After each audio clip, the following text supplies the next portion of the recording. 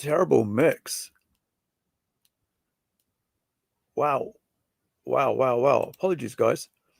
Um, yeah, that was definitely a terrible mix with the sound there. Gosh, it was what, 1995, 30 years ago. Ozzy Osbourne in Sao Paulo. Uh, is that like Brazil? Yeah, Brazil, Sao Paulo. It's crazy. Like the sound, like even the guitars kind of seemed like it was, yeah, it was out of tune. Where are we? So I want to start off today with doing a bit of setting up. I realized that we're a couple of days behind, and well, it's always about 4 days, 5 days that I like to put out an update for our tortoise. Here we go. Let me get to the first page. Our tortoise manga that we're putting up on Webtoons, and it's about this young lady here. She's in her 20s, by the way. So I don't, when I say lady, I don't mean child or a minor or even maybe a teenager, right? Under 18. I mean over 18. Um, so welcome to the stream. Thank you for hanging out with me today. I want to do a couple hours of this and see how I go until, I can't do anymore. Until my eyes get blurry, because if I stare at a screen, which is like about, 30 centimeters away from my eye, because I'm using a Cintiq here, I my eyes start going blurry because I'm nearsighted or whatever you call it. I can't decide if it's farsighted or nearsighted. When it's further away, I can see more clear. But when it's near, I have to go to like put on glasses, or else can't even read the words on the screen like this thing here, right? So wherever you are, I hope you guys are having a good day. And so it's been going well for you. It is now 10 minutes to 5, so people are getting off work. Some have already gotten off work, you know, but others usually finish up around 5, 9 to 5, that sort of thing, or 9:30 till 5:30 here in New Zealand. Depends, Or for others, they're probably just starting up for a night shift or getting ready to go for a night shift from 6 onwards to about 12 midnight, or maybe 2 in the morning. I've done a lot of night shifts in my life as a working in restaurants and stuff. So you always you go in after work or after school, I should say, and you do your shift there, and then you finish up around whenever the shift is over, when they close the bar down and stuff. And because I used to work in the kitchen, so making people bar food and stuff like that. Now, what I'm doing here is setting up a whole bunch of pages in the setup for Webtoons. Webtoons has a specific shape of a page that they like to put up there where you can read on your mobile phone. So I'm gonna look at probably putting up another 6 pages. It all depends on how many pages I can get out with a single page of the tortoise that I've got. So I'm going to zoom out of here. As you can see here, we're up to 4. So usually around about 6 or 7, depending. Now, another comic that I'm working on right now, that I've received some pages for, is Fantastical Romy, which is part of our Zeolandia series. So it's Zeolandia, parentheses, whatever it's called, and then it's it is Fantastical Romy. So this is actually issue 2. All right.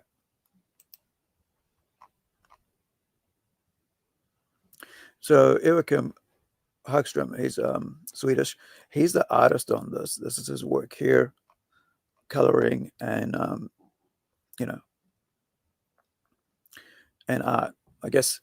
And then also he's actually coloring the entire series, and this we are actually working on issue 2 now. We've already he's coloring issue 1. We've finished issue 1, pencils and inks, and then he decided that, you know what, it'll be cool to actually put the entire book out in color. And I said, okay. So he said, I'm going to color it. And okay, that's amazing. That's cool. So yeah, so that's one of the ones that we're, that I'm not coloring myself, but I'm doing all the bubbles and lettering and stuff like that. But we're going to be looking at doing this one here. So let me put in another page. Make sure that if I do it up here, it'll be like numbers will be out of sync. So let me put in another page. Duplicate. I love using Clip Studio Paint. I've used Manga Studio, which it was previously called, for probably like 2007, 2006, something around like about that time, since I first learned about it. So what we're going to do now is I'm going to bring in the next page from the tortoise, which of course is a manga thing. Right, so we're up to, well, page 9 of the actual comic book, the print form, but it's actually page 5 of the comic art itself, the manga art, right? So this is it here. So the way we, being manga, the way we're doing this, you read from the right? So you come across here, then you go there, and so on. So that's panel 1, and then you go to panel 2. Now, what I wanted to do here was like just sort of like myself and Thomas, we talk about the layouts and stuff, because as you can see, there's like the line, the cutoff lines and stuff. Usually, when we go to print, it's about 3 mil. You got to give your printer 3 mil to cut off. So it's around about there, right? So I actually try to make everything within that area here. Let me see if I can. Yeah, there we go. So there's your 3 mil, right? And so your printer is going to, when he gets that guillotine in there, he's going to slice off about at least 2 to 3 mil. So forget that, right? So whatever you're going to do, try to make sure you stay within that line. As you can see here, I always try to at least stay within this much of the setup, because especially if you're new to this, I mean, I had to have a printer tell me that. Say, listen, mate, just make sure, give us 2 mils at least, right? For us to clip off with the guillotine when it comes down to chop up your friggin' pages to get the size you want, right? And the other thing I just want to let you guys show you guys is that what I do here is I always work at 600 dpi, as you can see right at the top of the screen, right? Of course, most of the comics that get printed, they're at 350 dpi. The reason I do that is because I want crisp, really crisp, tight, beautiful image, because I want my artist work to look good. I don't want anybody ever to go, well, I'm sure there's somebody going to pick at it and, whatever. But I wanted to put out, really good quality work right away. So thank you for joining me right now, guys. I was just saying that this is our manga page. So the manga is basically starts from the my hand, so it's right to left. So there's your narration, then you go from here to here, right, and then you go across to here. So we got that here several weeks later, just so people think, oh, I've got to go down here, just to say, yeah, you got to go back up this way. So the way I'm arranging this, I'm setting this up for our Webtoon, right? So Webtoon is, if you've seen our other, if you were here before, Webtoon has a specific size that you got to work with, sort of. I've done it like this. So sometimes Webtoon will actually kind of cut it and attach it. It's weird. They have their own pre-setups. As soon as you load these up, they do it themselves. But the width is the most important thing. But I like to work in this style, this sort of like rectangle size, so I don't actually, lose any work. and anything I do is set up the way I want, that best showcases Tomas's work. Tomas is from Argentina. He's actually I should show you guys this. He was actually just in Switzerland. There we go. I just can't do that freaking Z and S together. Switzerland. Switzerland. Yeah, no, I'm not going to do it. All right. So he was just there, and I guess over the weekend. And this is the thing about being over in Europe, right? You just get on a bus or a train, you're in another country. So I want to. Where are you? What did he send me? Let me see if I can find that, because I just downloaded the photos to show you guys, because I thought it would be really cool to see, because I'm a fan of this artist. Like, I've been a fan of this artist since I was a child, without knowing who he was. Now, so where did I put it? Why can I not see it? Where did you put it, you silly bugger? Excuse me. Hold on. Where did you go? Where did you go, my darling? Oh, okay. All right. Here, there it is. I had to look at the download page and go, oh, okay. There you are. Bring it. And you brought it. Look at this. So if you guys know, right? This is H.R. Geiger and Tomas and his partner, who are now, working and, living and touring Europe, kind of like that OE working holiday. And while he's doing this, he's actually working on the manga for us, right? Which is this, right? And so in the weekends, after work, whatever he gets a chance, he starts working the manga. So I'll get a page once a week, or kind of, fortnightly updates and all that, weekly updates, sorry, I should say. And so he just sent me this, saying this, I think it was yesterday morning or this morning. Might have been this morning. He said, I've just, guess where I've just been? I was like, what do you mean? Where? I said, look. I said, oh my goodness, Geiger.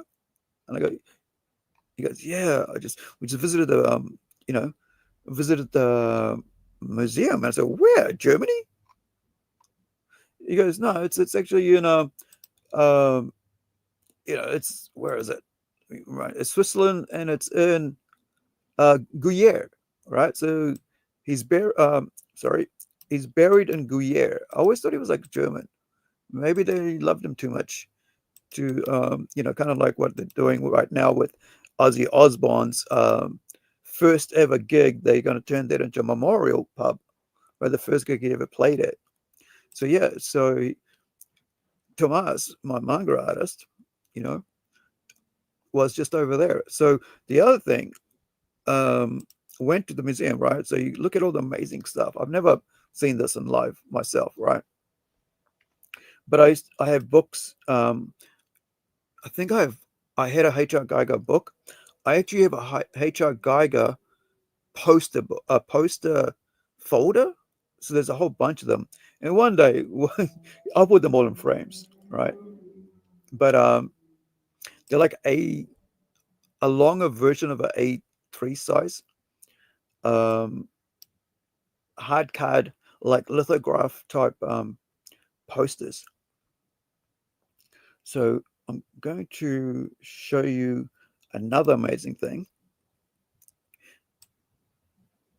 and that is, where are you? Where'd it go? Where'd you go? I just saw you. Don't run away. There it is. And it's this.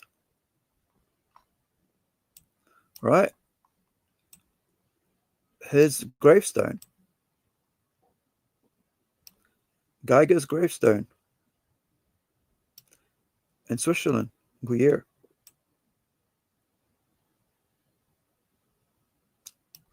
And so if you know anything about Geiger, you know that when he was a kid, he used to put a blanket over his head and used to draw in the dark. And so recently I actually picked up the vinyl album from Blondie, Debbie Harry, where his art is on the cover, right? He also did a covers for other bands, but one of the most prominent is Danzig, and the cover for How the Gods Kill, which I played last week. I mean, last time we were live, the song. And so, yeah, look at this, it's part of cinema, pop culture, pop culture. I guess that's what you want to call it. Part of pop culture history. I mean, even to this day, they're still making animation. They're still making action figures. Putting out books. 11 years after his death, they're still producing stuff. And why? Why would why do people do that? Because the art is unique. That he had a specific, unique style that was his own, right? And this is something that if you're an artist, you got to try to work hard at coming up with your own style of art. You can't copy everybody else's and just parody their style. And like people used to like, you can see now like there's a whole bunch of people that copy Michael Turner.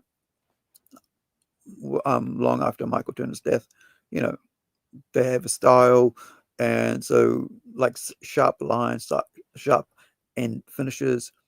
But like, that was his style, and he's loved for that because it was just unique.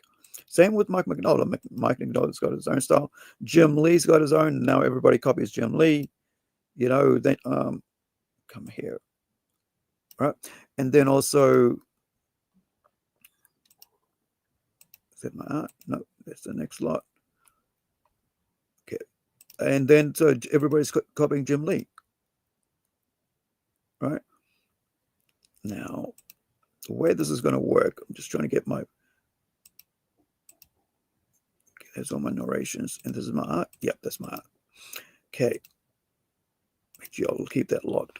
I don't want it to lose its space because sometimes I don't, otherwise if it moves, then I got to, try to move back in place. So this is with the setup for as a Webtoons comic, right? So you can read it on your mobile. And now you got to, hold on, I locked it. Okay. Now you got to kind of like work it in a way that it's, that panel's got to work in a way that you can, when you're reading on a mobile phone, you're not reading this whole thing here. You're reading a panel at a time. And sometimes you'll see, and I like that style. I think on the go, right? It's really cool because I hate to like shrink out a friggin' whole page, right?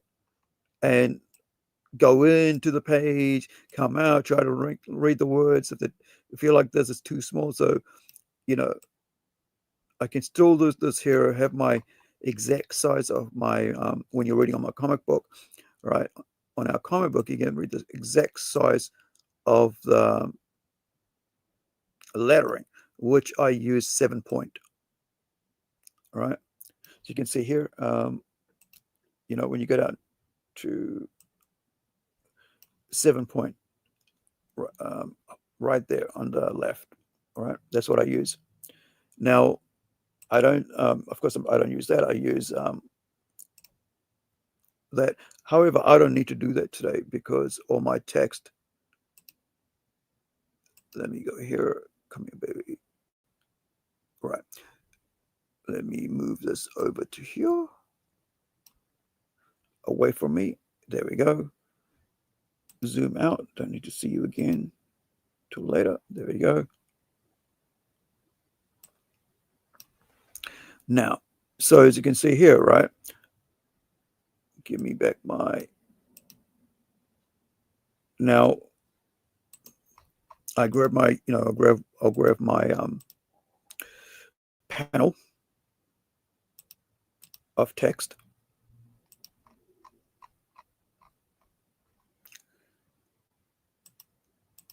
copy paste. I mean, it's a bit easier because it's already done, right? However, you still got to copy paste. You got to still arrange, so you can see that, right?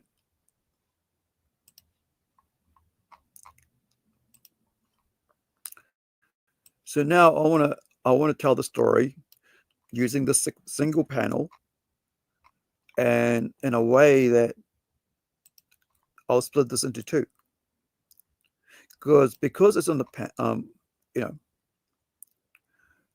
on a, what do you say, it's, you know, there's about 1, 2, 3, 4 bubbles, right? 2 narration and 2 bubbles.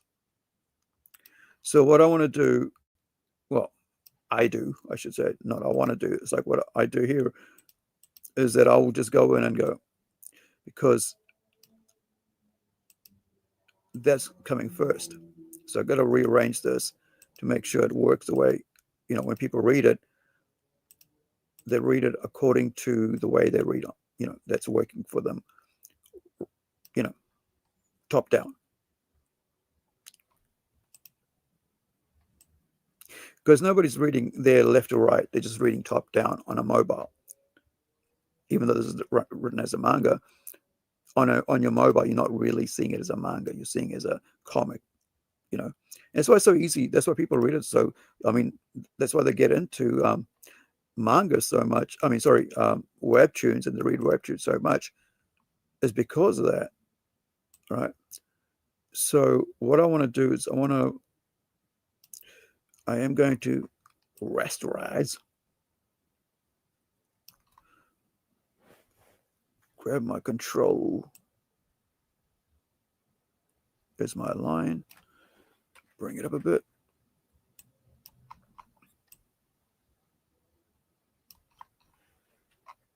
and then rasterize, right? And here's the thing, it's all gone. All right, the rest of it's gone. Let me grab my square selector, I should say. Get that, that's gone now. And I just noticed something here, that I still have a frame there, which kind of sucks. So let's go back to start without the rasterization.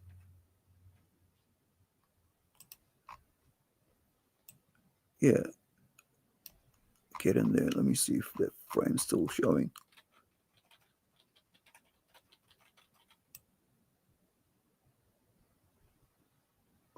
Right. Go back to the control. I need to get closer in there because I don't like the frame line in there. There it is at the bottom. Gone. Gone, baby, gone.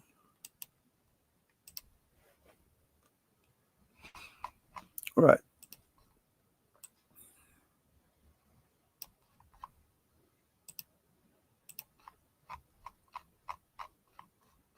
Now,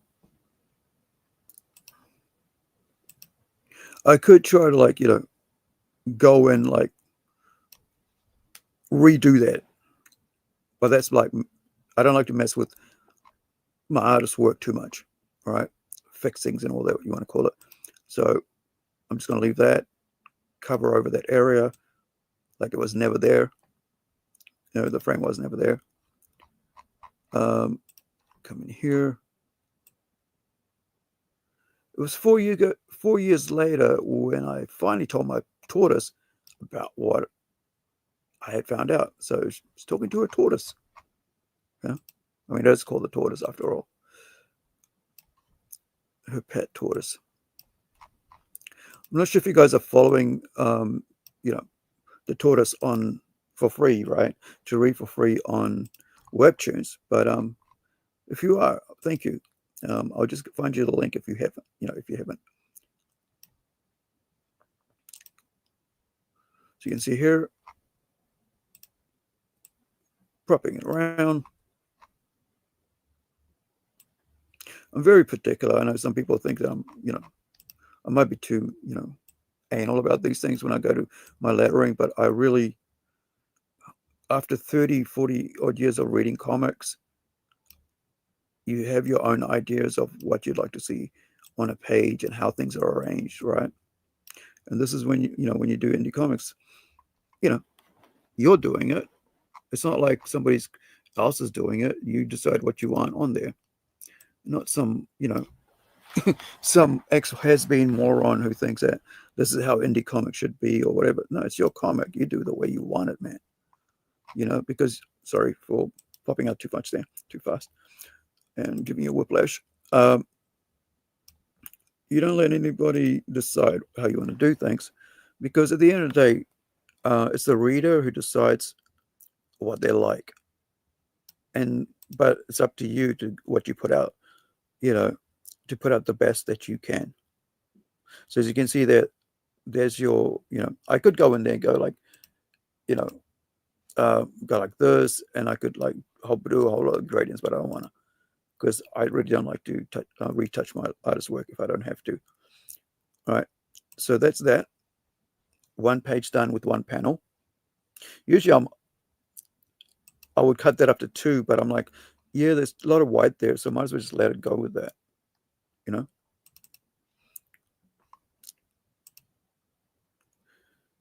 So let me just make sure I've saved that. So that's one page done. Oh, I was going to get you guys a link for the Webtoon.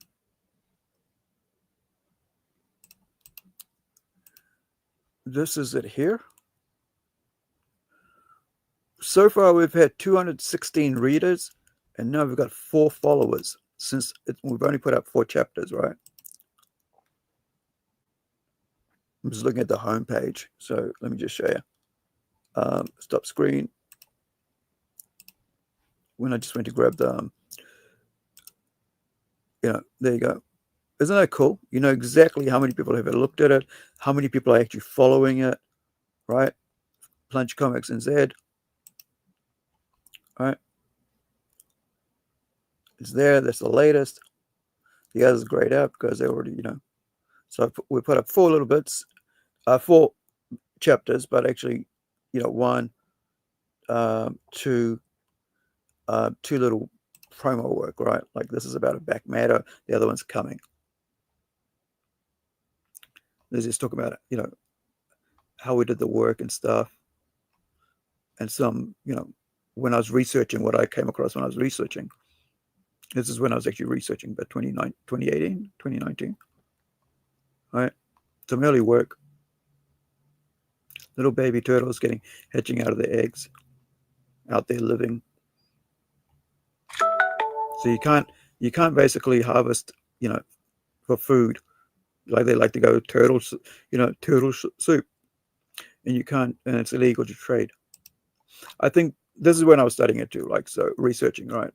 But now I haven't seen any updates because this is when we were doing creating the book. So let me remove that. Let's get back to the page and let's get on to the next page.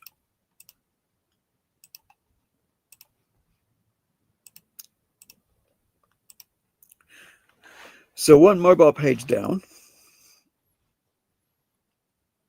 And I think depending on how, actually I might move that down a bit because I think with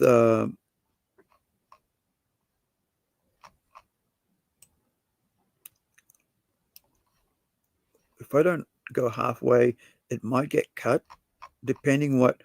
And that's the other thing you got to think about when you're doing Webtoon, right? They would tell you, "Oh, we've just cut up your page to make it easy access for uploading." Okay, oh, okay, that's new to me.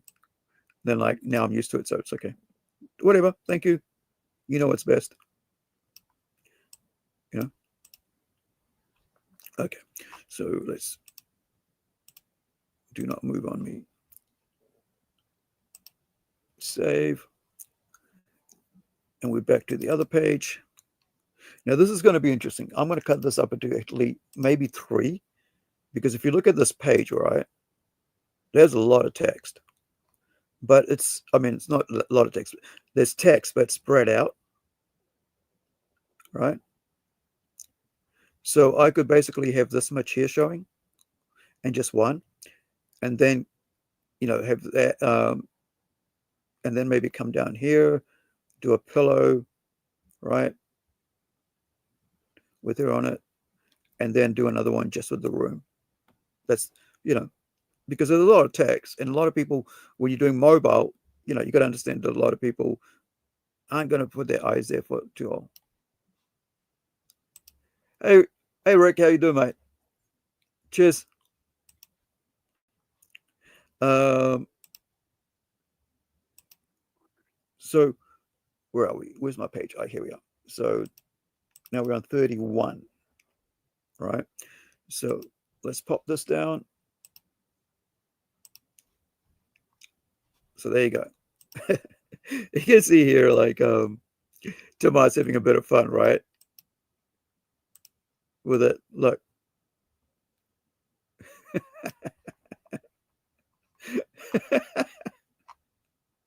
That's cool. That's the other thing. I like my artists to enjoy themselves working with me on projects. Where are we? Here we go. It's good, man. We'll see you in the weekend. Thank you for hanging out. Yeah. Well, by the way, guys, Rick, Chris Cross Comics, I'm interviewing him on Saturday US time, Sunday New Zealand time, which is 2 days from now. Today is Friday for me in New Zealand, so it is Friday. Yeah, it's Friday. It's the 25th of July, and of course it's Thursday in the US. So yeah, that's very good. That's funny as. So as I was saying, like, so if I'm doing this, and there's, I could basically, let's say, I might stretch this out a bit like this. This was what I was trying to say before, right? So I can so there isn't too much text there. But I kind of want that there as well.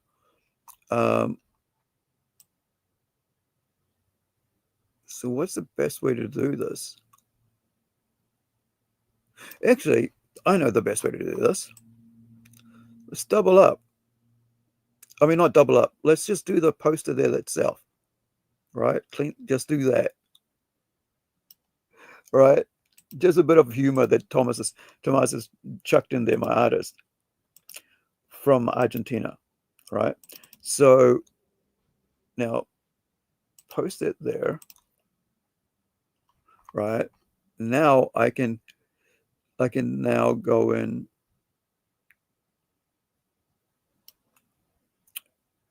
do that little coffee table that a coffee bench that I wanted to do. I like to show the little details. Look at that, the work he's put in there. It's pretty cool.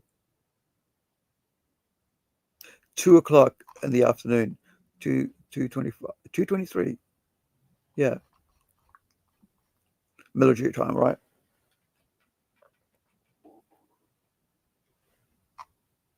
Okay, so let's copy that. Where are you? Come here. Then I can go to the next page, and I can rework that. I mean, not move it around. I shouldn't say rework that. Move it around so I can have her as full now. Like I say, 3 panels, right? So now I can have her there like this.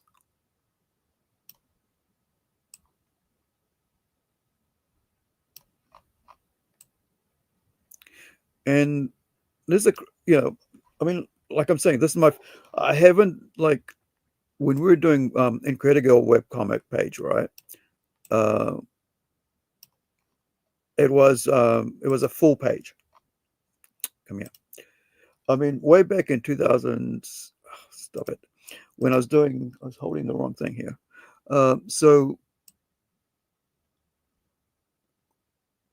way back when I was doing, was it like 15 years ago or something like that? When I was doing web comics and loading our web comics up, it was always a whole page. It was never like like now with this. Which one is it? Is it that one? No, it's shift. There we go. There it is. Just needed to see the frame. So get out of that frame. Give me some down. Remove that frame. Go back up so there's no frames. Yeah, so this is new to me, but you know,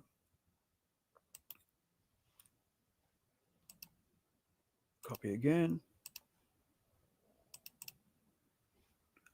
and then paste again. Where you're dividing, you're cutting up, you're reworking your page to work as a Webtoon setup, right?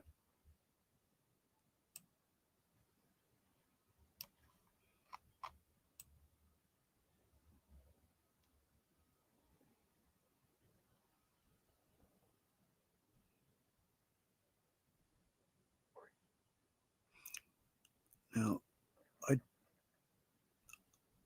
I know what I'm going to do here. I'm just trying to figure out. I need this. Actually, just copy paste and go again. Come here. Copy. All right, add another page. Duplicate page.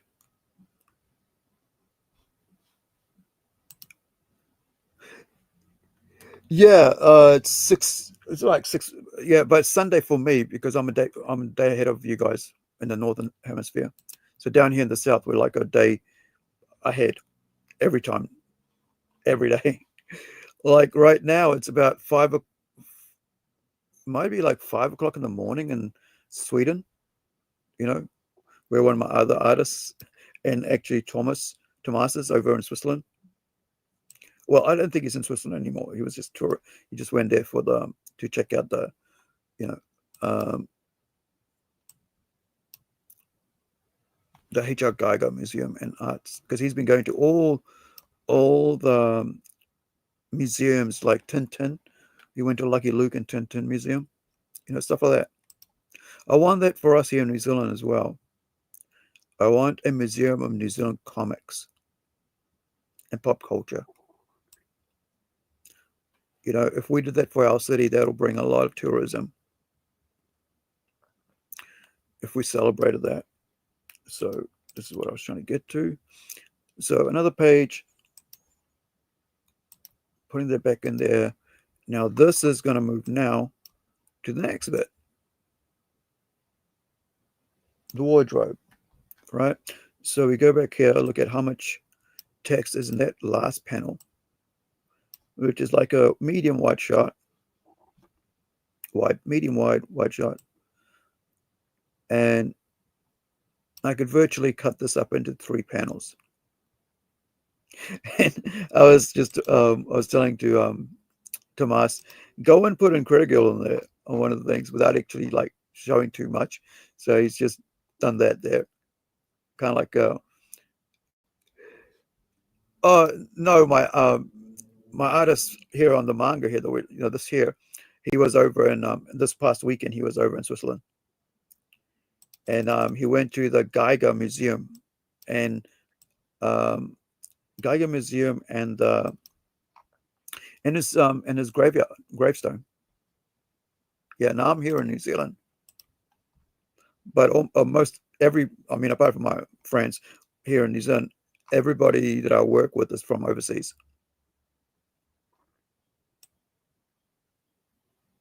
So I have a Brazilian artist, I have a Swedish artist, I have a couple American artists. I actually now have an American writer who's got his project coming out through my studio. Wait, what? Yeah, I thought I almost lost myself here. Actually, I just realized something. You know what? This can be like this. The previous page. Right? I don't need to add the turtle in there because it looks better like that. Everybody can see it's 2 panels. And if I move it across, it still looks like 2 panels that they're reading. So it doesn't mess up anything I'm doing here. There you go. It's perfect. Then that means I can now go to have this like this. However,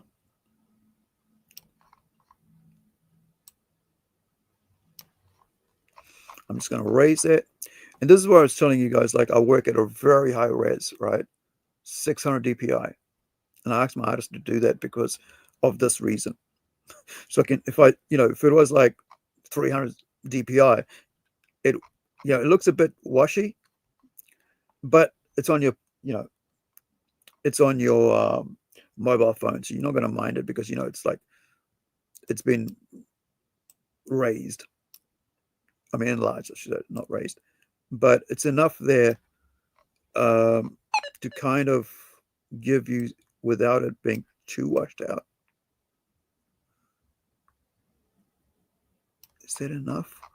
Well, yeah, I can just see it. And I've seen this on actually very expensive cartoons, right? Anime and stuff.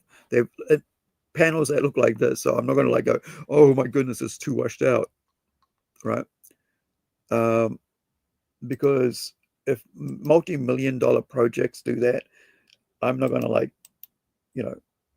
be overwhelmed by the fact that that one panel looks a bit linked out. I mean, a bit washy, because people are looking at it for like about 3-4 seconds, right?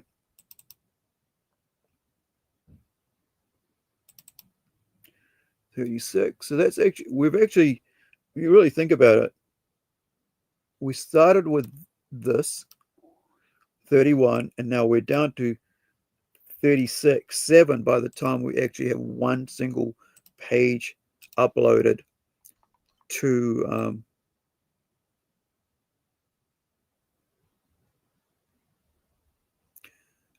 there you go. Now we see the tortoise right there, uploaded to bring my keyboard closer. It's like reaching up my left hand and it's like way too far.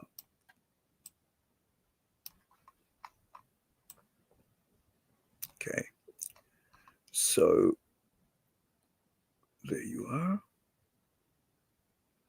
Let's go here. Let's bring it up. Perfect. Here we go. So that's another Webtoon page. Wait, copy. Could do Control C, but yeah. Duplicate, and that's the last panel. Right? Anytime now. That's a lot of, a lot of panels, and I just realized that that's why it's slowing down, but slowing down my, processor, computer, whatever, eating up the RAMs. Okay. And look at that. All the tiny details. Okay, now I'm going to have to try to shrink this and still keep, large enough for Incredigo to be there. But nah, doesn't matter. Incredigo doesn't have to be there. Or does she? Is she important enough to be there?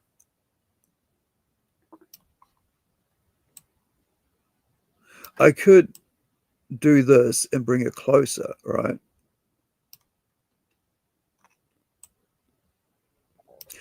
Actually, no, yeah, I might as well not do it because you know what? It's going to be in the print comic, right? It's going to be in the print manga. So it'll be a surprise when people see it. Oh, that wasn't on the Webtoon. Where'd she come from? All right, now we go to rasterize. Now, 1, 2, 3.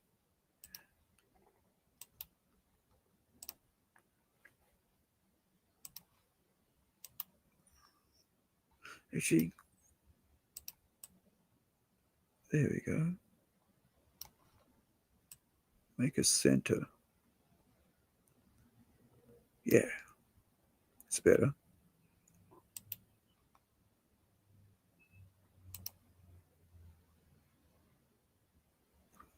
So it's 1, 2, 3. looking at the number of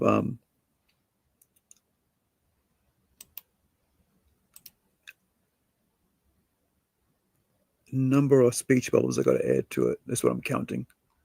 Right. So that's my panel. That's my panel for my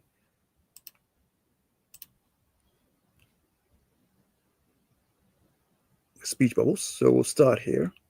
No, hold on. That's not where I start. Yeah, I start here, right, on the last three. Okay.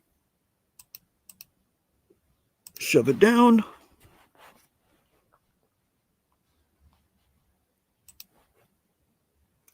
All right. So Rick says, someone in the comics people I have hung out with online is from New Zealand. He's Booster Kiwi.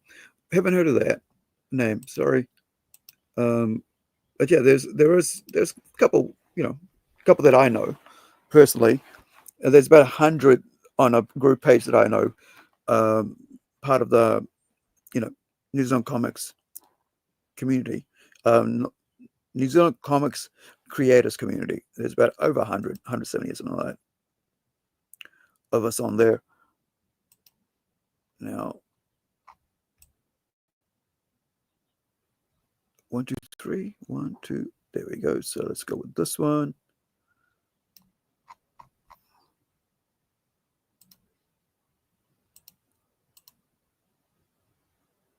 Wait, are you first? Yeah, you are first, aren't you? Right to left? Hold on, I better go read that because I don't want to make a mistake here. So, yeah, it's going this way, right? So that is first. I almost made a boo-boo there. Oh, a mistake, what have you. So that comes first. Remove that. Take that. Right. Cut. Yes. Paste. Right. Go. Come here. Nope, nope. Take that. Cut again. Where am I going? Going all over the copy. Paste. And that's the last one.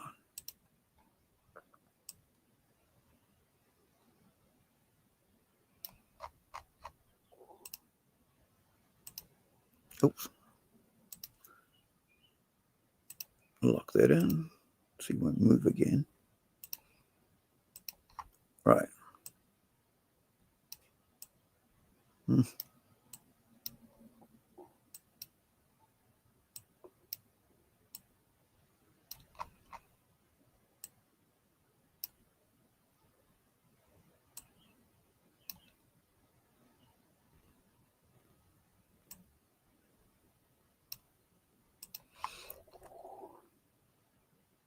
There we go.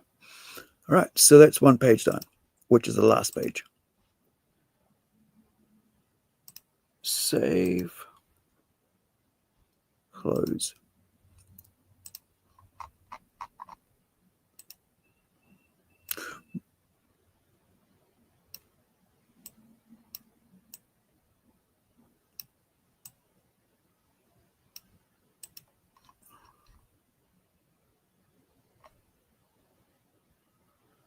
Save.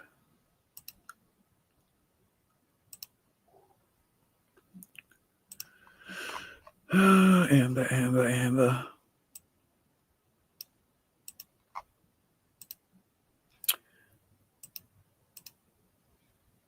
Just a teenage crush.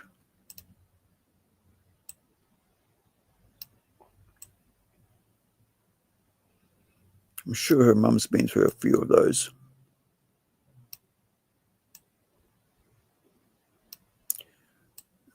Trying not to have her daughter go through the emotions of dealing with Teenage Heartbreak.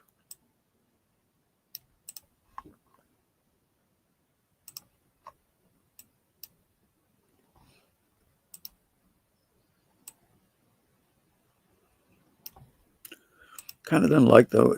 Even it's not that blurry. It's just it's done. Yeah, it might be just my eyes because of my glasses. Might be making me look a bit more blurry than it is. So another page done. So that's 3 pages done. Now let's go to number 2. Wait, wrong one. Back here. Panel 2. Wait. There it is. Now I need a frame on that because I've noticed that when I just take it, sometimes it just goes in, just takes the friggin' frame and not the entire thing. So if I put in a folder, I shouldn't say frame, if I put in a folder, it's easier. Always shows up when I want it to show up. And here's where I'm going to mess around with it. I'm going to split this into 2.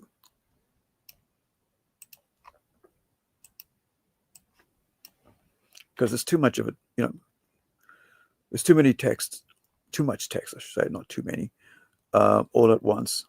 So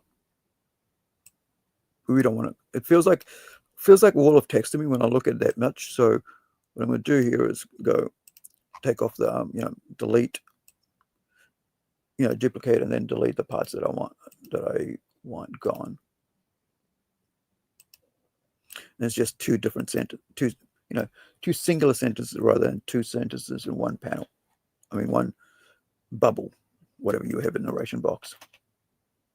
Like that. I always like, even with like my dialogue, I kind of like to leave like singular bubbles. It's like, hello, he said this, and then go, she said that, another bubble. It's just that I like the, it might look, there's too many of them, but it feels good to have the reader's eye go, move around the page rather than just be, I'm just going to look at this here and that's it. So now I've got you looking over here and moving around, right? And so it allows your eyes to travel around the page because I want to showcase my artist's work. All right, so you can see, oh, yeah, it's like, that doesn't look like a, when you see that for the first time, that's not a dude's, that's not a dude's desktop, right? Because you got all these friggin' makeup and you got shoes and it's like that. Like, yeah, no, that's definitely not a guy's place. So it's kind of like this sort of, artistic way of showing and not telling. But comics are about show and tell, right? Okay, so that's one more done. But like, it just depends how you want to showcase your art to the reader. Now we go to 2. Am I there? Yep, I got the right one. Copy. Now, where are we? Are we that one? Right. So I need to go there. Yeah. I start with the first, and then go to the second, third. Right. Okay. That needs to be here. So let's put them right. Yeah, see how big that, I need to work that thing. Several weeks later. See, that's fine on a comic page, but it ain't fine on a friggin',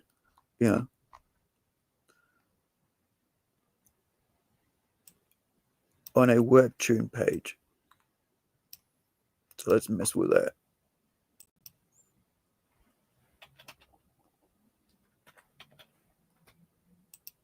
And by the way, I'm all new to Webtoons. I've read stuff there in the past and all that, but I'm new to like their setup systems and stuff. So if you're like me, then, hopefully this helps.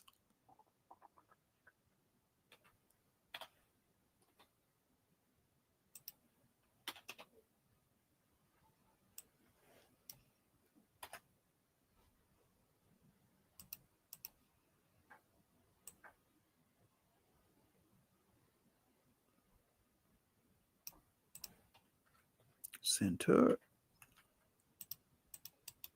duplicate, give me my second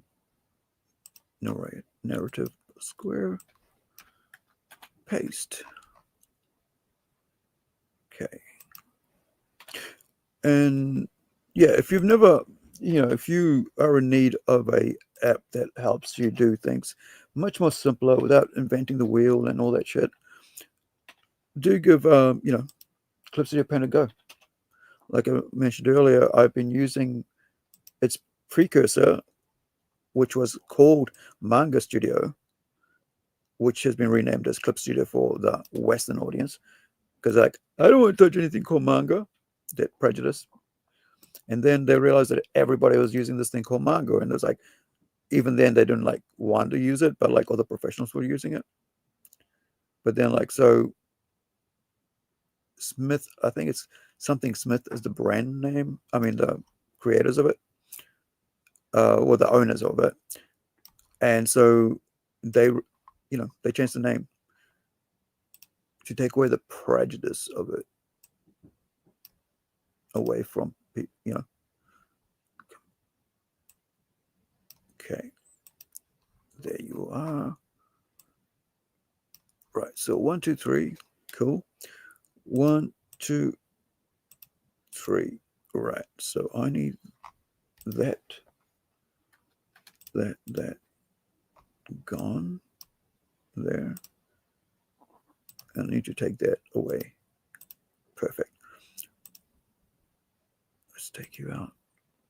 Give me my order.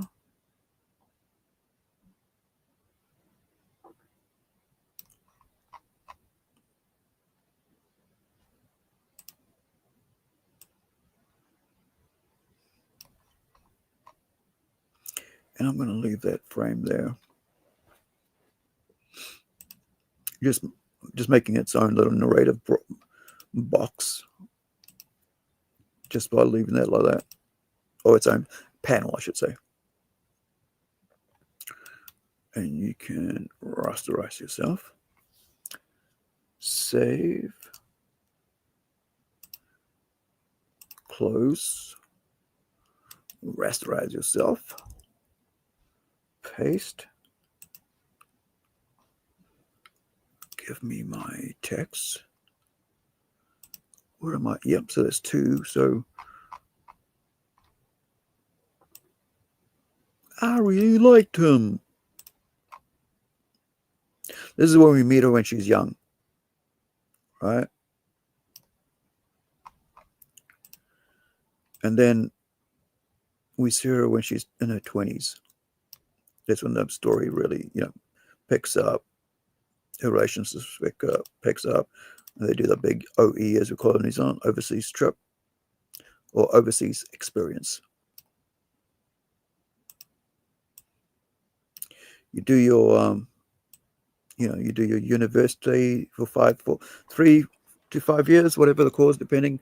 Went for a doctorate, lawyer, or like me, film school. And then you just take a trip overseas. You just have a break in between before you go move into your career.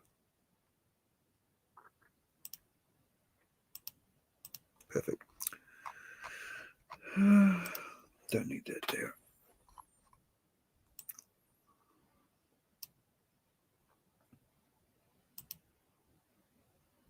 Let's bring it down to. And little Manu here, listening to her. Little turtle buddy. Pet.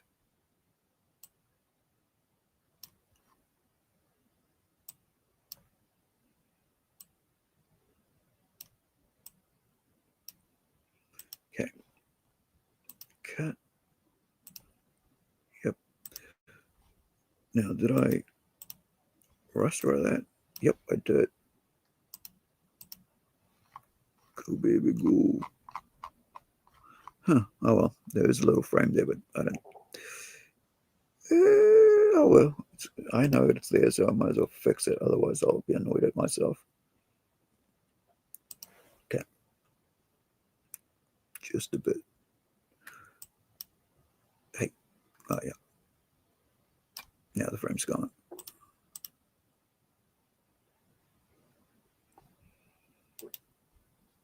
Okay. Rasterize. Yep. Sweet. Okay. So save that. That's another mobile page done.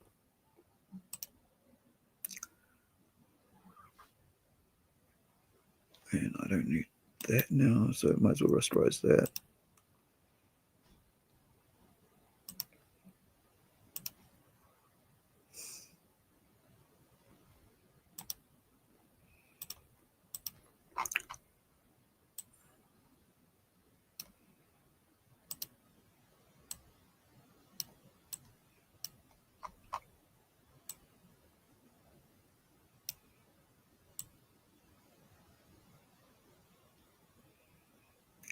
The teenage dreams that girls have.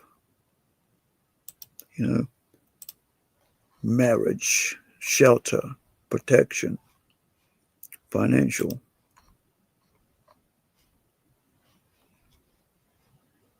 Security. All handed to them. But sadly, life ain't easy. Okay, so that's another panel done. Now, I think that is us. Is that us? Wait.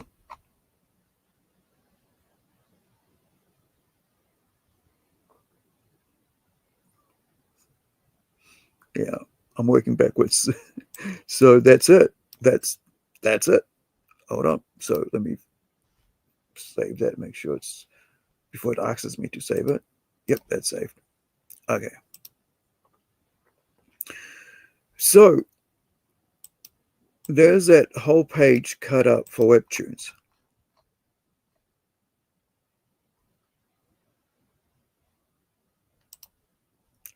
No, because I know it's already ready, saved, and I don't want to resave it in case I move something around. So there is there's a page 30 to 37 page 30. So 1, 2, 3, 4, 5, 6, 7, 8 pages to load up to Webtoons. Now, having done that, right, I also have to have a friggin' placeholder, right? So now I've got to go across and open the placeholder tab. I mean, file, which is, where are you? Files upload. That one? Nope, that's not it. This one. Right. So this is my chapters that I use. I mean, my little file that I use, and I just changed the artwork. So for this, oh, that's what I should have done it. I know what I'll use.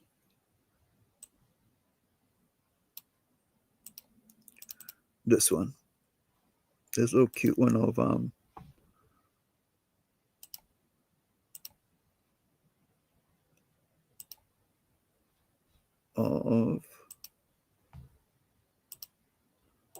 the turtle. Because I'll lock that one so I can get to that. Okay.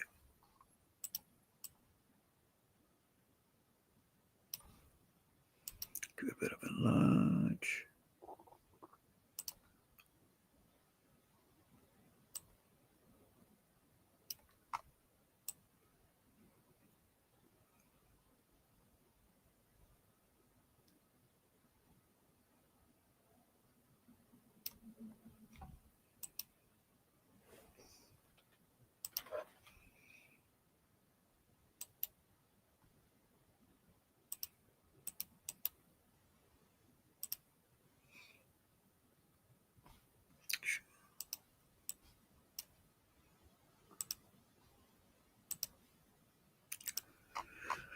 And 5.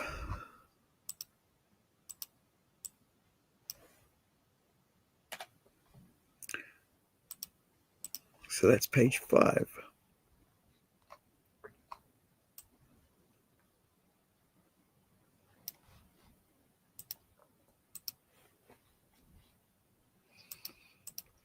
Export.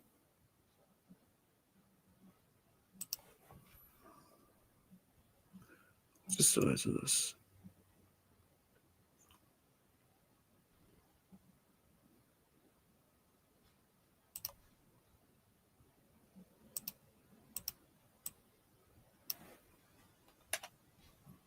Number 5. And am I doing 20%? Or is it 50%? Let's go 50. 100% quality, but size of 50%. And that's the other thing. It's like fiddling around with the sizes and ratios and, pixels. It's kind of annoying sometimes when you're just getting started out. Afterwards, it just becomes like, yeah, okay, fine, I now understand it. But like, all right, we got to go and export this before I can upload it to. Let's save everything. Stop that. File save. It's a very small file, so that took like seconds. Okay, so we got to go from 30 to 37. Export.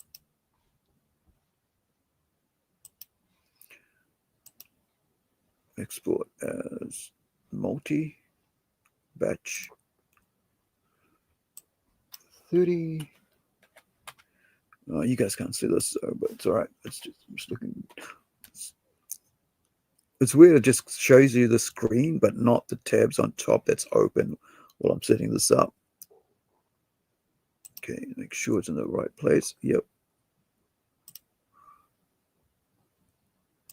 Okay, and 70 is the ratio. Okay, so 60 quality, 70 ratio. It's the standard setup that I've set up for this to make it work for Kickstarter. I was going to say, like, for Webtoons. So now what I'm going to do is, guys, I'm going to show you guys the actual loading up onto the keep saying Kickstarter Webtoon. So let's go home. And I usually just go in here and copy paste because I like to keep the same name and everything the way. So when people are seeing it, I have, my chapters are done exactly the same. Desktop. Add episode. You guys seeing that? Right. Let me think. Is it this one? Do I need to show you the full? I'm not sure why it's not giving me the full there. So let me see if I can figure it out. If I can get a full page. This is annoying seeing it like that. No, it still doesn't want to do the full thing. Nope. All right, we'll go to them. I'll put myself down the bottom there. Yeah, so when you're here, all right, that way I can, like I said, just copy paste. Now I just got 5. Now this is where you got to put the thumbnail in, which is where I got to find the file that I just did, and it's under Webtoon. And number, where is it? Where's my 5? There's a 5. I missed it all together. It's a placeholder, right? Because that's what people see when they come in. And here, this is where, you got to select file to upload. And there's my files. You get 9. Oh, no. What am I thinking? Like, I'm just seeing the 9 in here, like it's a G, but it's not. It looks to me, because so far away from me, it's like 9. Like the screen, it's a 43-inch screen that's like about, was that 3 meters away from me? Yeah, about 3 meters away from me, so I can't really. So here you'll see it's loading. It says 8, right? But then it's going to tell you that it's cut up stuff to make it work for them. Here you go. So it goes, optimize 8 images to fit within the maximum page image dimensions, right? So what does that mean? That means it's given you now another 6, another 8. Now it's 16. When when you go through your mobile phone screen, don't get freaked out when you're loading this up yourself. You're doing, a Webtoon, and it tells you it's 16. It's like, what? I only put up 8 pages, but no, it's 16. So yeah, of course. Then if you come down and go, creator's note. Boy trouble. Right, just something. Yeah, kind of like a chapter name, whatever you call it.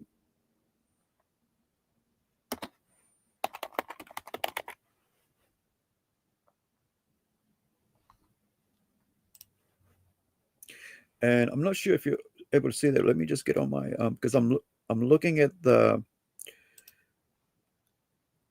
on my screen, but you guys aren't seeing that. So what I'm going to do is I'm going to show you what it looks like in preview. All right, let me pop out of that. And is it this one? That one. There you go. So this is the preview here of it, right? So you can see what I mean? Like, well, I didn't do any. You can just see the little gradients there, right?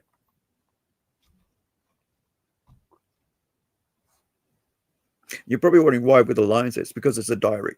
She's writing those things down. All right. And there's a little smiley crack of the drugged out face kind of thing, poster. Always kind of wanted there.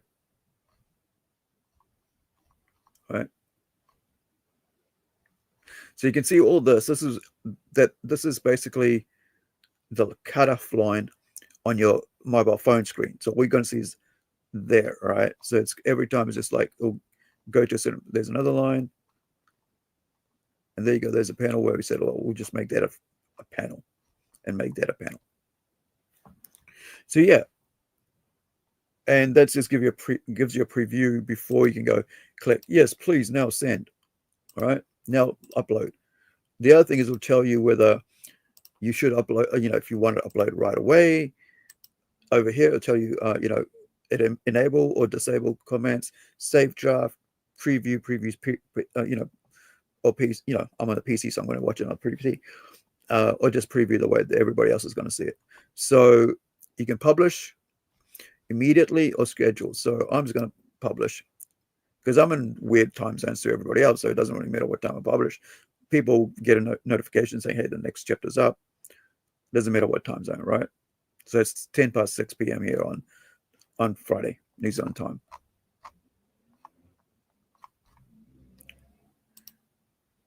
And that's taken me an hour. Is it an hour? Wait, how long has it taken me?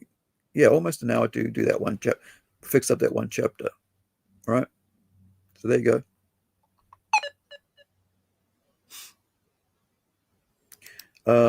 If you guys want to read that later, the link is in the chat here to go see the panel. I mean, that's the manga webtoon series that we're doing called The Tortoise, about a girl named Amber in her 20s and her fiance Kirsten, who go on a overseas trip, kind of like a working holiday, and they Amber's all about learning about this mystery myth she's heard about turtles. So she goes to she decides to go there, and then to this place, this island, and her fiance goes with her, Kirsten, as like I don't recommend going alone overseas ever. Doesn't even matter if you're male. If you're traveling overseas, never go alone. And twice as important if you're female. And always watch yourself. Watch your surroundings. The Korean lady just found out, by the way, when she went to India. You know, IRL streamer, she found out. And she put up this video that she, oh, I hate India. You know, well, you know, the thing is that, you know, you didn't really know what you're getting into. You should have found out from people around that it's a very poor country, right? Not everybody's Bollywood dancing, you know, driving our own flash cars. The best way to know what reality of poor India is like. Watch what is that? The Bollywood movie that came a couple of years ago. That should give you an idea of the other side of India, not what they show you in the movies, as such. You know. So this is a 44-page. There's like early thumbnails, you know, all that. We've got a range called Zeolandia. This is issue 2 of it. We haven't even released issue 1, right? We're already working on issue 2. So let's get rid of that. Let's do some coloring. Just checking here. So this is from Vodka, Valley of the Kings. Right. Which I'm doing the color flats on, and I'm the production manager and editor on. So I'm going to leave this one for today, and because I need to work around all the colors and stuff. I know what color tones there are, all this, you know, but I need to work through all those so it's going to take a bit more time than usual. So goodbye. Nope. Okay, so check this out. So this is the artist who is Francisco Conti. He's from Italy. He's worked on my Project Robot Nation, the standalone comic book that we're releasing in three languages: English, Spanish, and Portuguese. And he said, this is the most ever on a single page he has drawn zombies. Right? There's so many zombies in here. Like 1, 2, 3, 4, 5, 6 just there. Right? And then you got another 6 there. 6 there. So you got another, it's like about 30 there altogether. And then you got all this. So this is page 4 of it. So I got to color that as well, but I'm going to leave Vodka for a little bit later. What I want to do is this is a different page that we haven't finished. So there's page 2, right? And there's page 1. Now, what I want to work on today is, I better go find it. Open Sesame is Templeton. I haven't done any work on Templeton recently because I've been working on Valley of the Kings and also on Howler. So, but I got to, and also with Templeton, we're already working on issue 2 and we haven't released issue 1 yet. Because the idea that I have is that we have to get at least halfway through the second issue before putting the first issue out. Because that way, you know, we're always ahead of ourselves. And, you know, when we release, we're not going to be too far delayed. And I want to make sure that there it is. And this is, you know, this is an adult book, kind of like, in a sense, like R18, right? Nudity and violence and gore and stuff. But I noticed that I didn't finish this here. All this area here. So I've got to figure out some of this other background stuff. So I'll leave that for now because, yeah. But what I do want to get to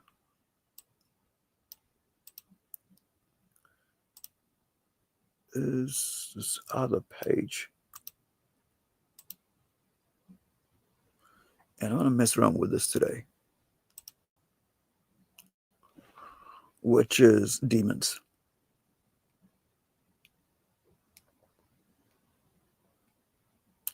Just waiting for it to come up. It's quite a...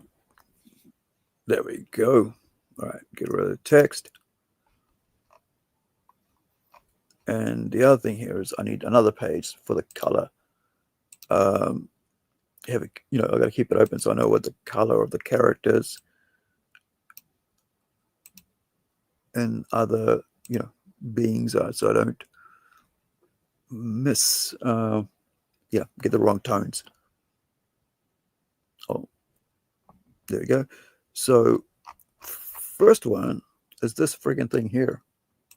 This and this. You're thinking, why? Why do you need that? Well, because of this friggin' thing here. All right. So let's get rid of that. Let's get to duplicate. Let me see if I haven't already duplicated. That's something else. Okay. What is that actually? Let me just find that. All right. I did a reset up of that color. All right. So those are the pencils. Okay. So duplicate those so I don't have, in case I need to go back to it. Give me that back. Shrink that down. Rasterize that. And then go to binarize. One of the guys the other day, one of my actually guy, Chris, who I used to actually on Plungecast, I used to actually do comic panels with him, and he was here last time, a couple of days ago when we were doing this stream previously, and he said to get rid of the white, you can basically use binarization, and I said, oh, okay, because I've been like going in and kind of like, actually, what I did wrong, I did something wrong. I should have like show me binarization and show me, leave transparency, right? So let's get rid of that. Let's get rid of that. Now, trying to make sure.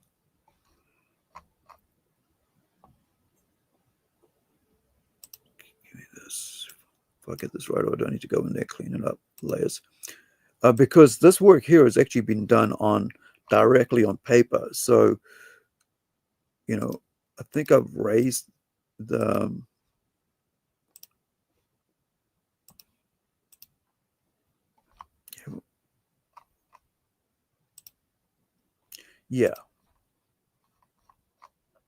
So I've basically gone in there and you go back.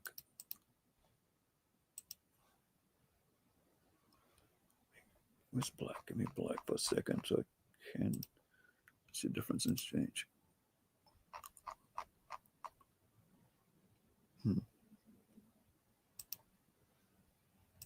Not liking that. Yeah, I've kind of like gone over the line. So let me just try something. This is annoying me. Yeah, no, the white's still there. That's what I was trying to see. Okay. So if you go in there, remove all the white, color select. Let's try 10%. Grab all white. That gray's from there. Right. There we go. All the white's gone. Now, give me my black. Give me all white. Now I can see. There we go. There's my colors. Right. So what is my background color? My background color is kind of night, right? So what do I do with space? Hold on. I need to find what I do with the other ones to get the consistency of the background when they pop up. Yeah, that's it. I thought there was something there. So I kind of gave them this purple kind of background just to make it stand out, right? So you can see here. So just kind of sort of like give it kind of weird kind of tones there. Just, you know, see if it's going to work or if it's not going to work when we look at the whole thing overall. Because sometimes you have to see the whole thing, how it all works, you know, to make sure the palette's right. And because if you're working at a piece at a time, it just doesn't, you know, you can think it might work and then doesn't. It kind of sucks. But then again, that's me, like, at my level of coloring, you know, rigidity rather than expertness, right?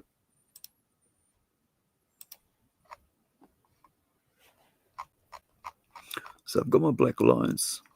I've got that.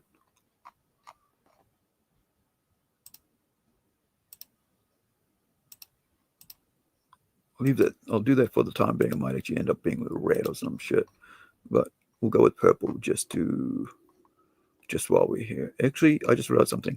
It should be red because they're in hell at this point. Not in hell, but in hellscape. So maybe a variant of red darkness. Let's try that. And then also, let's try that. And here where we go, because they're going back into where they came out of, which is like this. It's kind of annoying because I did, you know, I used a brush.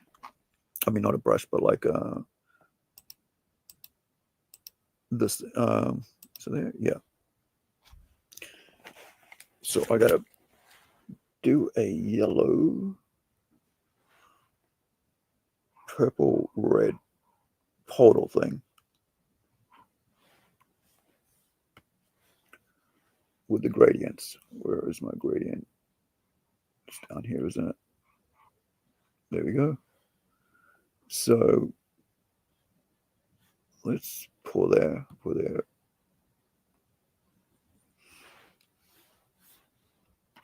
Let's see what that looks like. All right. But I think it's probably the other way. All right. Now, actually, I should select this as well. Yeah, let's try that. So now go back to that.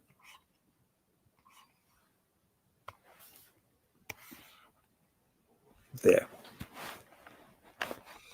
I feel like this should be way, way darker, like really, really creepy darker, right? And also, I need to select this as well. Actually, I'm going to have to clean this out, this whip, because I want that whip probably to be like a green, but I need this to be red. Where else do I need to be red?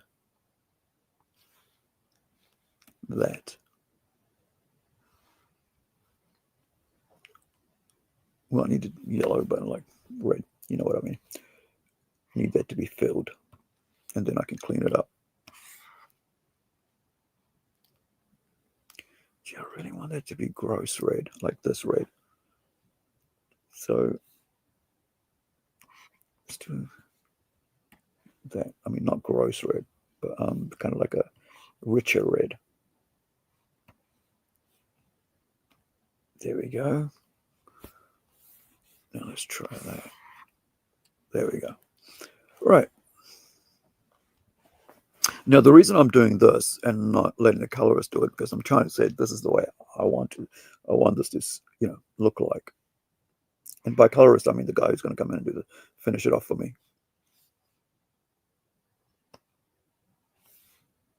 Was it that one? That one? That one? That one?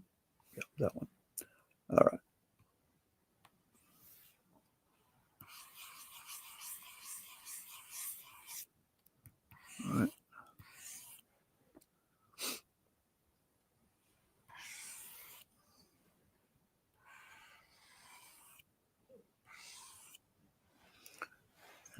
for the yellow.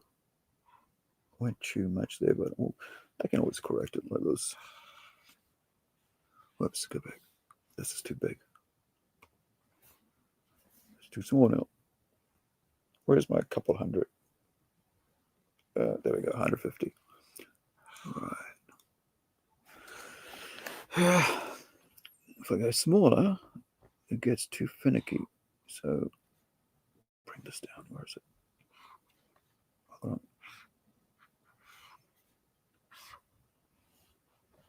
Softer. Density.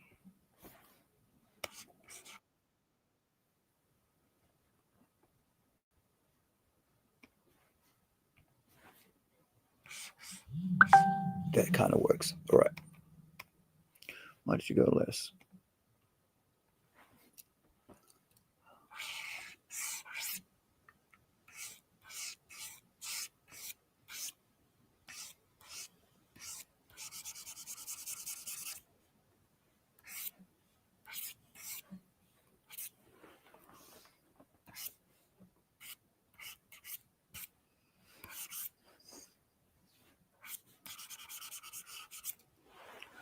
Give me a bit of red. No, it sucks. Okay. Get rid of all the density. Maybe 5.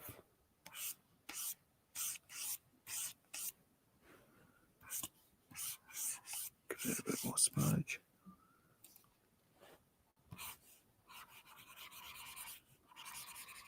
Push it around.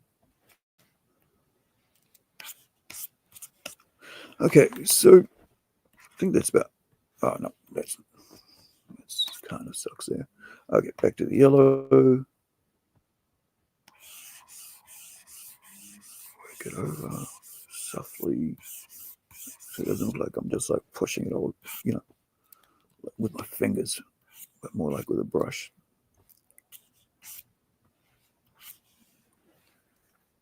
Like that. Go back to the red there. There we go. Finally better. Okay, so now with the purple. Purple rain. Purple rain. Where's my purple?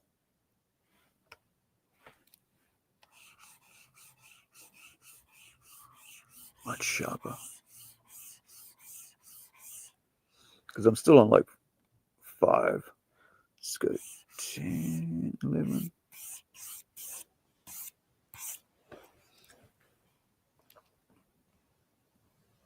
Kind of feel like there should be more red there.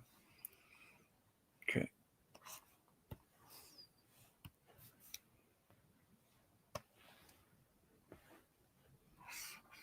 The curvature of that is wrong. So back to 5.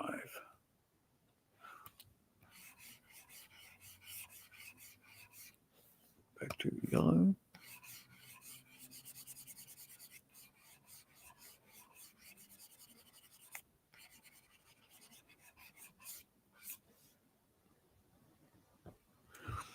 Fine. Yeah. Kind of felt like that was a bit too harsh there.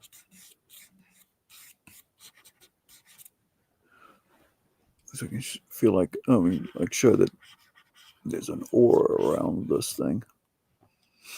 The skull, and I just realized something. That should be red as well. Damn it. No. Let's do the bucket. Where's my bucket? Drop it like it's hot. All right. So now, need my purple back. Clean that up. Here. There we go. Back with the yellow.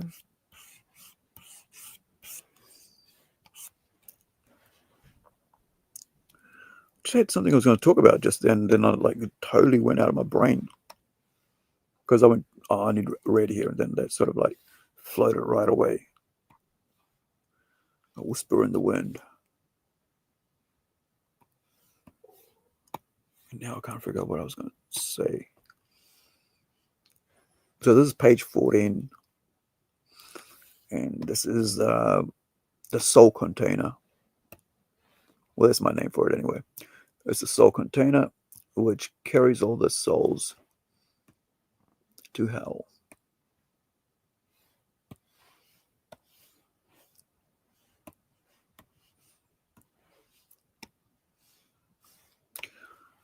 It's made of, well, flesh, like sides of intestines, like, stomach lining, stuff like that. Which it is hell after all. And I wasn't going to hold back, as they say, from like how intense I wanted this story to be. It doesn't like hold back. I mean, it doesn't pull punches. It's something I wrote this like when I first started writing this, must have been around about 2010. And well, when I first finished it, I should say, I wrote it in 2010 while waiting for my plane to arrive when I was in the Fiji, Nandi, Fiji airport, waiting for the plane to arrive.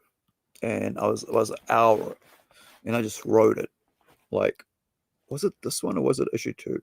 I mean, volume 2. I'm trying to figure out. It might have been volume 2. Yeah, I think I wrote volume 2, and then I went back and wrote volume 1. Yeah. Well, I already wrote volume 1, then I went to write volume 2. Either way, I just wrote this entire 90-page or 120-page script in like very short time. It was crazy. See, that doesn't feel right to me. We'll get to that later. It just feels like it's just too, I think it should be all the way yellow across there. It just feels weird. I'll fix it. We'll fix it later.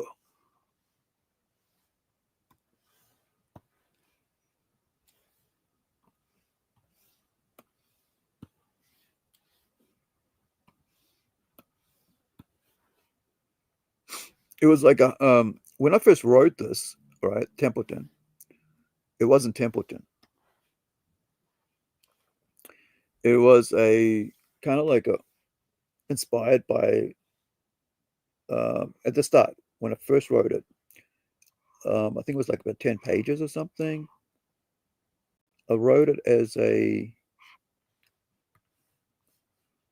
come here, you. Yeah, it is. It's kind of like a John Constantine script, Hellblazer, because it's one of my favorite characters. Was one of my favorite characters. I don't have a favorite character of that anymore because they basically ruin everything now. Anything you sort of like adore, they want to do it in their own sort of like image. Kind of just that thought just made me think of the Israelites, and they just been released from. I mean, Moses has walked them out of Egypt, and they're at the bottom of the,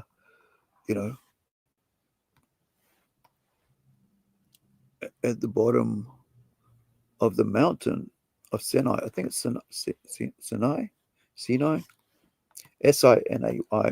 And so they've just come, they've been released and they're wandering the desert for 40 years. So he's an old man, and they're like, go up there and find us a God who, kind of like whatever. We want to see whoever saved us. And he goes up the mountain, and gets the 10 Commandments, and he comes back and they're worshiping the cows, right? Because they wanted something in their own image. Basically, what comics is now is like what whoever's writing it's in their image. So so they want to have anything, whatever they believe, they want to push that into the comics rather than honoring all the hard work, decades of work that others have put into making those characters, important enough to be recognized worldwide. So yeah, I don't think much of Constantine anymore in the comics. However, I love the old stuff, the first 300 issues. All the miniseries is written there, like Garth Ennis and so many others. It's names of some of the greatest writers in comics, worked on that series. Peter Milligan did the last lot in the 300 run. He was like the last writer for that, if I remember right. And he did a great job. He really kind of did the whole 30 years of growing Constantine from a kind of like a 30-year-old to a 60-year-old, and just kind of felt like I was growing up with him at the same time he was growing up. As he was aging, I was aging.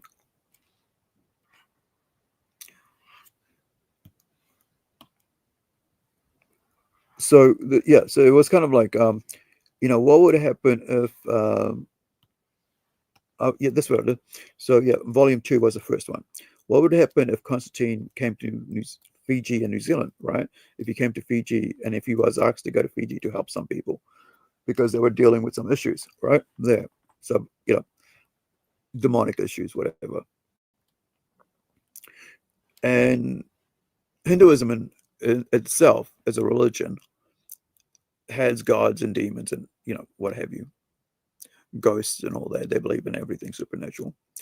And so with that, it made, I thought it would make a great story with that sort of background. And so I studied, certain things and researched some stuff. And then I started, okay, well, now that I've got all this in my head now, let's put it into something. So Constantine was where, Templeton basically came out of, because then I realized, well, when they moved to say, oh, we're going to make it to DC, I'm like, I'm never going to offer my ideas to the mainstream comics industry if this is how they treat their own characters. So I was like, I'm going to create my own shit.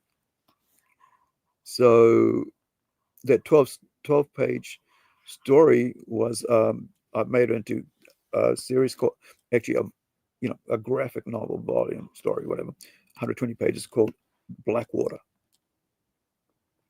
And Blackwater is what was the first 6-issue comic we're going to be doing later, right? After we put this out, hopefully, and everybody loves this, falls in love with this character. Please fall in love with this character. Joking. I mean, you do what you want, but like, it would be cool if people did fall in love with this character. And so Blackwater, is to do with what the term there, that black waters, is what Indians called the Fiji Inlet when they first arrived in Fiji, where many of them died and drowned because a boat, Leonardus, capsized when they brought him over. And so the water was so black that they called it Black Waters. So that's where that kind of name comes from. So it's grounded in history, you could say. And let me see, I think I've got some covers I did for that. Like I was just, it was like 2011, I think it was. So it's about, what are we? Yeah, 25. So about 14 years ago. Where's my mouse? Let me see if I can do a quick search here, and I might be able to show you some tattoo art I did. I did a kind of like a primitive tattoo design of a hammerhead shark. And then you can see the early kind of like the early days of Templeton. Blackwater. Let me see. Yeah, it should come in. Was it 2 words or 1 word? I think I put it down as 2 words. Blackwaters. I'm in like, where's my desktop? There we go. Let's go there. Search that. And so what I did was like, because I was at, that's what I was trying to say. I was at a graphic design. I was doing a graphic design course, web design, right? So slash, graphic design slash web design, and we had to, do some graphic, stuff, graphic artwork, design and shit. And so it was like create a book cover. And so I did this, my Blackwaters book cover, because I just finished writing it. This is before I had my head injury and forgot all of it.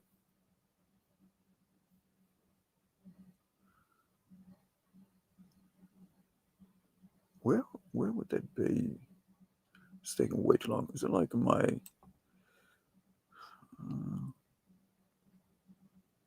maybe it's in the old folders. Hold on.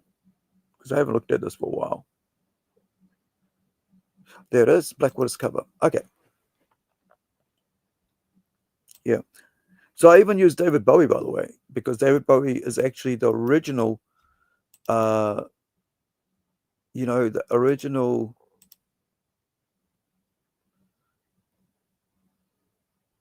where is it? This, would that be better? Yeah, this is the old folder. So there's like 10,000 files, like layers, I should say, not files, layers of... here you go. Here's one you can look at. This is like the mock-ups, kind of like work I did with that.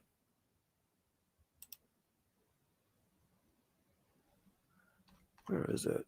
Show me more apps. Oh, jeez. Hold on. Let me see if I can...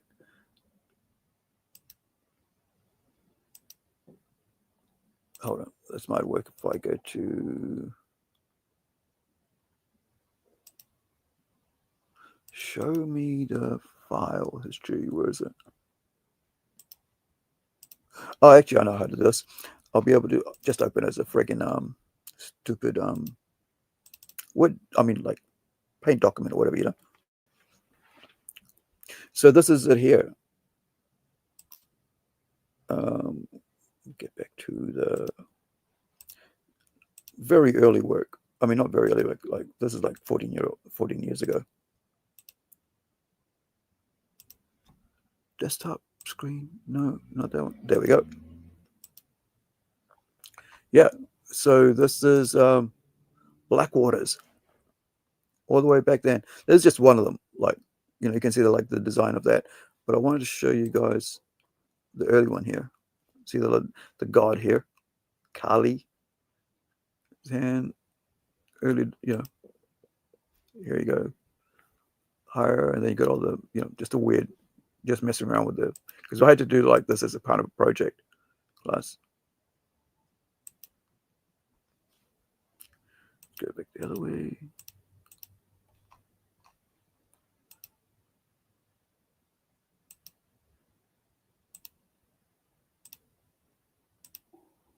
Yeah.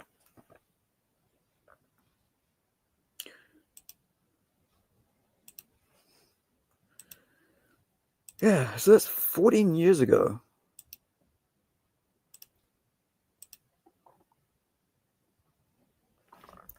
And here we are, doing the first, the second, kind of like the reverse of that, because the second, right? That one was just like, okay, Blackwaters was going to be that. And so I was like, well, yeah, I can't have it as a Templeton story because I don't have the rights, whatever, blah, blah, blah. And plus, I don't want to work with them ever. And so I just, just went back to ground zero, point zero, and restarted, recreated the character from scratch. Complete new origin, nothing, like Constantine, you just go, this is Constantine, then you write it, right? He does this, he does it, he does that, goes there, do this. Whereas if you're doing a new character, you start from, what's their background, what's their origin, where do they come from, who they are, what makes them tick. And you gotta basically come up with all that so that when you actually start talking about, you know exactly what you're talking about. You know exactly what your character does, who he is. When you're writing the stories, it just comes to you. You know, off the top of your head, you know exactly how that character breathes. You know, and then you can just like pour into it, into its being, and give it life.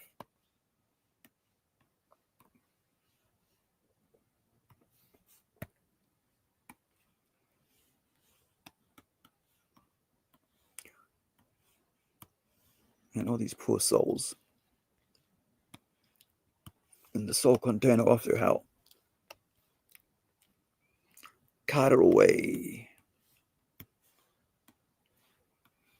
So yeah, so it was like, oh yeah, and the reason I did the one about the Black Waters was because I read it. One of the stories, if you read from, you know, one of the arcs in the original series, Hellblazer, is actually, well, I've got that color, I might as well just do these. Is where Constantine goes to Australia, to the outback, and hangs out with the Aborigines, right? And it's a really cool story if you think about how, you know, because it has to do with the dream time, has to do with their folklore. And I thought that's what inspired me. I was like, you know, it would be cool to like tie in Hinduism into the whole demons and gods thing and have Constantine as part of that. And then when I went to write my own story, I just totally like rewrote everything, right? I just went, we'll do this way, we'll do that way, we'll do this way. Change everything so it's got nothing to do with Constantine at all. Totally original, you know. But I never like go, well, you know, it's not, it wasn't inspired by this. I know exactly what it's inspired by, and you got to give credit where credit's due. It was inspired by the story that I think it was Garth Ennis who wrote it. And you know, Garth is a great writer. He's one of my inspirations as a writer. You know, I'd love to meet him one day. You know, I mean, probably he's probably the only writer I actually would like to meet, to be honest. I think, yeah, because I've met Derek Robertson already, so I've covered that from the boys, right? And yeah, I would just love to have a beer with Garth and go, hey man, you know, you're a great inspiration to me, and I own quite a lot of your work. I've spent a lot of money. Yeah, I've got all three first volumes of hardcovers of Preacher on my shelf. I also have the leather-bound Boys Volume 1, and most of the singles, and some of them, half of them are all signed by Derek of the Boys. But yeah, I think, yeah, I really think, to be honest, Garth Ennis is the only one I would like to meet out of everybody in comics. Maybe John Wagner and Carlos Esquera because of 2000 AD, because they're one of my most earliest, I guess, comic heroes.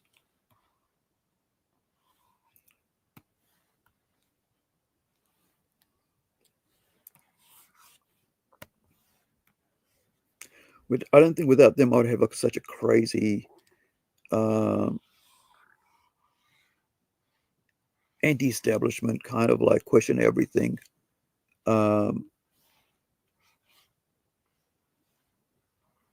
brain.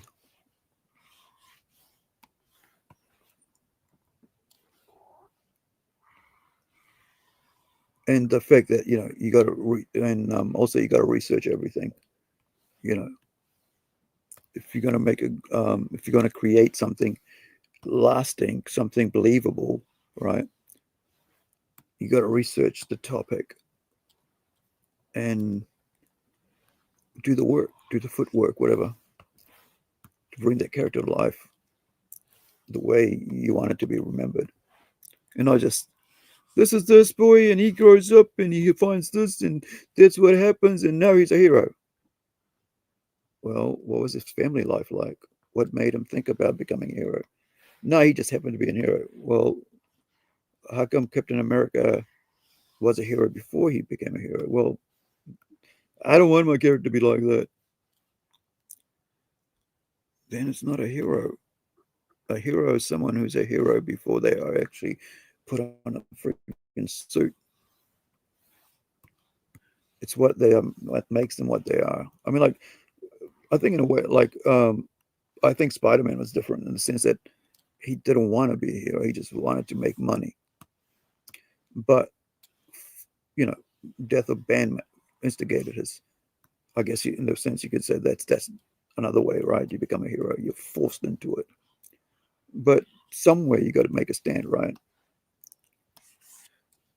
Somewhere you got to be, and hero sacrifice. It's like the weird thing is that people don't understand that, you know, it's not that you want to be a hero, it's that you sacrifice. You stand in the gap when nobody else does between you and danger. I mean, between someone else and danger, I should say, not you and danger.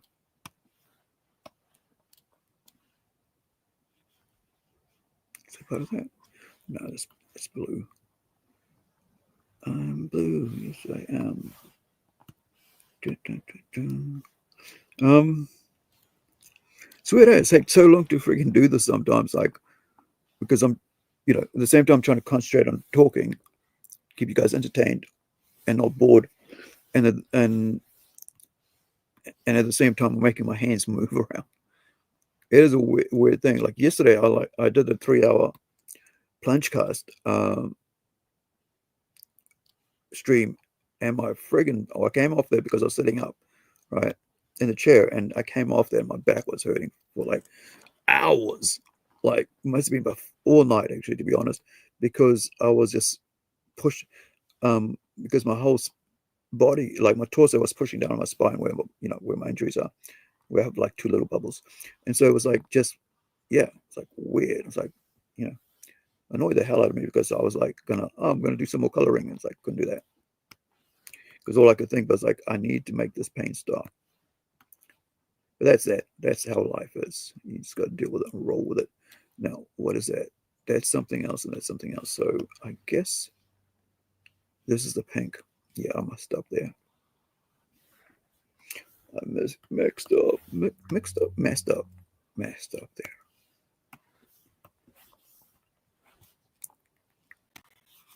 Okay. Whoops. Dang it. Okay. Let's move a bit faster here.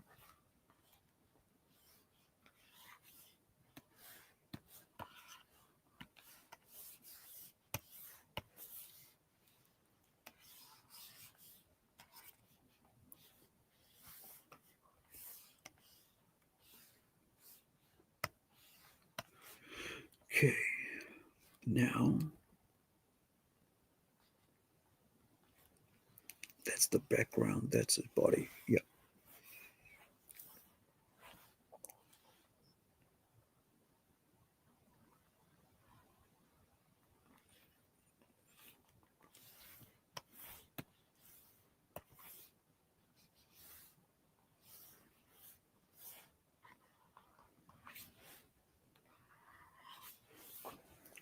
Now, what color is your body, dude?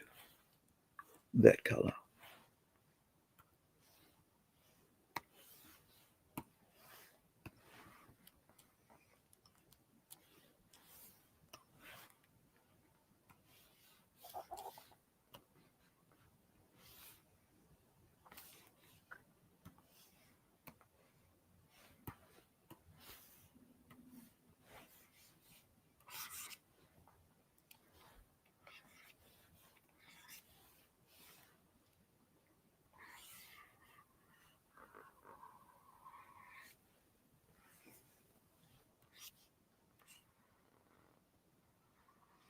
Silence. Oh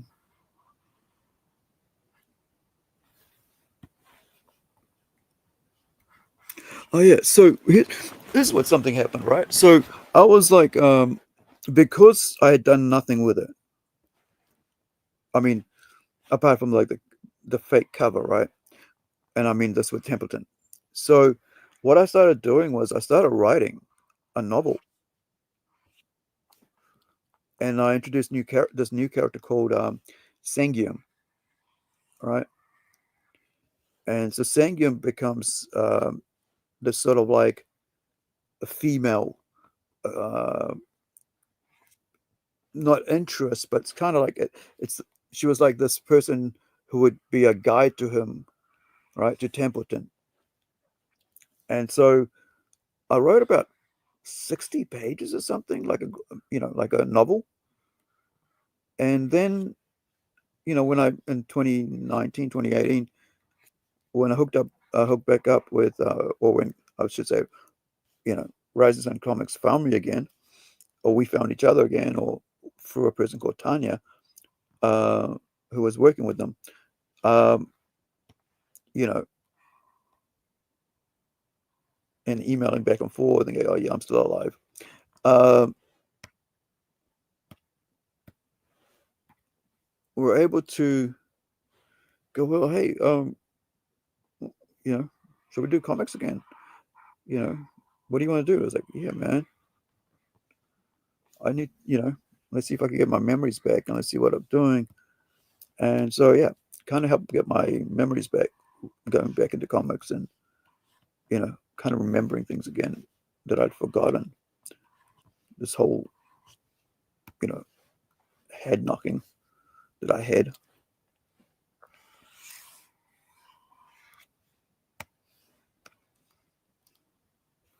What color's your hair? Well, angels do have blonde hair, right? I mean, there are, I guess, that sort of golden locks, because you know,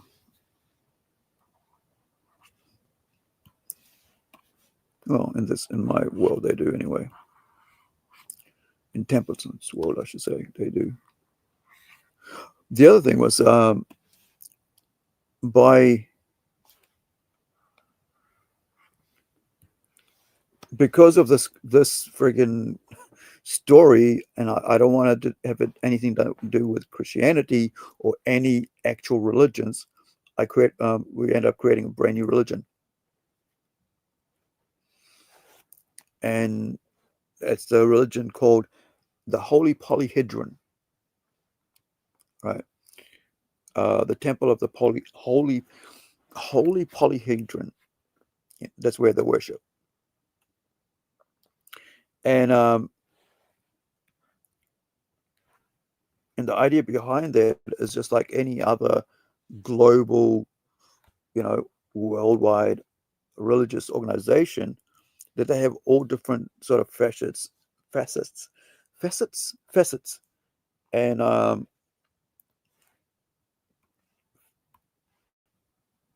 facets and subset sex sub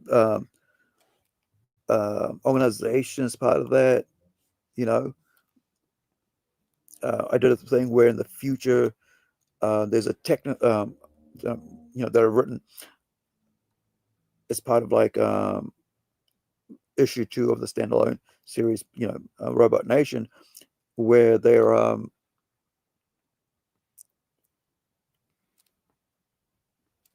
actually scientists advanced into space, right? And also part of that, they're also medical, like advanced medical technologies that they're, in the future that they're part of, and space travel, Um, but that also allowed me to like move into other areas of our world of Plunge universe, of having them in different areas and different stories. And in the Tortoise, I have them as this like one of their groups as like habitats of humanity type people, right? Where they actually help, society by building, doing charitable works and building.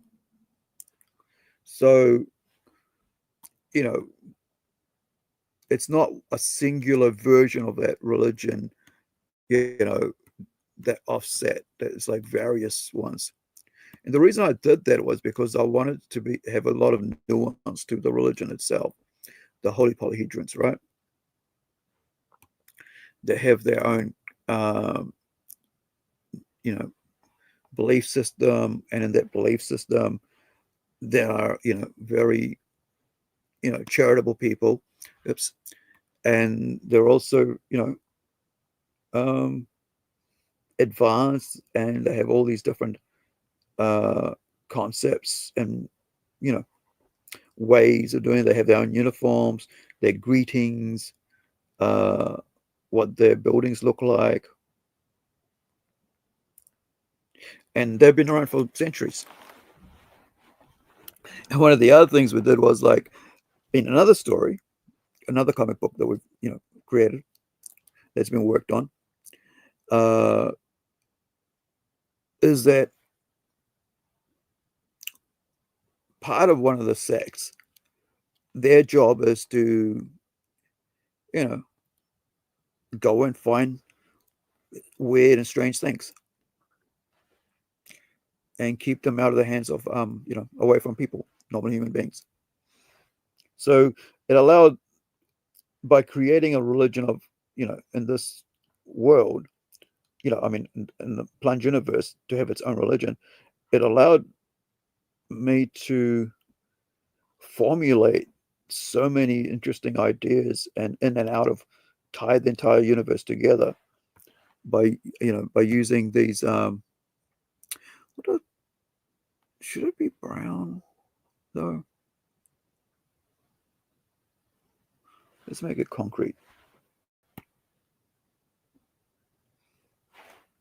Yeah, kind of looks better with the gray going into.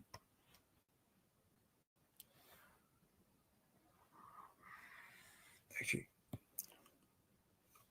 this one.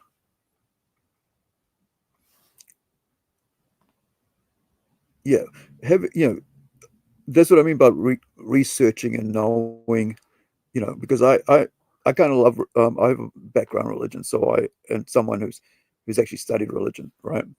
Different various religions. And, and so,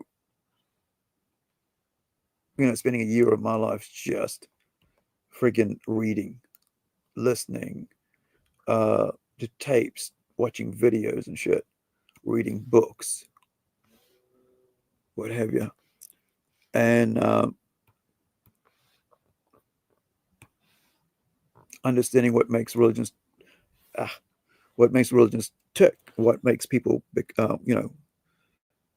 follow leaders, or fall into traps of, that's what happened. I was wondering why I couldn't grab that one.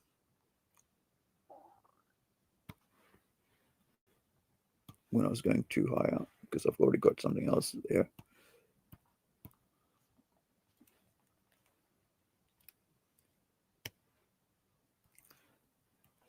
And how easy it is to fall in the trap of a cult when you think you're too smart and you never would. Because, everybody thinks, the thing is that everybody thinks they're smarter than they are, even myself included. That's why I kind of like, I have to, kind of,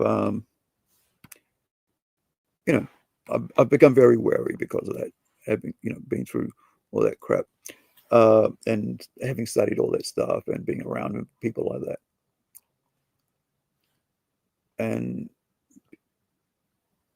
you can usually pick out, who's trying to do what by the way they speak. They have a unique way of speaking, which isn't too unique. It's just the way they speak.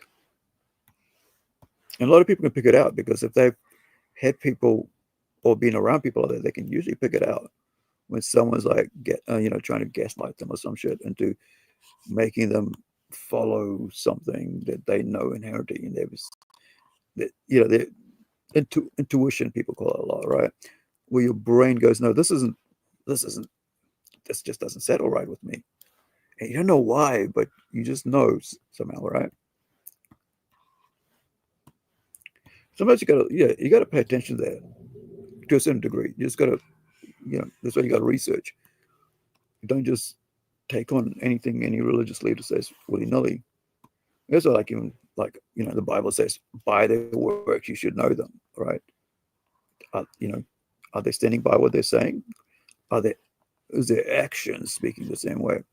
You know, as you know, portraying what their words are saying. Politicians are very good at that, saying one thing and doing another. But with you know, oh yeah, so I was trying to say how, like, this other, you know, this other facet of this religion is that they do this stuff, right? They go out and find you know, unusual supernatural creatures and stuff, and that's their job. However, there's more to them than that. And so one of my artists was working on another book. Goes, hey man, wouldn't it be cool if like this and this happened? And I went, that's such a good idea. And I was thinking about that, but like I wasn't really sure how to do it. But now that you've given me this idea, it's allowed me to figure out how to do that. And so, okay, this is what we'll do. I'm going to have to redo that, but I just need that to be a block color there. In the meantime, it'll be easy to grab it when I've blocked it out. Let's go fix this.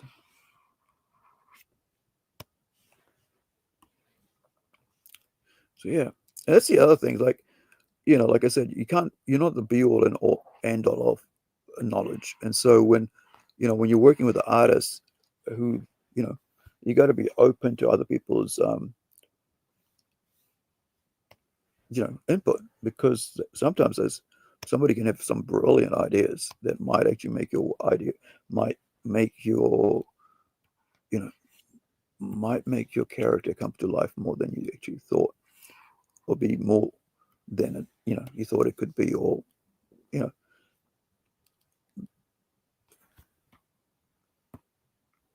what's the word I'm trying to look for? Be more complete, be more dynamic, be more interesting. Now, if I remember, this is supposed to be gray. That's a dark. So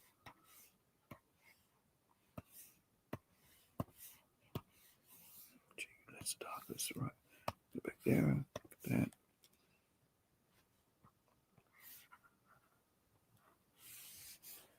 So I thought that was pretty cool. So it actually allowed me to come up with in a character that, oh no, I actually had a character, but allowed me to give that character background. That's what it did, by my artist suggesting something, you know, this other bit that I don't want to spoil.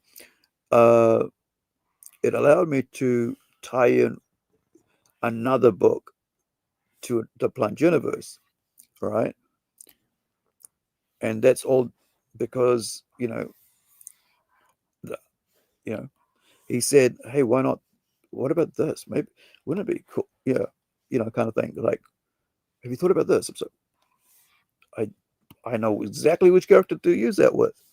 This is awesome, because we've just been working on this other character. Now we can give this character the background that deserves to tie, you know, that works well if we tie him with this world, right? That allows us to bring him into this one and this way, and it just worked.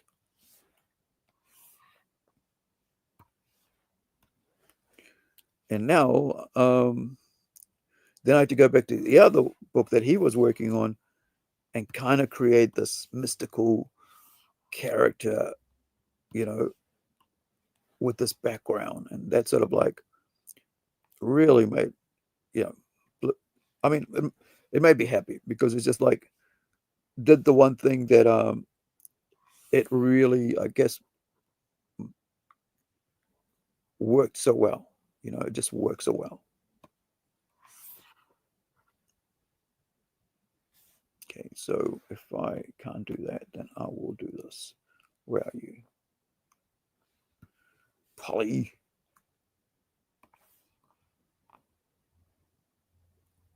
So there. See if I go there, it's there. Well, it's not there, is it? I need that one. Here we go.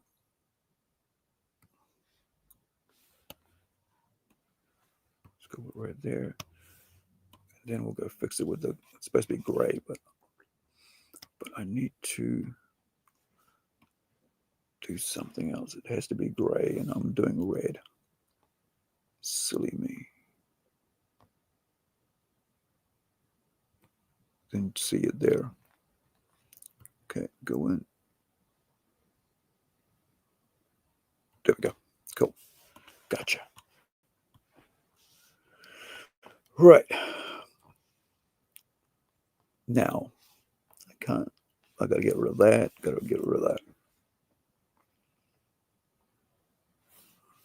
Minus.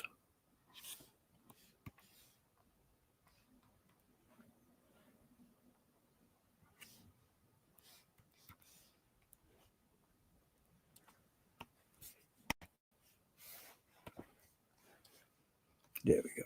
Now that's way wrong. Just feels wrong.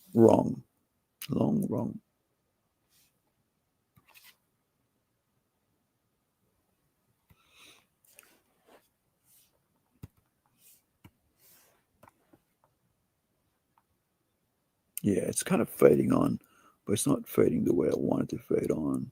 Oh, we'll leave it. It's fine. Because that red's going to come in here to fluff around with that. Kind of give it a nice fade. All right, back here.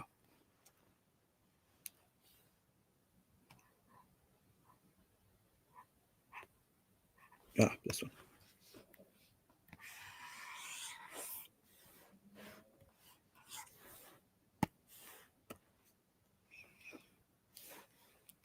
It's kind of like a railway track kind of path, platform. Raised bridge. That's what it is. It's a raised bridge. Just remembered when I was designing it. The levels of hell. Hellscape, not hell. Hellscape.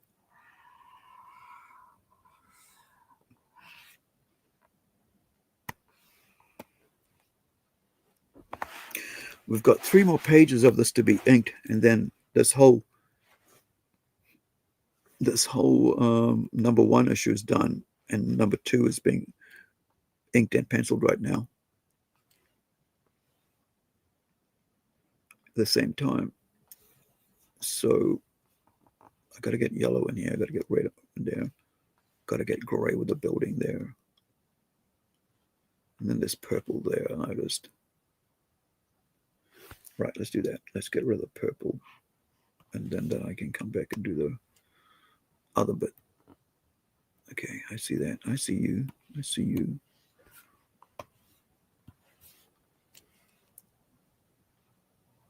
There you go. So you thought I didn't see you. Huh. Okay. So that's one thing's really is really cool. Like trying to create a singular universe using, not utilizing like a vast universe of characters, right? Because every book we do has its own universe, right? But then to tie that universe, all those different universes into a singular plunge universe, right? And so that's the fun part. That's the part I like, right? I was trying to create an alphabet for the Zeolandia universe, and I might do that someday because I want to create a board game for it. So I think when I get to the stage of creating the board game for Zeolandia, I will. By the way, that's where the Monkey King of Zeolandia comes from. It's I mean, that's where it's going to come from. It's not where it's from. But I am working on a jester type character to add to the Zealandia thing, where I am this like, it's a self insert, right? You can, it's a gimmick self insert. It's like a fake self insert where I'm basically going to be the a jester that appears randomly, you know, pretending to be a king, and everybody knows he's not a king, right? He's like this manic, um, the guy that you throw tomatoes at, rotten tomatoes at on the street because he's just a fool. That's it. The village fool. I was trying to find an exact word. It's like, yeah, he's the village fool, right? So I've decided that he's going to be this pretend character that I'm going to have Iwakim kind of like draw up, who is a monkey or dresses up as a monkey and hands out bananas. That's who I will be as a self-insert in, in the universe of Plunge Comics, right?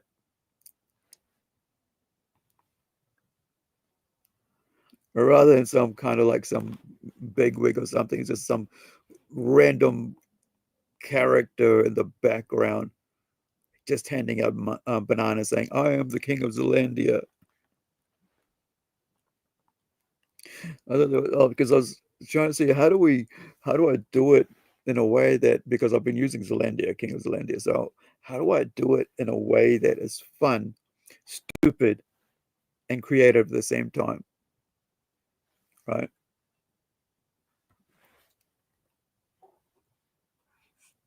How do I miss you? You annoying little. Okay, okay. Well, this sucks. Got all these little white pixels that haven't been colored in because I went too far without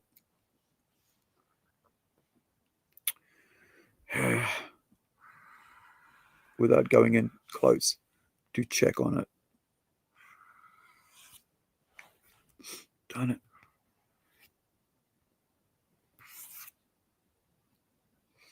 And now I've got to go and fix it.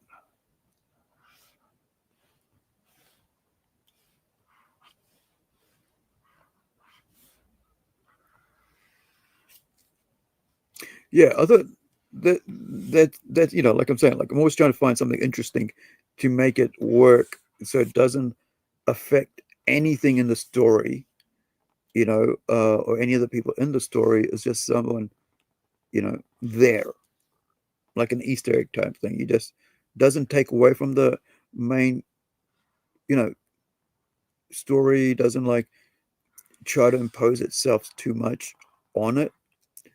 Doesn't even have any, interactions with the main characters. Just some random mental case, village idiot. And that's probably a good way to be a self-insert character, not taking yourself too seriously and having fun with it. You know, what is it? Is that gray? Weird. Why is that gray there? Oh, I know it is. It's just this freaking lines here. It's my cutoff lines. Get rid of that. Okay. No gray. All right.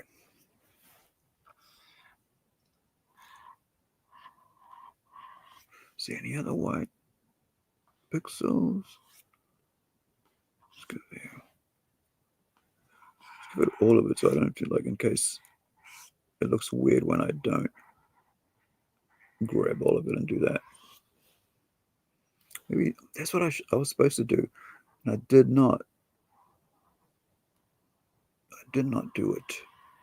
Oh, but the other thing today is like I think they just dropped South Park. I'm looking forward to that.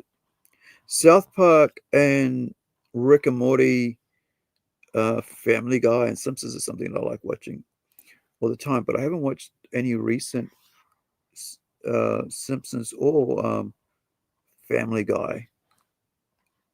What's the other one they do? I can't remember now.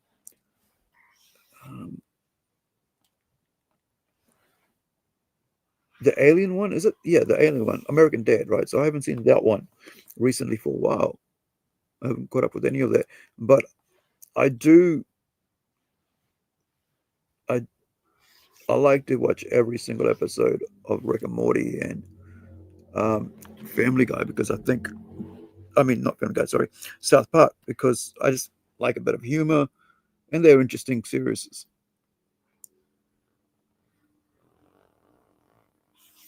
There we go. My little fingers scraping the screen. I think it's like, I think it does that when you, because I'm not wearing like one of those tablet gloves. I ordered some and they're never going to arrive, I know. Because I ordered them about 2 months ago, 3 months ago. So I doubt they'll ever come now. The good thing is I don't pay too much for them, so I'm just gonna see if there's buy direct with a local computer place here in New Zealand. Because I thought I was doing it like local place. It turns out most of them friggin' just imported from out of China, and I fell into that friggin' hole again of thinking, hey, it's from local, it's kept local, but nope. Otherwise, it will be here already.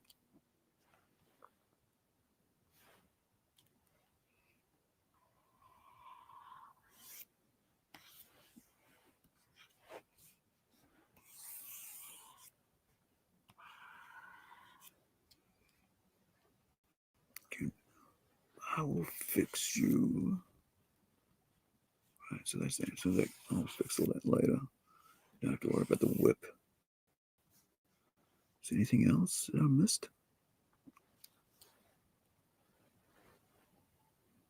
Maybe that. I'll take that. I'll take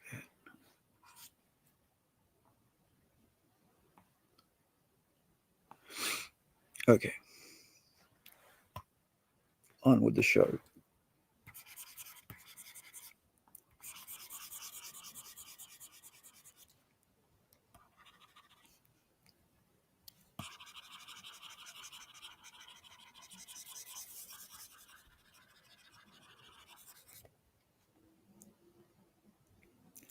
Sunless Saturday. Yeah. Have you guys heard of Fishbone? I saw a documentary of them like about a week and a half ago, or maybe 2 weeks ago, and like now all I can think of, like, I keep thinking of like a song, Sunless Saturday.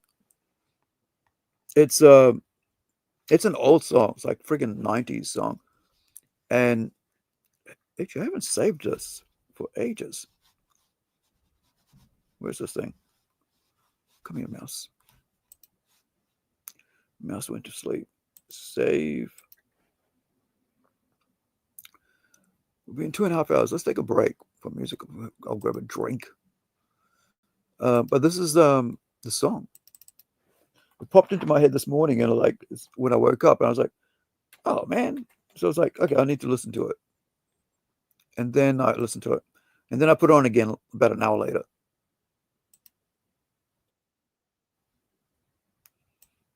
So hopefully, it's weird. Like now, like 30 seconds of music, and you get a warning from YouTube now. It's like it's very strange. And it's like it won't. This is not a strike, but I'm like, I don't care. I'm not monetized. Give the artists their money. It's like I'm not bothered by it. I'm just enjoying. I'm enjoying listening to them, having them on my screen. On my channel, and getting viewers to listen to these cool bands that I enjoy listening to, and they can enjoy listening to too. So this is Fishbone Sunless Saturday. What year is this from? 90 something. 91. Look, 91.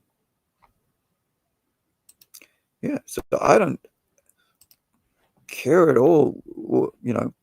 If any ad revenue made on this thing goes to them, or any other artists I feature. I think it's, they deserve it.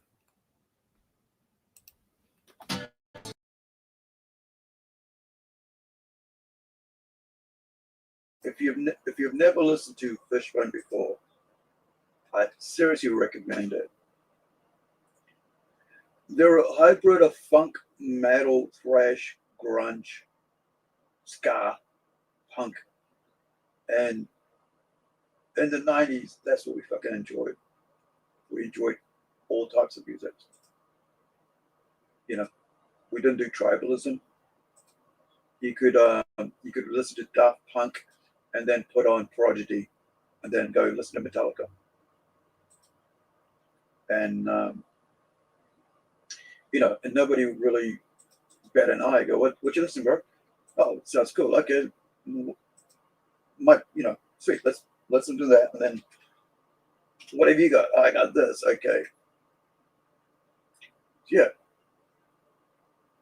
Do give these guys a listen, man. They're really freaking amazing. They're the first time I ever heard them was that song, and then also they appeared on a soundtrack for the Ani movie Last Action Heroes, which is one of my favorites because it kind of it's got that whole childhood fantasy escaping into into another world thing, and do give that movie a go as well if you've never seen it. Last Action Hero. Now let me just grab another drink, and while I do that, because talking for 2.5 hours without a drink. There's an amazing documentary about these guys, and I was going to show you guys a photo of me from 99, maybe 91 or 2001, because you look at the lead singer. I can't remember his name now. His name, his hair, and it reminded me that I have a something hair like that. I got cut for a straight. I had cut for myself because I wanted to play, create this character for the stage, because I wrote and directed and produced like this thing, like this, look at his hair there. Produced a where is that stupid song? I mean, no stupid song. I'm just looking for the friggin' video while I go find it photo, because did an hour and 15 minutes, hour and half an hour, something like that. It was well over an hour long stage production, which is kind of a mix between video, stage, and all this lighting and everything. It was just like, it's a multi visual stage production, if that's what they call it. This was back in 2000s. Where is it?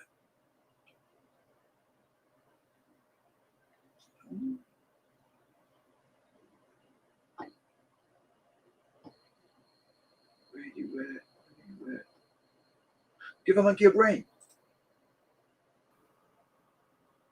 It's friggin' awesome. That grind. That's like, this is from like 93, right?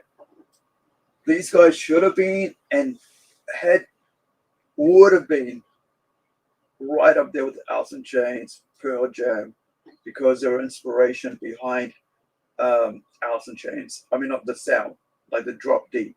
These guys are the guys who created the drop D. If you're a musician, you know what that is. Where you change the E string, the top E string of the guitar, the thickest string, right? In your 6-string guitar, you drop the chord note down to D, so it's a bit looser, and so when you play it, it's got that sound to it like that. Then they click, So a lot of metal that uses E strings, whereas a lot of grunge uses D strings. And now with like the new metal, not the new metal, kind of like the, I don't know what you want to call it, the latest, the last 5 years, people are using the B string, on the bass, which is a 6-string bass now, right? Or 5-string bass. So they use the B more than like they used to use like the D string. So here's the weird photo that I just remembered when we watched the first video of this on the Saturday just before, with me with my with my friend and actress, on the stage. So check out the hair. We just finished like the whole. I was just exhausted, and this is like there's only a handful of photos that we've got from the production, and that's me at about maybe 2001, 2000. So 20 years ago. Wait, almost 25 years ago. Might have been earlier than that. So you can see me all like nutso, right? So look at the beard, like 2 little points there. So I was playing this character like in the this is all painted, by the way. Like this is supposed to, I mean, not painted here, but I have photos of it somewhere in the cupboard where this is all painted silver, because I'm supposed to I'm like a villain character in the future, where all my like there's like hoses and wires coming off out of the back of my head and stuff. And so I had my hair cleaned up like that, and afterwards I had it all shaved. But I did this for a production that I wrote called Life with a question mark. And it was a stage production. And this, I should use it like for my Monkey King thing, right? I should, yeah, I should. I think I might start doing that. I might use that as like my Monkey King, like instead of this icon that you see on the, there, right, on the right, the M logo for my art name, Malfunction. I should just use it as like use it. Yeah. I think I'll actually I might even get Kim to draw me up as the Monkey King of Zeolandia. Well, as like as I was saying earlier about being the mental village clown character. All right, back to work. So yeah, please do check out there's their channel there, Fishbone. Great, amazing, talented artists. They went through some shit around that time. That's when they never, really blew up the way everybody else did in that scene, which is kind of sad because they deserved their flowers, and they should have been as big as Alice in Chains, as big as Pearl Jam, because they were basically the originators of grunge. Yet, they kind of self-imposed. They were like huge. Like, I mean, seriously, they like tens of thousands of people came out to watch them in Japan alone, right? 90s was like was the greatest. I think musically was the most innovative times, like around about 88 to maybe 87, 88 to 95 maybe was the most innovative time to be a musician, because anything went. And as long as you had the skill, if you're talented, your talent was recognized.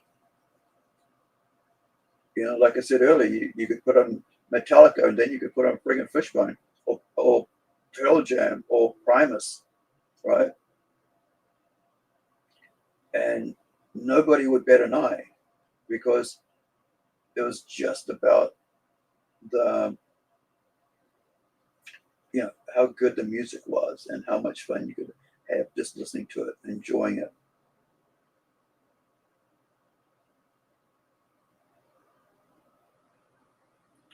The other thing was like I had forgotten, like I mentioned the other day, I had forgotten who they were.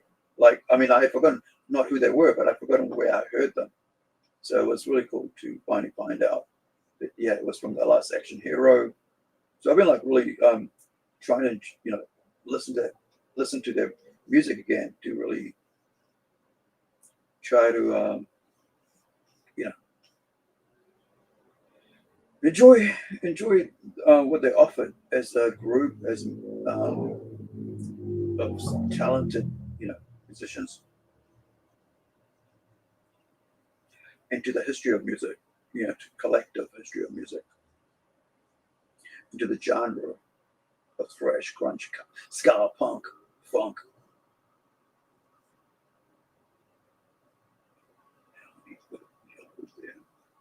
Something there.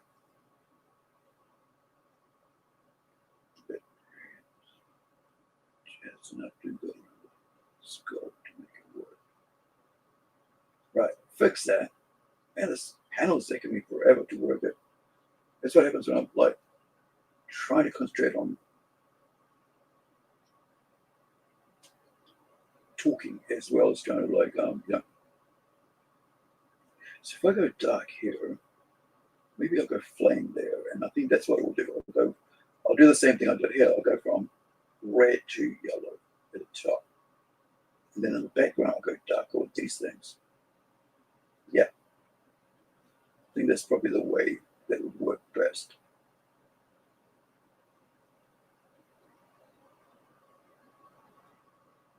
I like to swim. Such a cool song. That grind on that, man. Dun, dun, dun, dun, dun. I think most metal bands these days would kill to have come up with that riff. Dun, dun, dun, dun, dun. Because riff writing is like, I love writing riffs. Like, I think I like that than rather than just playing a whole tune. Just coming up with original, on the bass or on the guitar, or whatever. Just coming up with new licks, as they call them. Well, riffs. Licks are like of the leads. And so you just end up, dun, dun, dun, dun, dun, dun, and then you can play that over again. Dun, dun, dun, dun, dun, dun. And then you have the return of that. Dun, dun, dun, dun, dun, dun, dun, dun, dun, dun, dun, dun, dun, dun, dun. And then the drums kick in, the bass kick in hard. Dun, dun, dun, dun, dun, dun, dun, dun, dun, dun. Yeah. It's weird sometimes when you watch the tablatures for like basses, and all it is like 001, 001, 00, 001, 00. Because I like to I watch a lot of the bass tabs, because that's how I learned how to play bass, by tabs. Number 112, 113, 114, that string, that string, right? And so when you watch a lot of them, you just realize it's actually in the way, and it's in the way that time, the way the strings hit, the rhythm of it all is what makes it creative and artistic. Just going 112, 112 is not going to like do anything for anybody. There's no craftsmanship to it. The same with comics, right? Like, there is a rhythm and a beat to what makes a good comic or a good character work and what doesn't. And you have to have all the elements to make a story everlasting. You got to have moments where there's sadness, where's joy, where's action, where's fear. You got to kind of like as much emotions as you can to make what you're reading stick in the heads of people. One of the things that sticks in my head is like emotion, right? Like really deep, where you're like,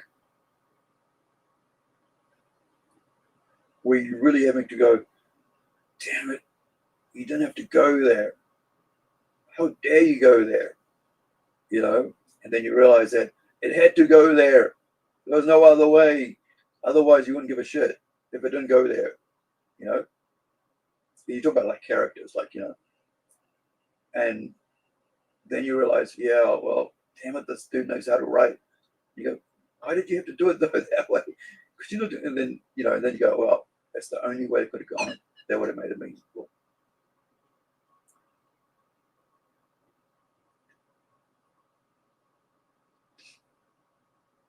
Oh, one of my friends, local friends, basically put a meme out the other day, and it was weird. Let me find it. I thought it was really cool. It's like it's just in what we're talking about, right? And I answered with what I thought for me was what you know what really gets me, right? I mean, what really affected me when it came to this thing. So let me just go find it. Let me put on some music again because I kind of find like because my 3 hours of streaming yesterday, 3.5, like my hands aren't doing what they will need to do because just my body gets worn out. So some more Fishbone. That freaking grind always gets me. Such an awesome bridge. So here's a meme, right? Anime for beginners, your name. Right? Today we shall learn how to deliver maximum emotional damage. You Lie in April, your name.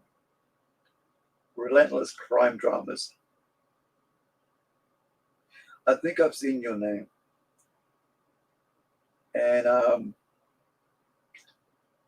here's what I said. Actually, I just hold on. But I did. I didn't think of. Dang it. Hold on. I closed it. So.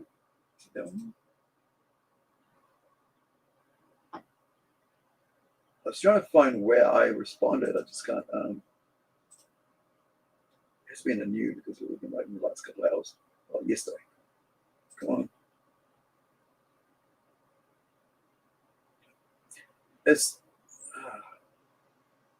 yeah, the one I can't bring myself to watch, right? Yeah, this is the one I just can't bring myself to watch. It's I'll show you guys.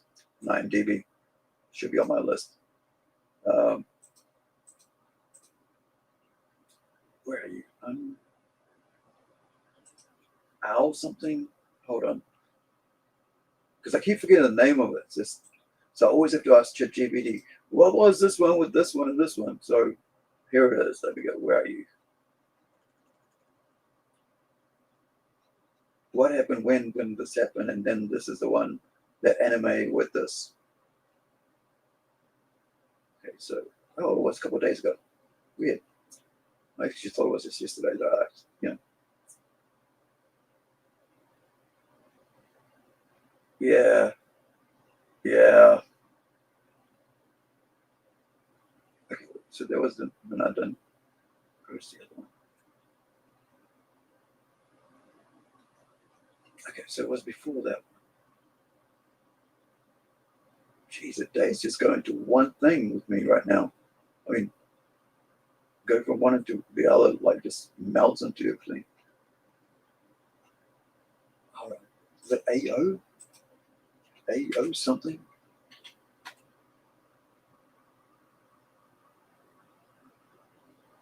Kind of.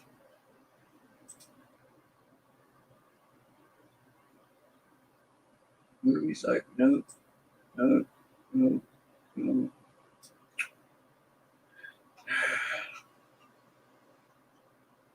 Where's my questions? It should be under my questions. No, coins. Exchange rates. No. Hello, Skinny. Primus. Tonight, synopsis of tonight.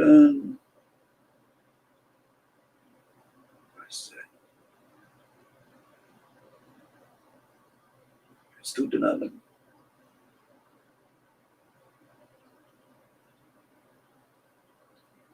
Silly. Where is it?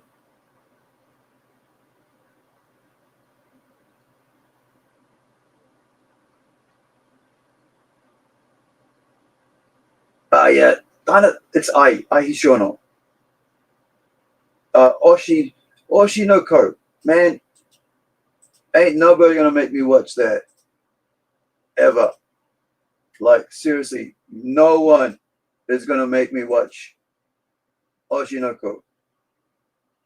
I will go to the end of my to my grave without ever watch that. Seriously, I will not watch this Oshinoko. Right? This is like the it starts with like a movie, right? The first episode is an hour and a half long movie. It's made up of 3 episodes, like this mother and child. It is the most harrowing mother effing seriously. It's like if you want to punish yourself as a human being, watch this. But also, I would like to write like that, where it can affect someone like me to that level. So Oshinoko is like hell on earth. Like watching that, the first hour and 20 minutes, which is basically made up of like about 4 episodes, maybe 5 episodes. I don't know, it's a movie. They released it as a movie, like a feature length movie, right? So that's what this is. So hour and 22 minutes, right? And that alone made me scream and yell. So there was no way I was gonna go back and try to watch third option. Oh, I did. Actually, hold on. I did. And that was it. That did it for me. Look, when did I watch it? Hold on. 2 years ago. And I haven't gone back. I haven't gone back to watch Oshinoko for 2 years. That's how much of emotional damage left on me. Seriously. Like, um, I think I'll go read the manga before I continue watching this. Because there's no way I can handle the damage, the emotional damage. Um, yeah, it's one of the. It's not. Yeah, it's it's it's harrowing. It's harrowing. It's let me just find out the exact meaning of what does the word harrowing mean? Because I know what it means, but what's a full expert? What does harrowing? Because I tell you, uh,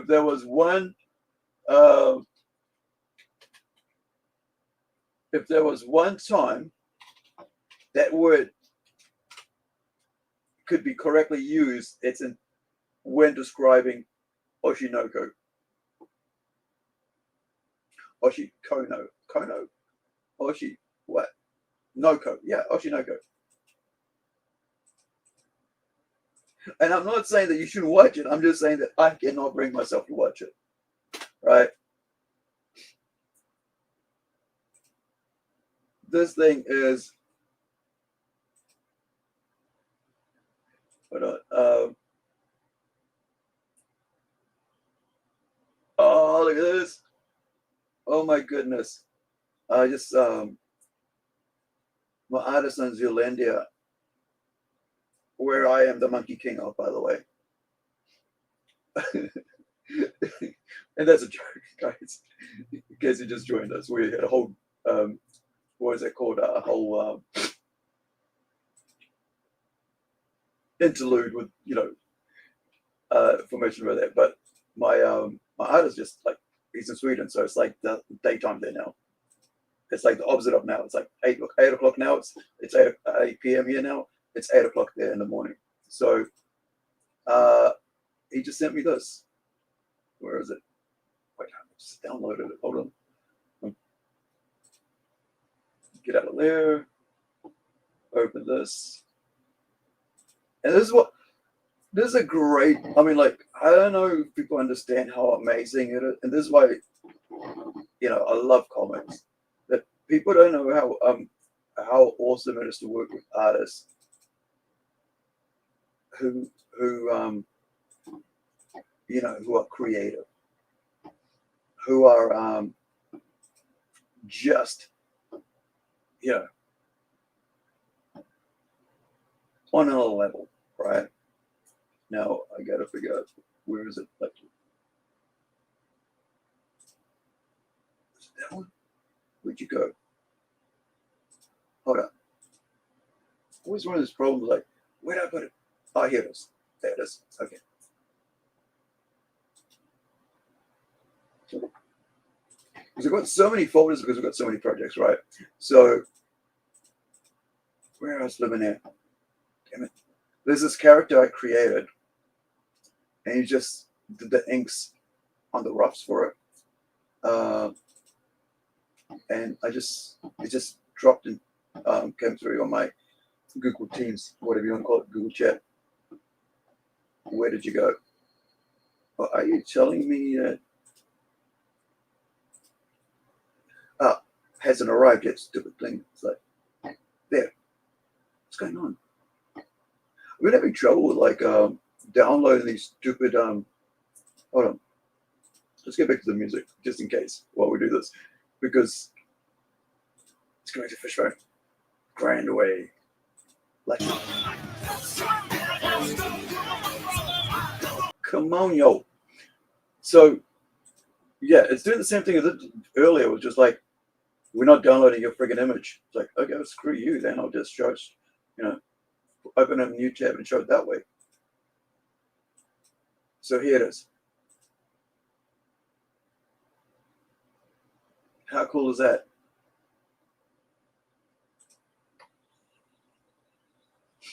There's a character I created for Zeolandia, and that's just been like inked just now and been sent through. Because I saw I got a 2-page, like it's from a 2-page spread, so I'm going to show you that, where it was just pencils, which I saw this morning, was just pencils, and now it's just been inked. So let me open the pencil so you guys can see that. And I got about 6 other pages of inks, rough inks. What I call rough inks. So like, they're not like ready to print type inks. They're just like showing, like photos of them being done. So where are you, my dear? Where's the pencils? Oh, here she is. Where are you? Pencil is rough. So the one. It's annoying. Oh yeah, it is. I think it's this one.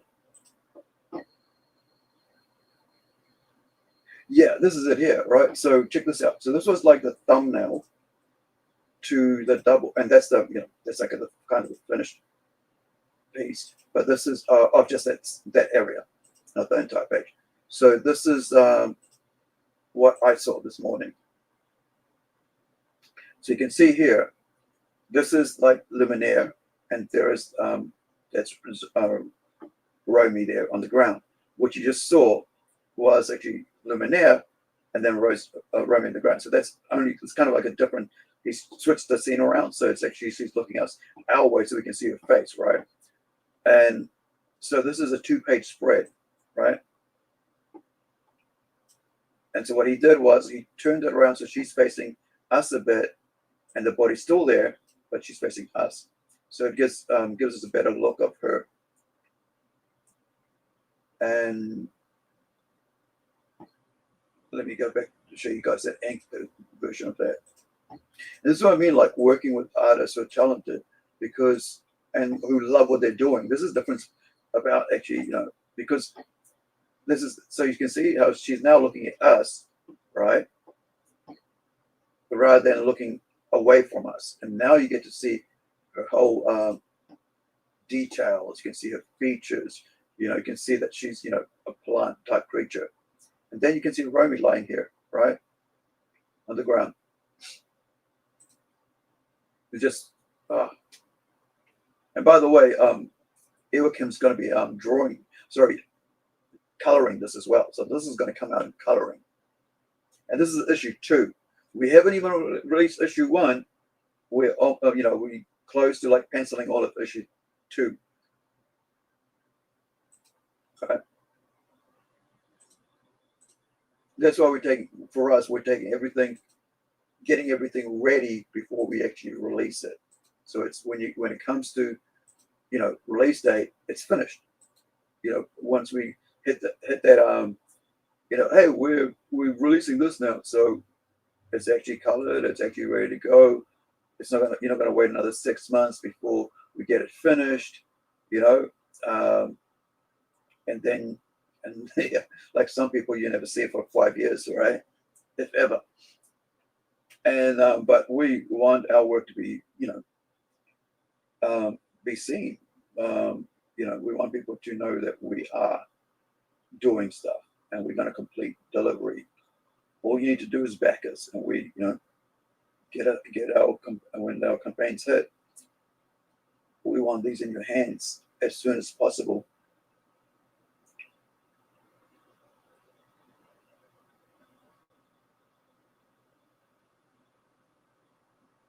These little mountains look pretty cool.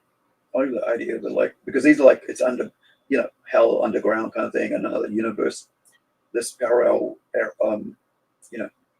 time zone that exists outside of our own time zone, or the hellscape, I should say. I keep saying hell, but it's hellscape. This is where this place is. I like to swirl, swirl, swirl. And I'm just going to binge out on Fishbone for a month or 2. Just, really just could get the minus. Just really, catch up with that music again. Such a great band.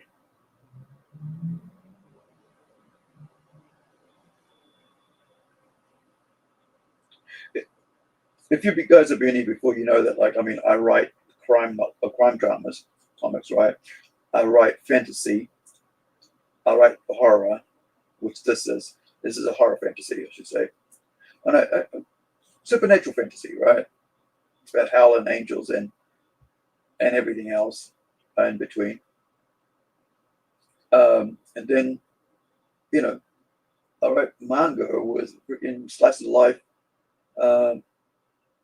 horror fantasy elements. And superhero comic with Incredigo. It's almost like, it's like a fish tail, isn't it? Like an eel, dragon eel tail. It's on a Saturday. Man, I still haven't freaking, if you guys remember, like last time, I mentioned how, was it 2 weeks ago? Not last week. Yeah. Week and a half ago, I went and got my mini guitar fixed, like a child's guitar, electric guitar fixed. And because I bought it for $10 at a hospice, not a hospice, sorry, at a Salvation Army thrift shop. And I had it fixed. It cost me about $70, $80 to fix. And so, all up, $90. And I still haven't plugged it into my amp to play. Nor have I freaking played my bass since that time either, because I've been busy with these projects, trying to get all these projects ready. And so I haven't touched my bass, my Jackson Black matte bass, since maybe 2 weeks now. And I feel like I should be playing it. at least keeping my fingertips rough, because once they get soft, then you got to rough them up again, because those sticks, those thick strings, they your tips, the tips of your fingers can become soft, and they start hurting if they become soft. When you start pulling on the string and slapping down on it, tapping down on it when you're trying to like move around along the string. So you need to keep it rough. I'm trying to feel my fingers, they're still a bit rough, but they need to be rougher. Just realized something. This should not be there, because there's a line right over there. Oops.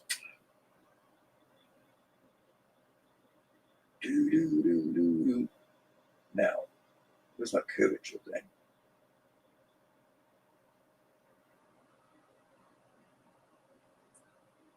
It's here. Where's my line? There you are. No, that's not it. So,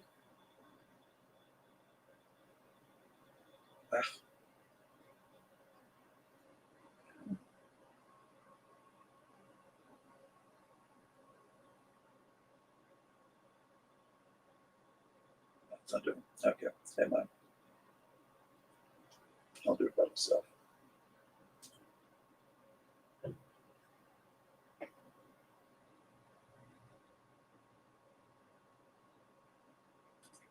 It's some Saturday.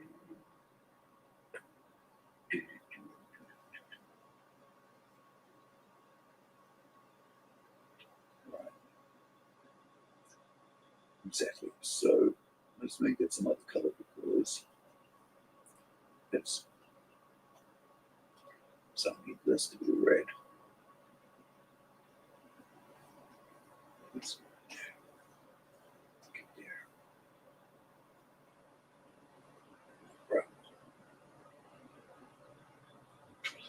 It's my line.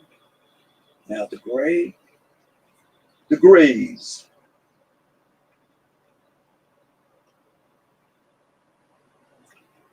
Do, do, do, do, do, do. That song's in my head again. So even when I played it, now it's come back. I guess like, what is it called? When you like push it down, like now it's rammed down into my head space.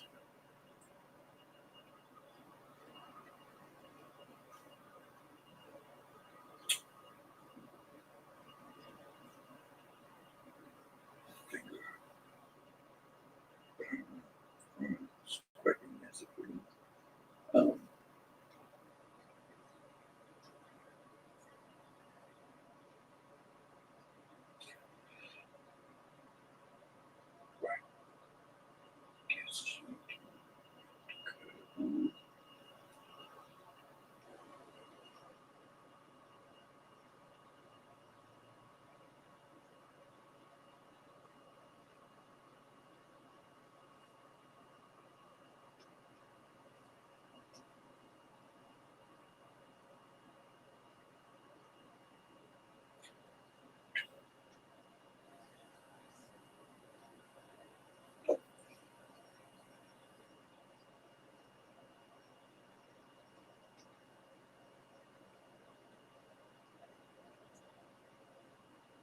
I remember when I was like in the late 80s, 91, 92,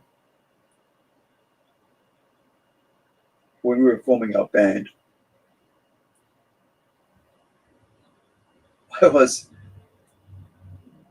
one of my friend ended up somehow, or his sister somehow had a synthesizer, like a little, very small thing, for about 50 centimeters wide, 60 centimeters wide, might even be 70. And I had the great idea, because I'd watched Faith No More, right? And I had seen Roddy Bottom. I think what's his name, Roddy? I think it was Roddy, who plays the keys. I had the idea that when my mates played guitar and drums, what I would do, I would hit a note that my mate was sitting on the guitar, and he was grinding away going. What I would do, I would press the E button because he was playing E, right? And then whenever he'd move to G or C, whatever the hell he did, I would press that key for ages until he moved. And it turned out that's what everybody does now. Like, not that I was an innovator or anything like that, but I like I said, furthermore did that first. But I thought that would be really a cool way to do stuff. And now you see a lot of people, like to fill out the sound more. And this was just before, oh no, I actually had the bass at the time because, Remu was already had the drums. So Remu got the drums after I got the bass. So couldn't have been the other way around. So yeah, so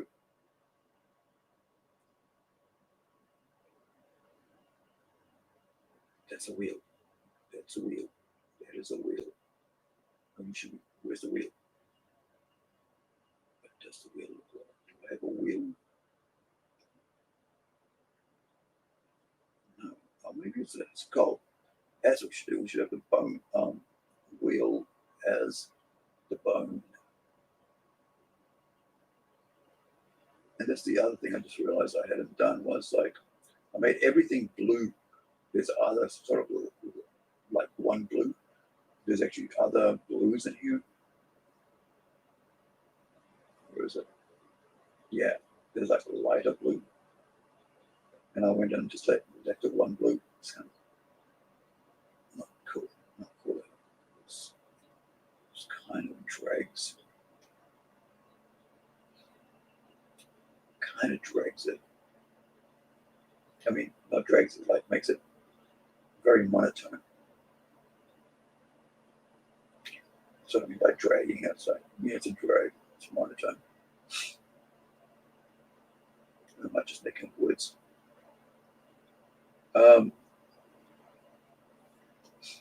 Yeah, and so now you see like a lot of bands use synths and stuff, like it's been metal, right?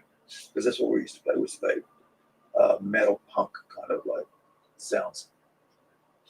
That was our sound anyway. We never got anywhere because, well, things happened. And I moved because I was not coping in the big city and separating from my ex-girlfriend. Oh my God, she wasn't ex, like, when you separate from somebody, that's what it is. I guess so, but that was the black. Because it just doesn't seem like, to be that color. Or any color there.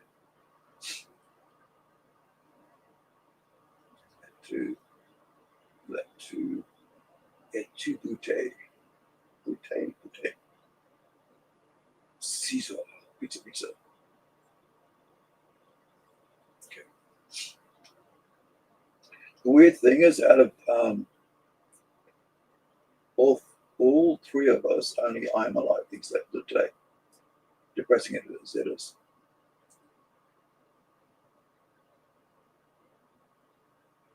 All us teenagers who worked together, who lived together at some stage, who were in the band together, who were close mates. And out of all of them, I'm the only survivor. For all of us, I should say. I'm the only one living. Lance, who is like the greatest guitarist I've ever known, and I'm not being hyperbolic.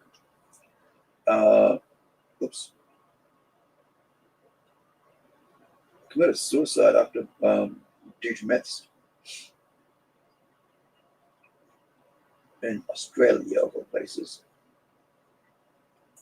because that's where he had moved to. And what's going on? There's no lag. I did something wrong, didn't I? Well, he has some. I have something which I don't know to say, but there's sometimes where I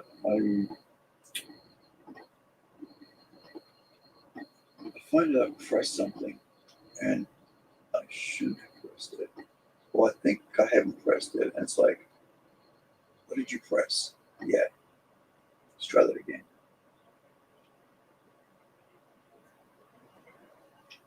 What's this one do? Let's try this. Yeah, I know whatever. I've done this before and it's like frustrated the hell out of me. And then I found out, you know what it is? It is the freaking, I've done something with the driver, but and the best way to fix it really quickly is just restart the driver on your Wacom Center.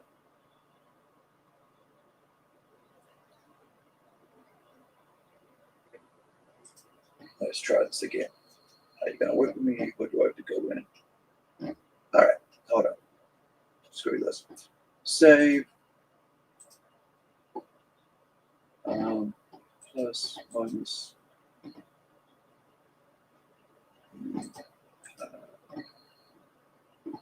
Where's my levels at? What do I do with my level?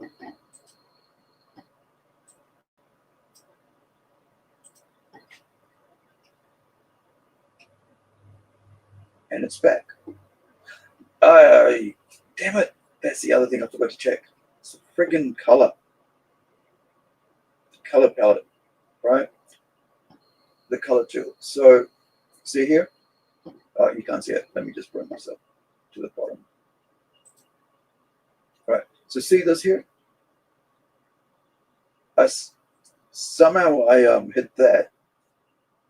And so there's no color there. So no matter what I do, right, there'll be no color because there is no friggin' color.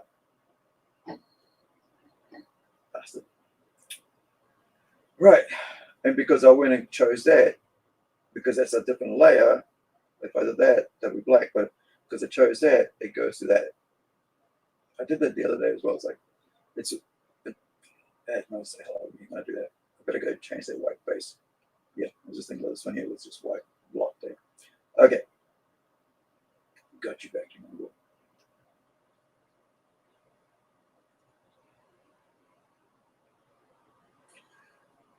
Oh, that tune's in my head. Some Saturday. You gotta get away.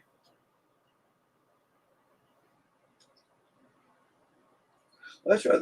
That song was huge at that time when we were like in a band. Gotta get away. Is it the one? Was it? Yeah. Gotta get away.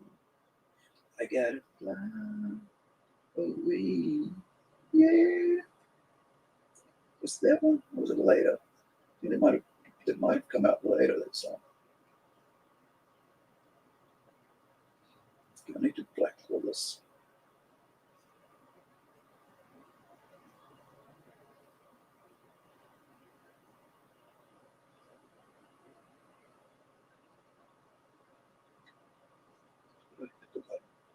Okay. Oh, damn it. I'm on the singular select. That's why. Here's me doing multi-select. Now, the wings, the charts of the wings. Where's it? That one? Yeah, the gray wings. There's beautiful golden white wings. And now, right. So, which means, let's do that again. Oh yeah, it is back. I was just thinking, is that the line of the freaking top of it? It's not. Select.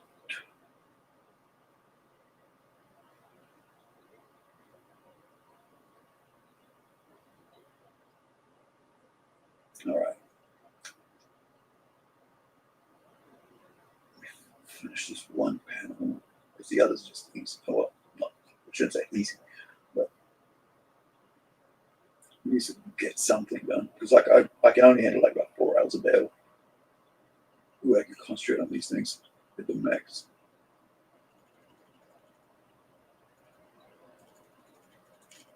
Okay. Get me.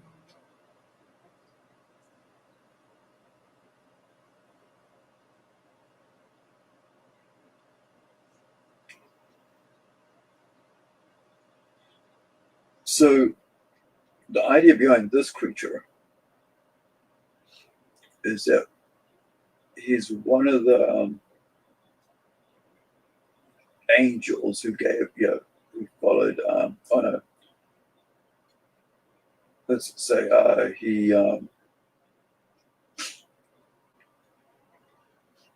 gave up his halo for whatever and ended up in hell for it. And now he's just a slave of hell, like everybody else.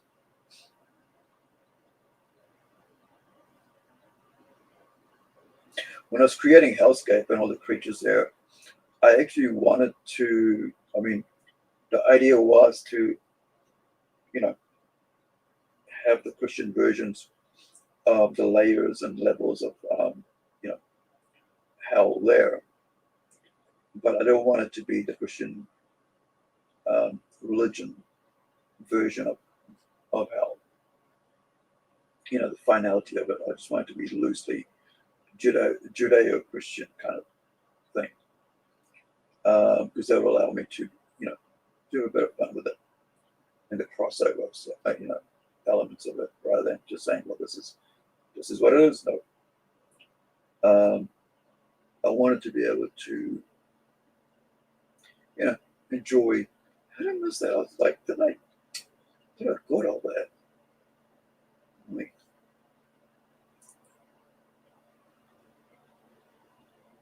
Went through and went, oh, I got you all. And now he was like, maybe I know what I did. I'm wrong. No, it's the second time to do this. I forgot to go on every, do this silly paint on every little friggin' area like that. Get in there. When I selected it last time. And so I didn't go deep into it because I moved on to something else, some other area, right? So the white little freaking things are still there. The pixels are still poking through.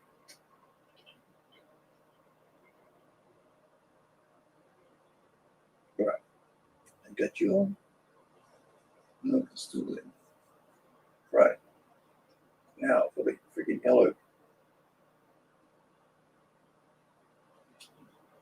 Tripled up my time just on this silly little thing. Something I don't like doing. It's wasting, not wasting, but going over the same thing over and over again. It's just I find that's just annoying. So, get in here. Select this, select, okay. There we go. Give me back this.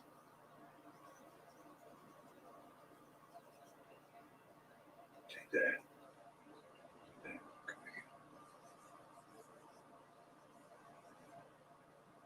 Right. Now for this freaking yellow area here, a little bit of the red. Get in here. Everything.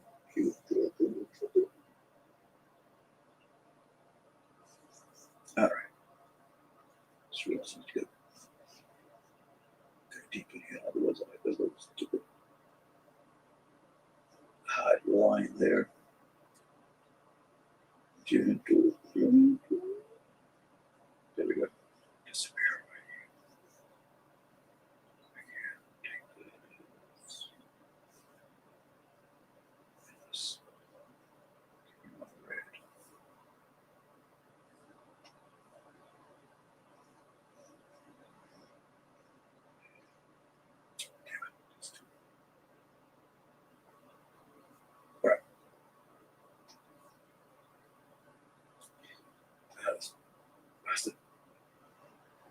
All the way, redo the entire friggin' thing again.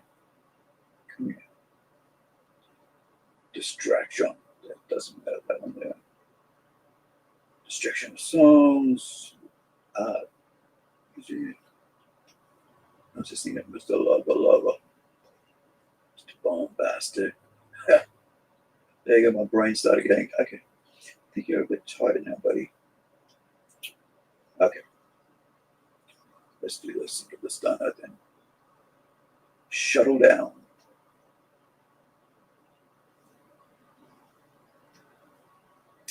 Just start mumbling due to suggestion on the brain. It's the thing about concussions, man. Like, it does not love you. It doesn't like to be tired. Wait, yeah, I think the flip was a bit. So, yeah.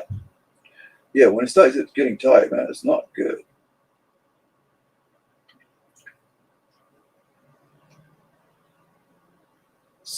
Saturday. Okay, so that needs to be that. Okay, because that's by the back of that.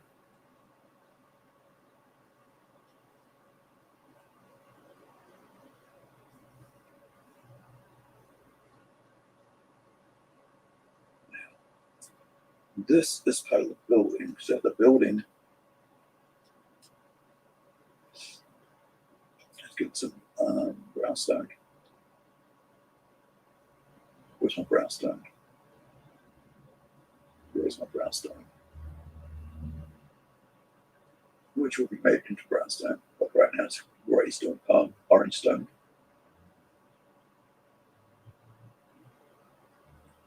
Wait, no. It looks like it's kind of like the next level back.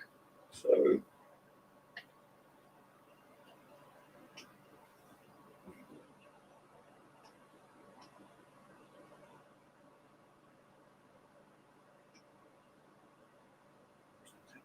it's too orange.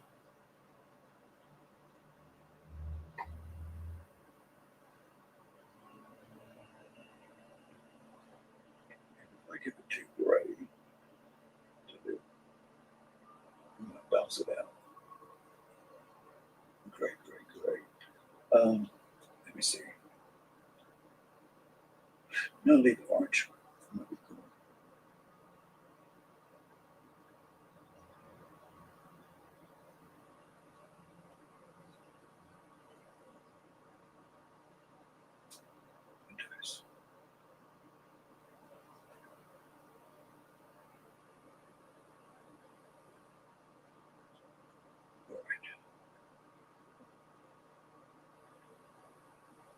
Blue with a bit of gray to it because it's kind of evening. So you can't have it too light. Like a normal day with the sun out. Well, sun up.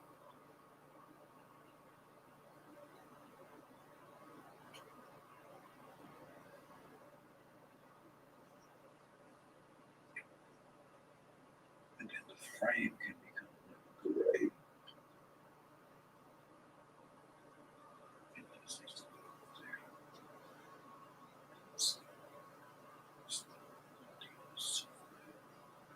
Yep.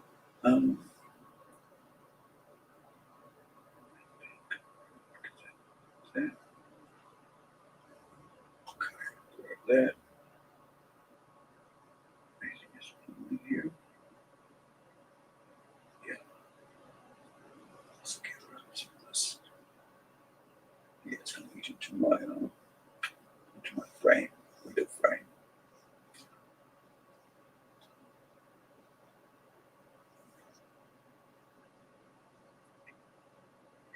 So,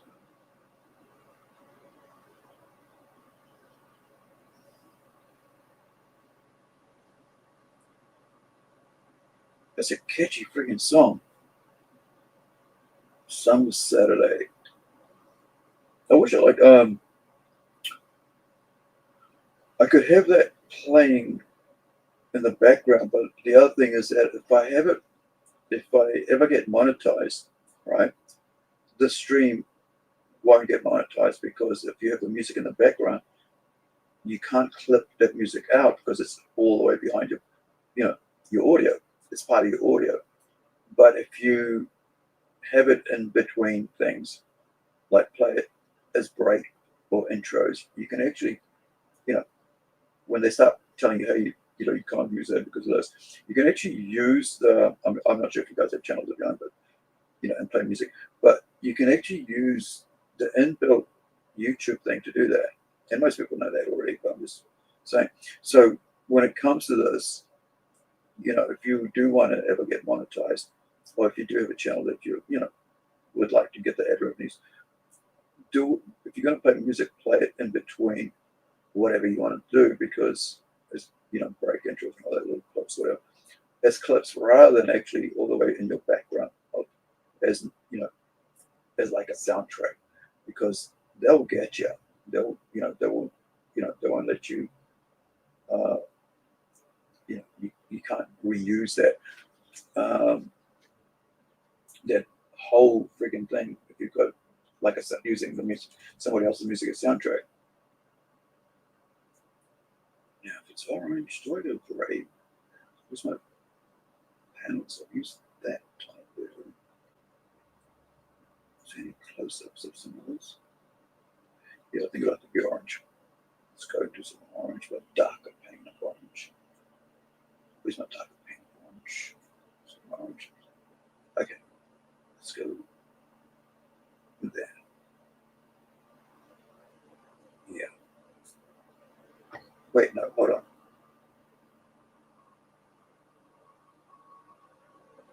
Hold on.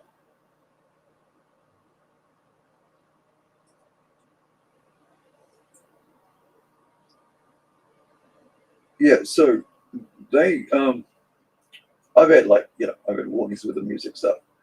And so I was like, well, the best way to do it is just like do it between breaks, don't do it as soundtracks behind you. Because I was playing a record, my own record, right, on a vinyl while I was talking to people during this 4-hour stream, and they basically made it disappear. And I was like, what? I couldn't even download the damn thing. It was just gone. And I was like, oh shit. Because I was gonna use clips of it and everything because it was a long stream. But yeah. Because I was picking up like boxes of action figures, like Marvel Legends and stuff. There's like 4 container loads and stuff, and I was just gonna clip them up because I was talking about how I got them and what fours and hows and whatever.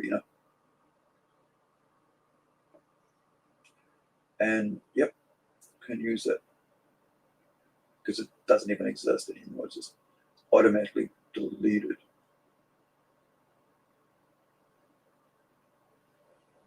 Now, what if I go gray, like a light gray, just to offset? No.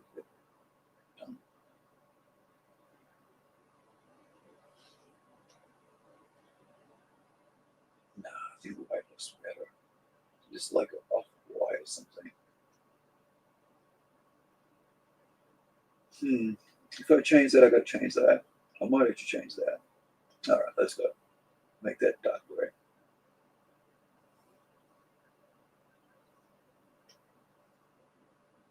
There.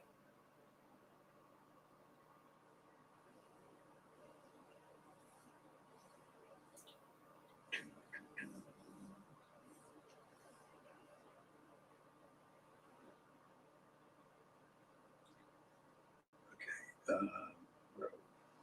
This one.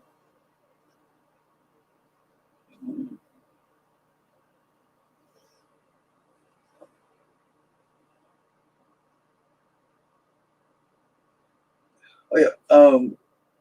Early on, I showed how I was doing. Where are we? Mouse sleeping. Wake up, mouse. There it is. Okay. So early on, we showing how I was showing how I created the whole for us, for myself and Tomas, the where is it our Webtoon, right, for our manga, breaking down an entire page and setting it up for Webtoon, so it's like all the panels have their own little pages, or working the panels out to where it fits into the manga. Sorry, you know the Webtoon style of reading on mobile phones. So the latest is up, and let me bring this back up. So the latest is up. So if you guys are interested, you guys can check that out. The link is there in the chat, and it's the dash tortoise the dash tortoise dash manga. So if you need to look it up, or you can just write down the tortoise, right? Manga, because I make sure the manga wasn't there, so that people could like kind of like differentiate from anybody else who's doing that tortoise thing. Title in there, tortoise thing. So yeah, do please check that out. It's free to read. 7 chapters are up. And then, well, I guess 7 chapters in a mobile sense. It's just basically 5 pages. 5 pages is and of the comic book.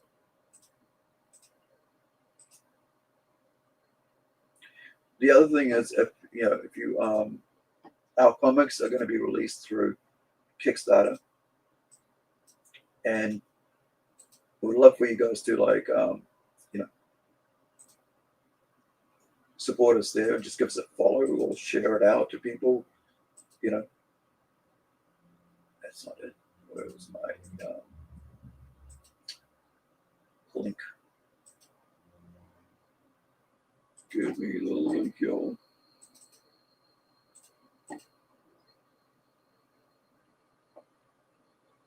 On Saturday. Right, here's the link for it. Love for you to share it out for us. Support us that way. Just so when we do release our comics fully finished on Kickstarter, you'll be able to, get notifications and what have you. Because we're basically, at the moment, we're working on 7 or 8 comics. Number 1's to get ready to get out there. One of them is actually number 2, which is going to be on another site, Rising Sun comic site. They have their own Kickstarter page, and it's in all ages. Whereas our site's basically mature, teen plus and mature reader. That's why we, on our pages you'll get the ones that that isn't Incredible. Incredible is just like all ages, meaning before you read it, there'll be nothing in there that will be suspect for them. And then everything else we do is kind of like teen plus, 14 plus, whatever, 30 plus on our own page, on our own Kickstarter page profile, with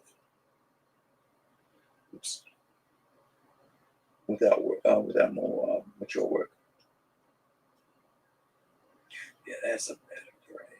It's kind of like sets out better.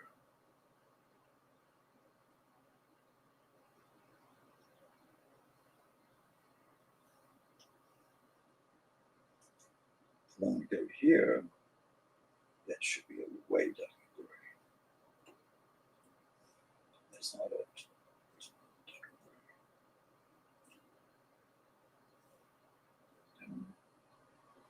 That's back to blue gray. Feels like it's a nice touch. Go back up there, give us that same. And on the outside, give us that color.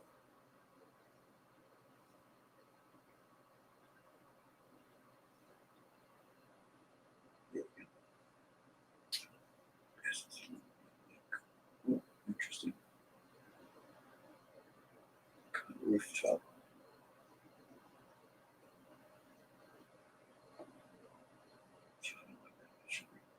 Real dark. Ah.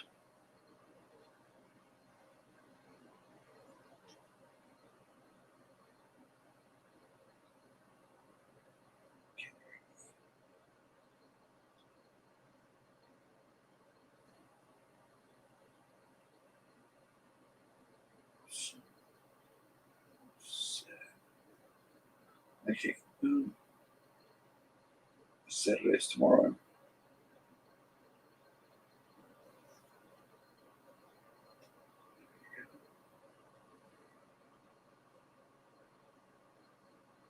It's better because it's in the darker. It offsets it better than like making it lighter.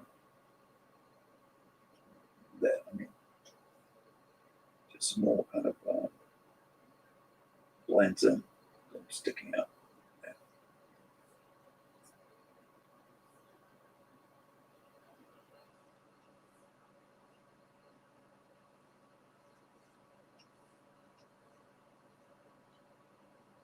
Make it sort of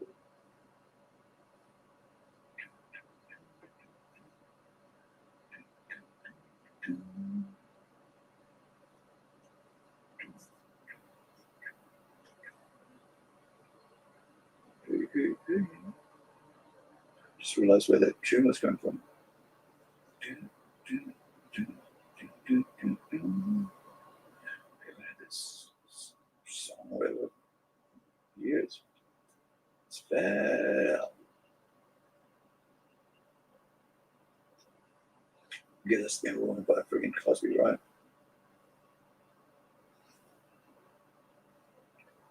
Totally ruined its entire legacy.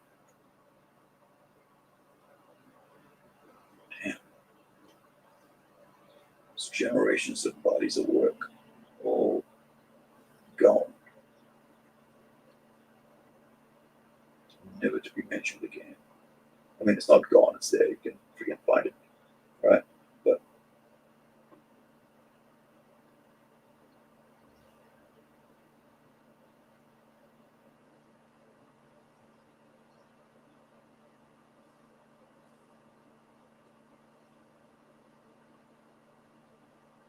remember waking up to it. I think it was in the mornings, Saturday morning cartoons, and in the '80s, and as a kid, and it was a big deal.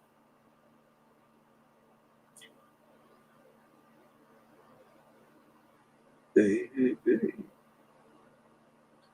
everybody wanted that hat, man, that woolen hat. Everybody wanted that woolen hat. They could have made a killing by having those woolen hats back in the '80s. I don't know if it was available or not, but I know everybody at my school wanted that hat. The one that went over his face, right? And it was just, yeah. But I don't remember anybody wearing it. That's the thing. So I know everybody wanted it, but nobody was wearing it because they never they never put it out, right? Gee, I think it should be a lighter gray. Kind of like that. Yeah. Then you got the clouds, gray clouds.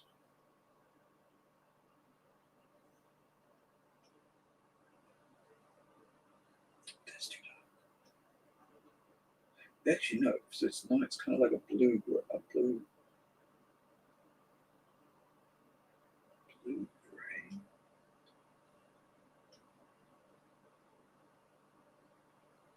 Dang it.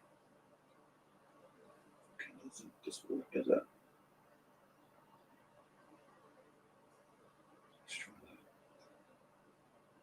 Hmm. Yeah, that feels like it's that. I'll leave it at that. Yeah, I'll leave it at that. Look at this little freaking big-eared demon. Gimp. No, not a gimp. Goblin. Right? Goblin. Goblin.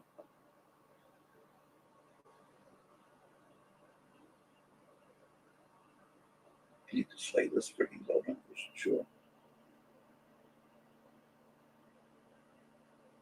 Hey, I got the wrong letter. I mean, the wrong side.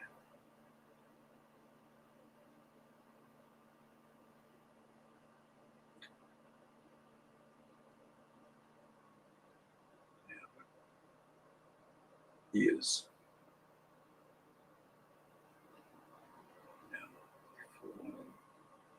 do a color drop.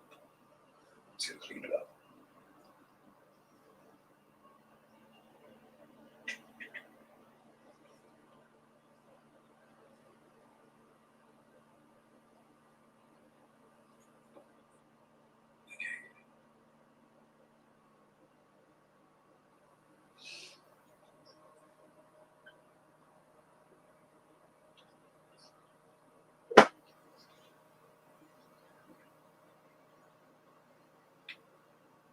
shall we make you? What color is he? He's dark red. He's dark red. Oh, there we go. Let's work with that color. Kind of a purple. No, sorry, burgundy blood.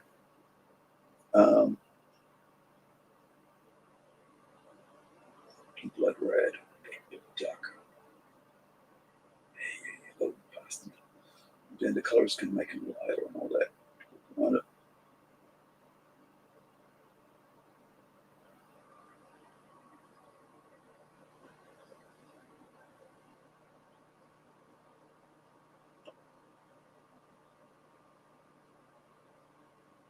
His hand.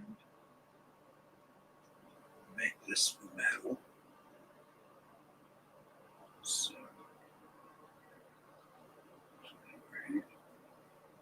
kind of want this whip to be a weird offset color. Like gray blue.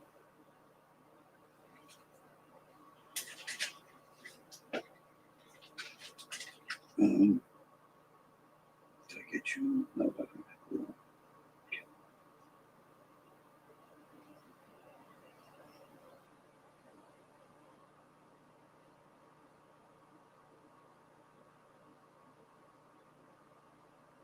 Did that give him like this beat? This freaking orange, yellow lines. Did you try? Yeah, let's go with that. A bit more pale.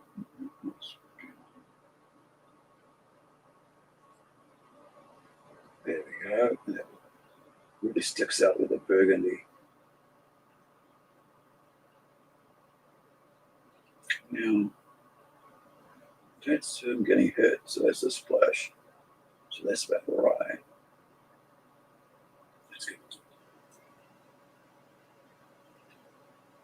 Try gold or bronze. Looking silver. Bronze.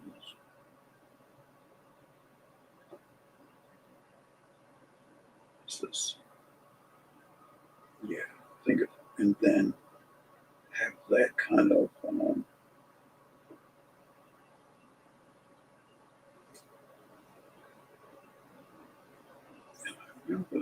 yeah, there it is. That's where I get the freaking annoying where it's not joined. So because it's not joined,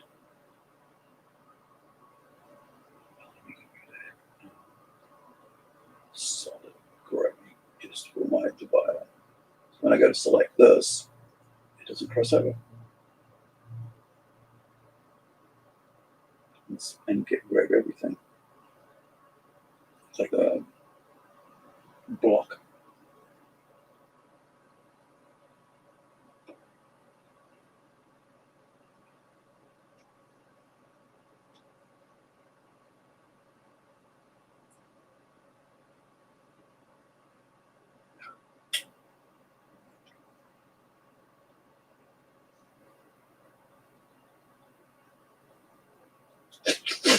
Excuse me.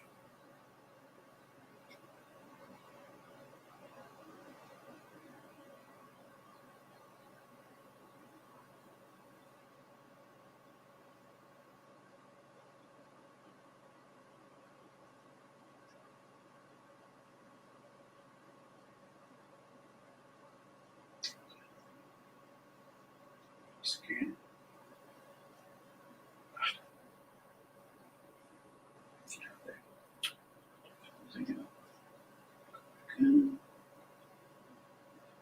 There we go.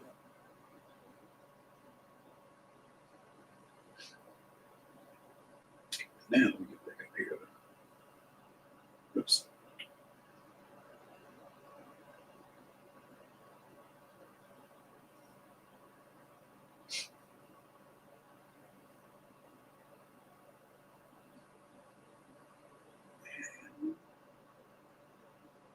Plus, yep.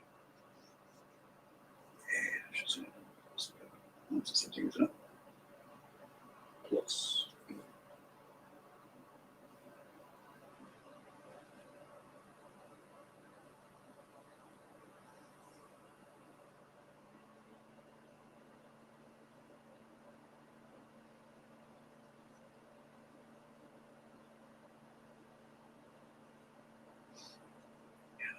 leather or metal is what I'm trying to figure out. If I go brown, it's leather. If I go gray, it's metal.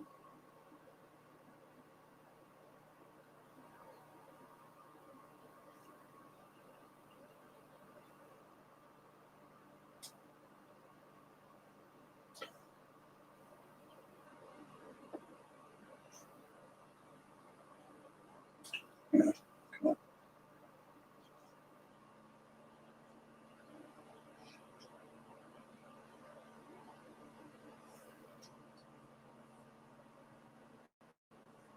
Just there with this freaking panel. All these sculpted letter, steel sculptures, these and these two freaking soles on there. We should just pop this and let's see where we go with yeah,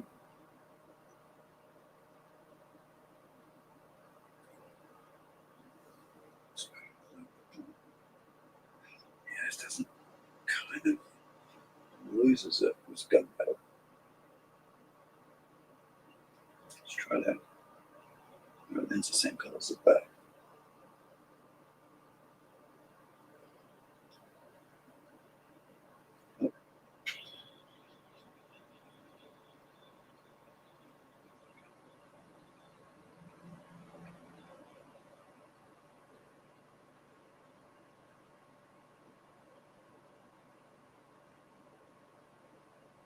What if I make it it's out of people's skin?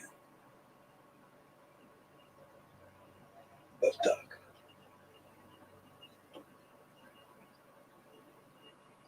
Let's try that. Still doesn't work.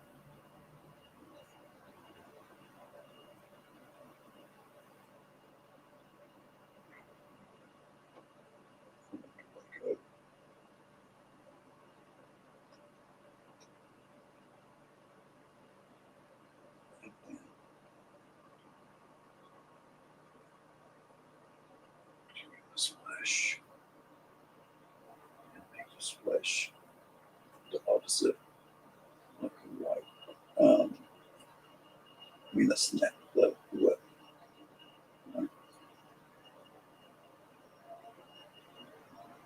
Because that's going to be behind it, so there's something to be here, so that's going to be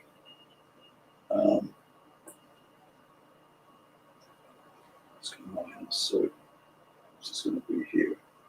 Right?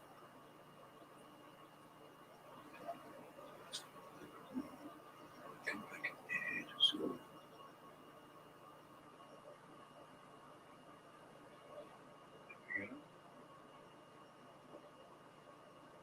yeah.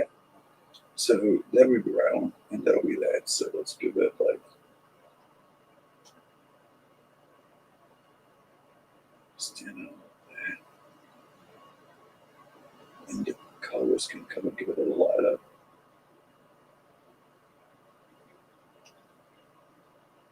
Yeah. And I come across.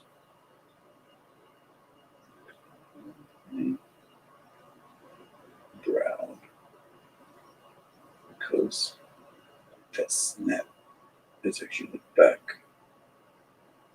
like the head is in the back, not in the front, so it shouldn't be, you know,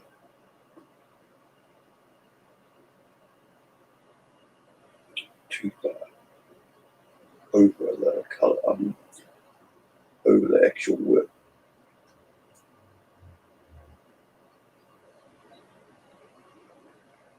Just too bit of freaking got this little bit.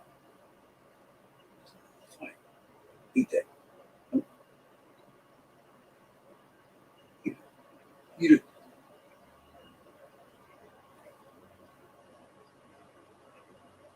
Okay. And another one there. And down.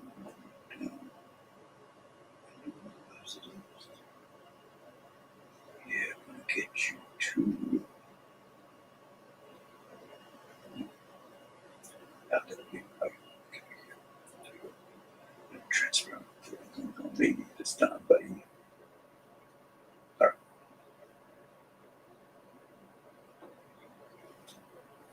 And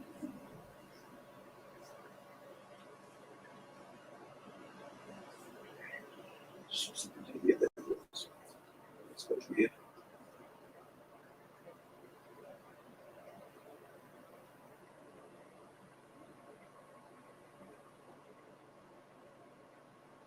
Okay. Okay. I feel like I need to. I feel like I need to do this freaking school.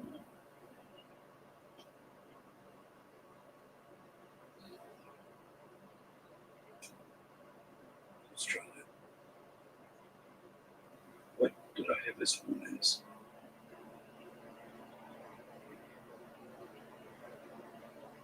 Let's try to select. Chapter 2 last.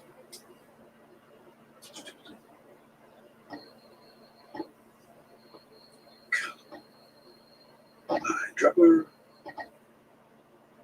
Pop over. There we go. And I don't want my teeth to be gray. I ain't gonna put some light on it. So let's do that.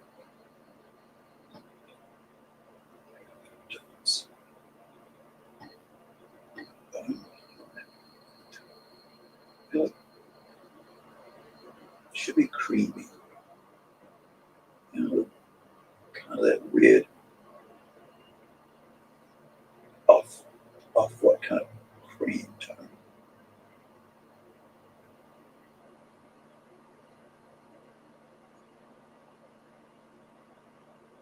That's too cute.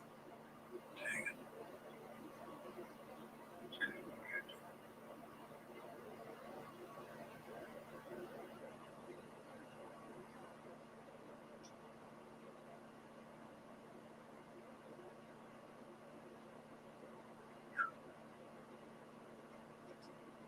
Yeah, and then we put the light over the top of it, light tones over the top of it to make it stand out. It won't be so yellow. Kind of feel like it should be more decayed. But that's, I mean, I'm just doing the flatting, so it doesn't really have to be too detailed here, color wise. And I'm just do the thing here. And it's fixed. Just like that. Except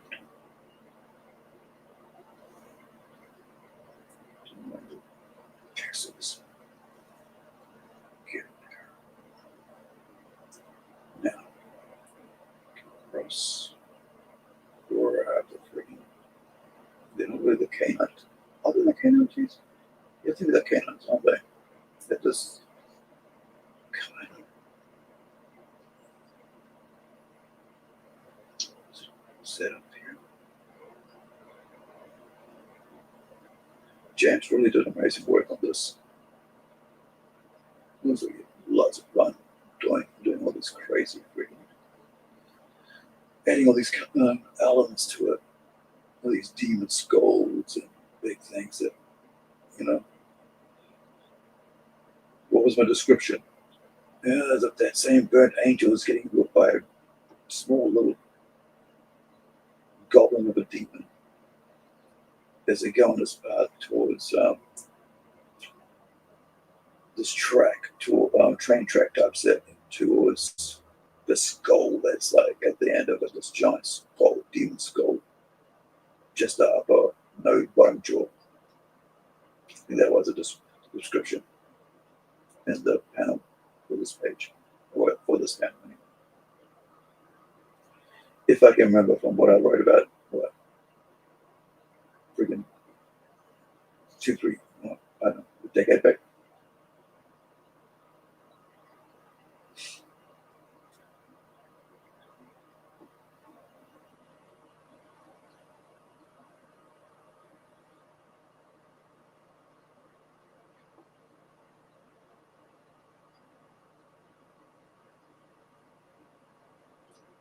Okay, where are we? So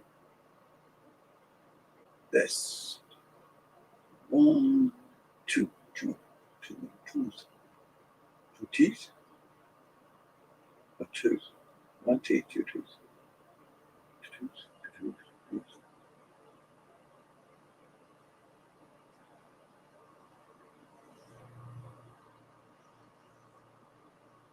So I think I'm halfway through color flatting this entire first issue. There is like an 11-page original pages that we did like this back for like 2011, 2012 that I've added to this comic. And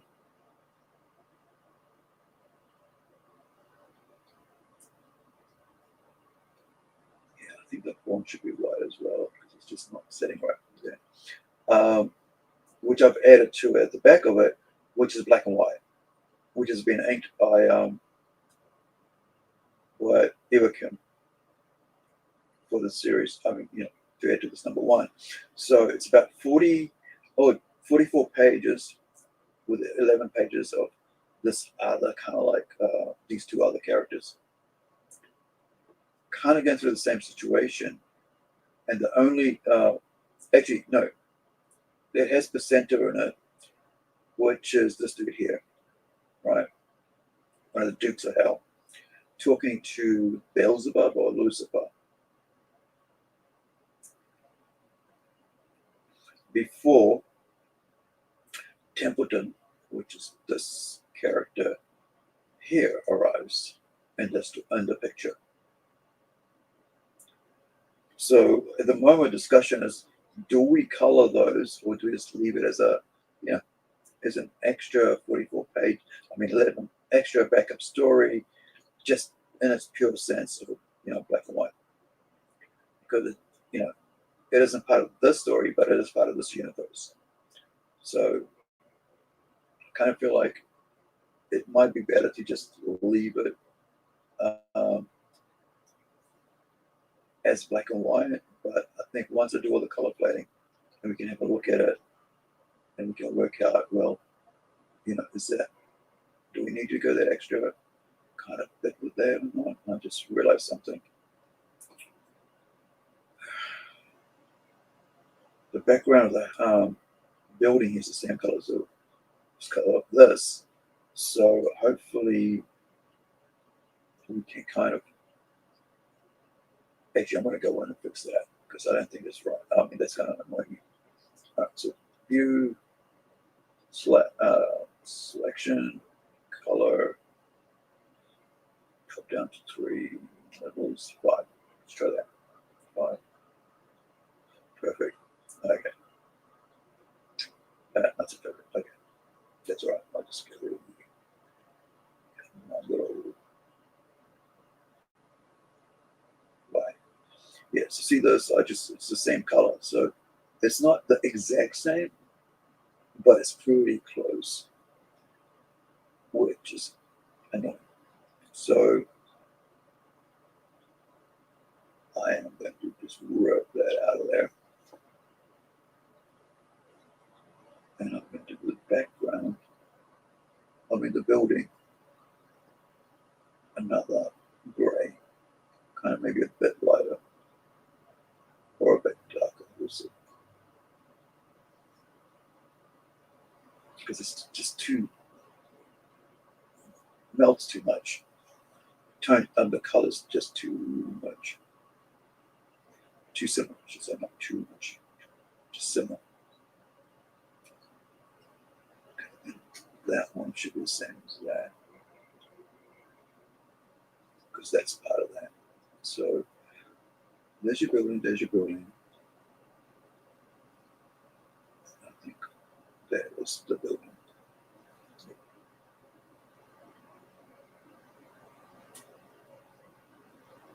There's your building outside your window. All right. So that's tone, right? Okay. Let's try that. A bit better? Should we go the other way? Saturday.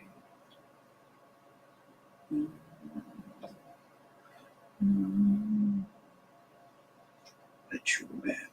It's midnight. That's better. Yeah. Then, which one's going to change that around? Change it around. Okay, I'll see. let you get away. Right. Now, if you're there, let's try this with you. Nope. Let's try this with you.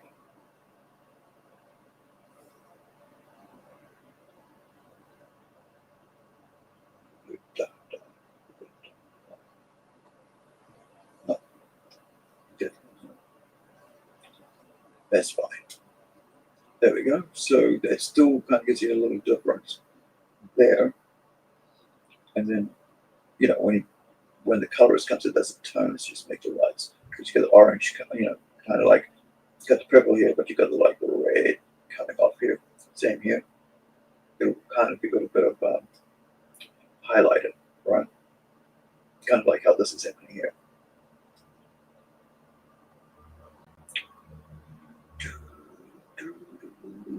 Start this skull and see what's happening with the skull. We can do anything somehow. I kind of feel like it's too. God, it must be something out. Yeah, that yellow. Am I going back to the same way I did before? Let's go back. Great.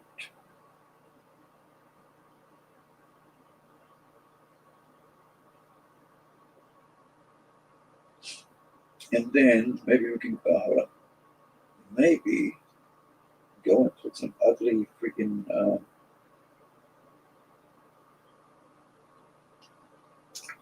grungy, so like something.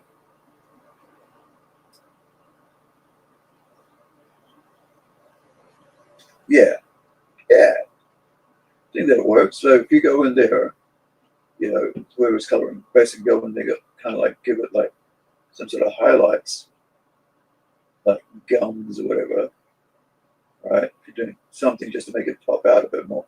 So the color isn't there because, you know, he's still got some freaking meat on his bones, as you can say, like here on skulls, right? And I'm just, this is the guess, but, you know, you can just go a lot thinner and you can end up making it really pop.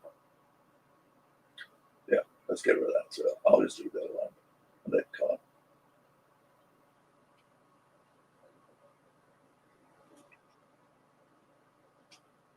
Right. Then, of course, we have these freaking. I want to finish this panel. So we have these little angels. Not angels. Souls. Souls of Black. You guys ever heard Testament? I mentioned the other day that they deserve to be in the Big Four instead of Anthrax. I stand by that. That's the wrong color there. That should be that. Then bring it there. And they're the reason I mentioned that is because I just said Souls of Black. Souls of Black is one of their songs, one of their hit songs actually. Souls of Black. Gee, in case you guys haven't heard that, let me put that on while I mouse. Where you mouse. Yeah. Save.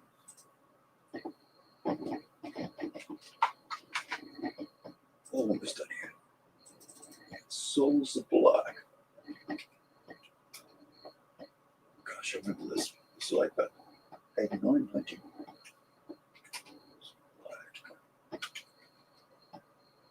Testament. Here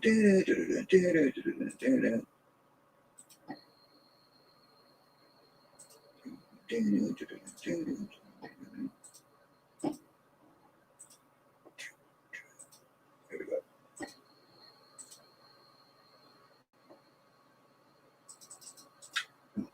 91, 92, 90. Look at that. They deserve to be, right? They deserve to be in the Big Four.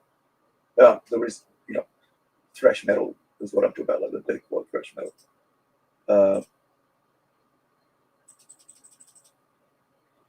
screen's tapping everything. Well, sorry. That should be all right. Yeah, so I think it's American Detroit band or something like that. It's thrash metal, and one of the best. Very, very good. Very talented.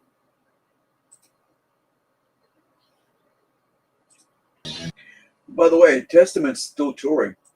They were recently they were in Australia. It was just last year. Yeah, I've been a fan for 35 years. Actually, longer than that. Must have been like 88. 89 maybe when I first heard them. Yeah, check out the channel. Very talented. I mean, very skilled.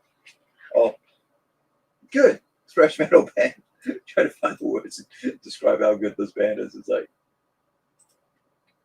it's good. I mean, you just hit this. Just one of the little freaking verses from them.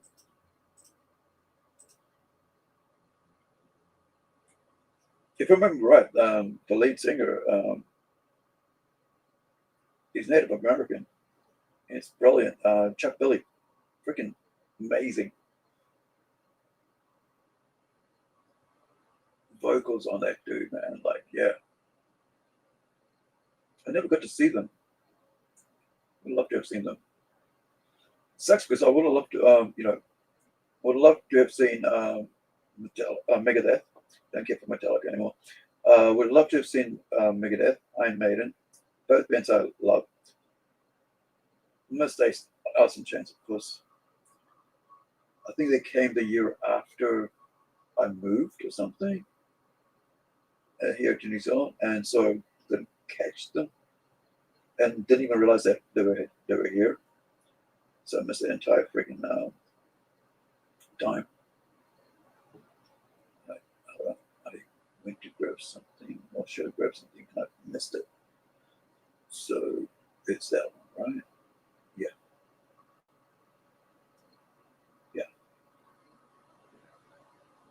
Just notice that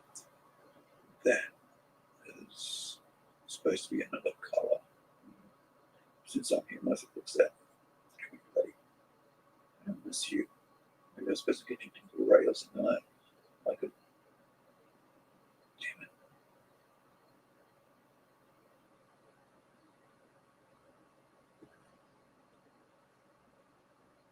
Right, so that's a tie there.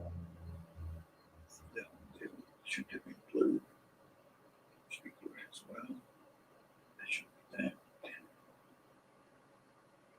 Right, there we go.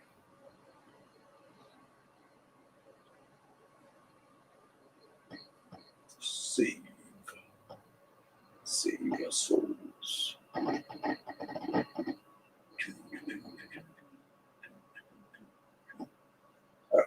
back to this one. Get my color. Drop my color.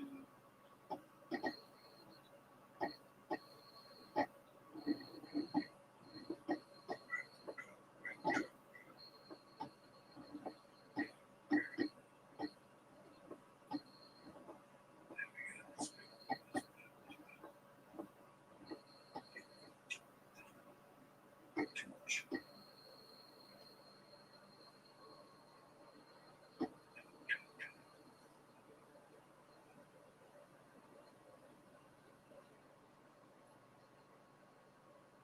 That's it. That's right.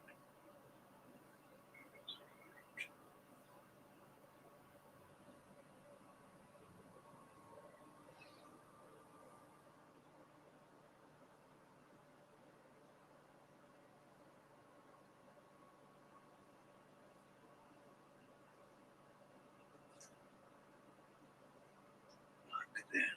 Souls. Souls black.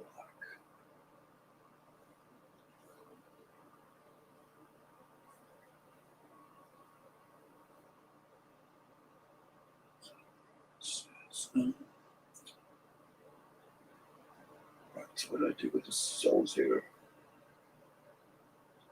That's right, they stay the same color all through. Right. Just thinking if I if she changes here or not. Yes, that's a he. He's a he too. So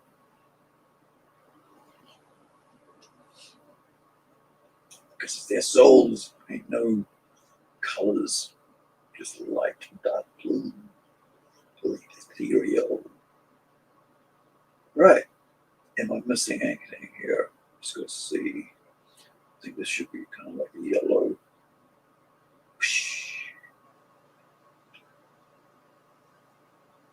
Did I actually have like words on here? Let me just see. For that slam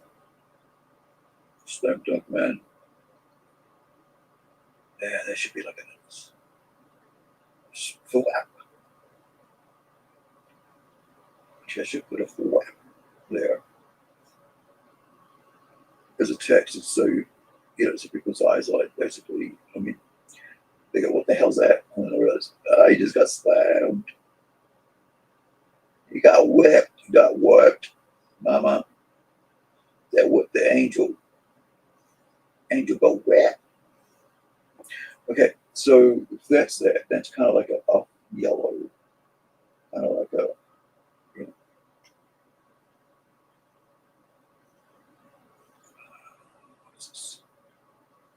let's sticks out, but doesn't stick out too much. Let's go with that and then come back. That. Let's see if that. Yeah, there we go. Then the colorist then come in and go do some lighter highlights. Yeah. And this shouldn't be there. That should be this. Just like that. Yeah, that makes sense. Okay, so let's talk about the flap, right? The flap. So the flap is this. So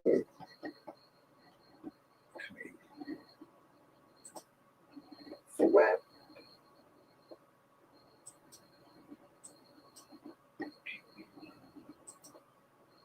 I just almost thought of another song. My cheese, my cherry pie. Make a blind man cry. Cherry pie. There you go. Wow.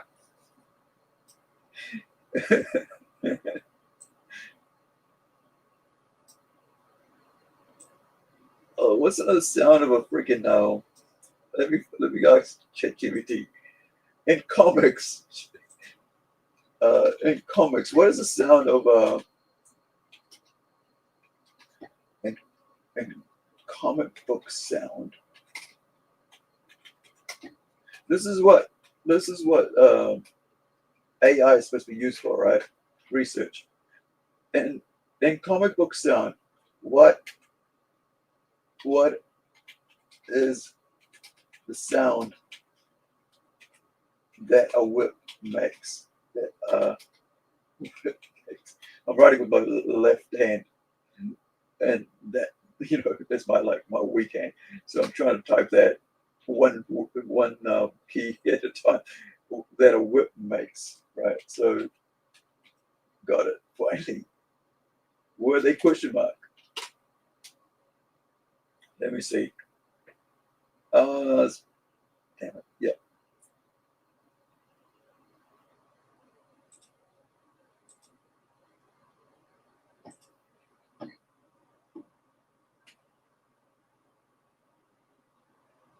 Is it? Oh, it's a crack, isn't it? It's a crack. Crack. Crack.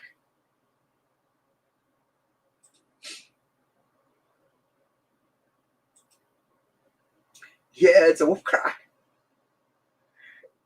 Yeah, it's a wolf crack. You know that? It's a wolf crack. Check this out. So, yeah, ChatGPT is kind of the only thing I use for AI because it helps me with our research. And especially when when you go to Google and you look for images, all that shit, it's just AI images. So I get out of my way to stay away from that crap. So I always go photos. photos. Give me photos. You want AI help? No. Do not give me AI generated thing. So yeah, so crack, whoop crack, or thwack, or swish crack, or snap, or swoosh for the wind up. Right? Actually, that's pretty cool. It's like you go swag, crack.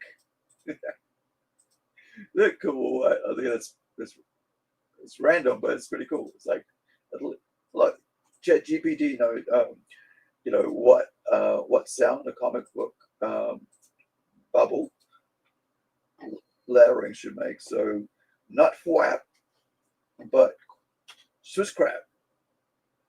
So I have to go and create that now.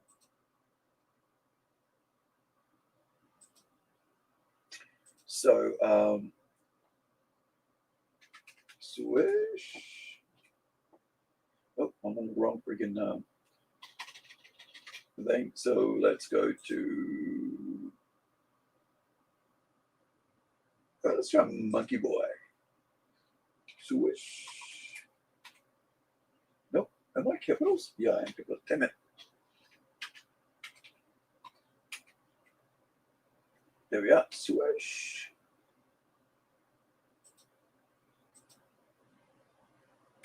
Double L, double S. Exclamation is the wrong place.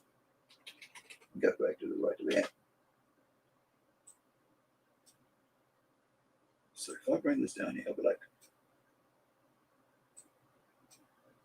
if I do that, I can go there, copy, duplicate, bring it down, command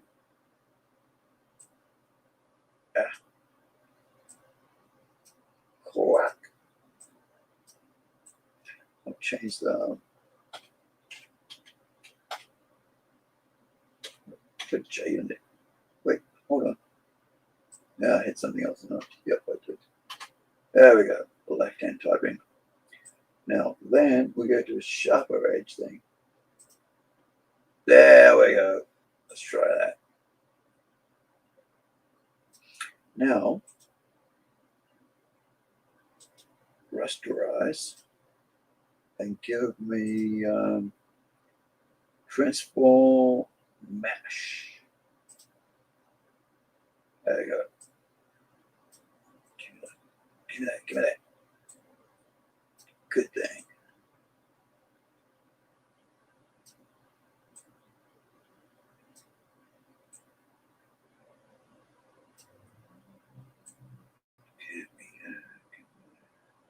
Trying to figure out where this one. Give me that. Give me that.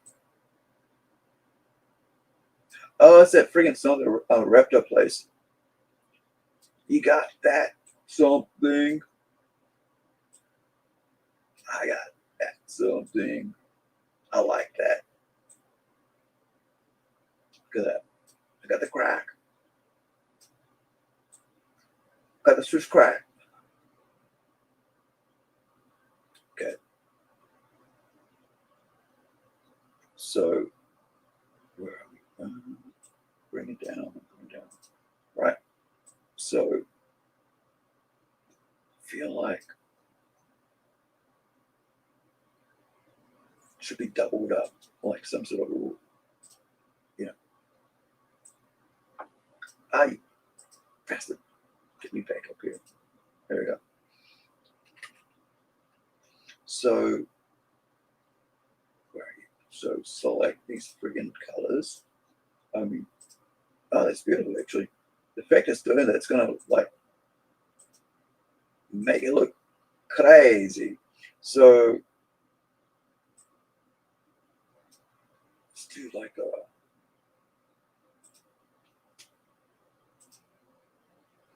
actually black would actually upset it. You shove that on top.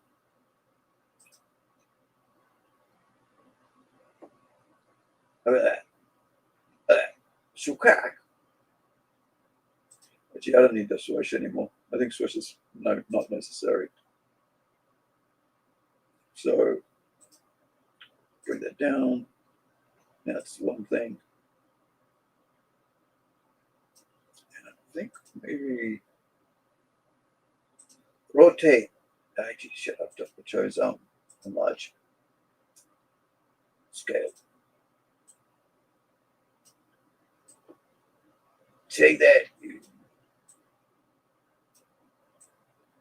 Let's make it really large so you can really, actually, I don't want to hide the back of that word.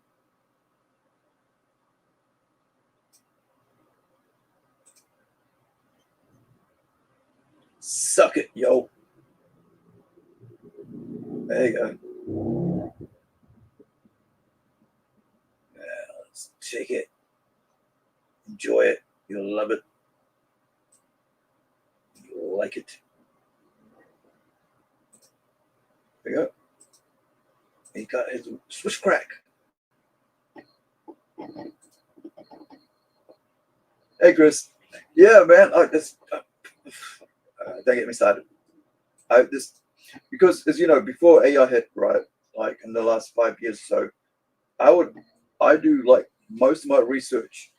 Like whenever I go, check this out. So at the moment, I'm working on a script for issue 2, and I still need to finish issue 1 because like I've just put, I've noticed there's like 5, 6, 2, 3 pages of just where I just want like art, and then I'll go and go, this happened, this happened, this happened.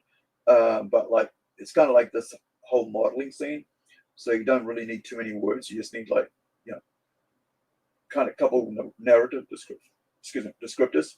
But that's for issue 1. So for issue 2, when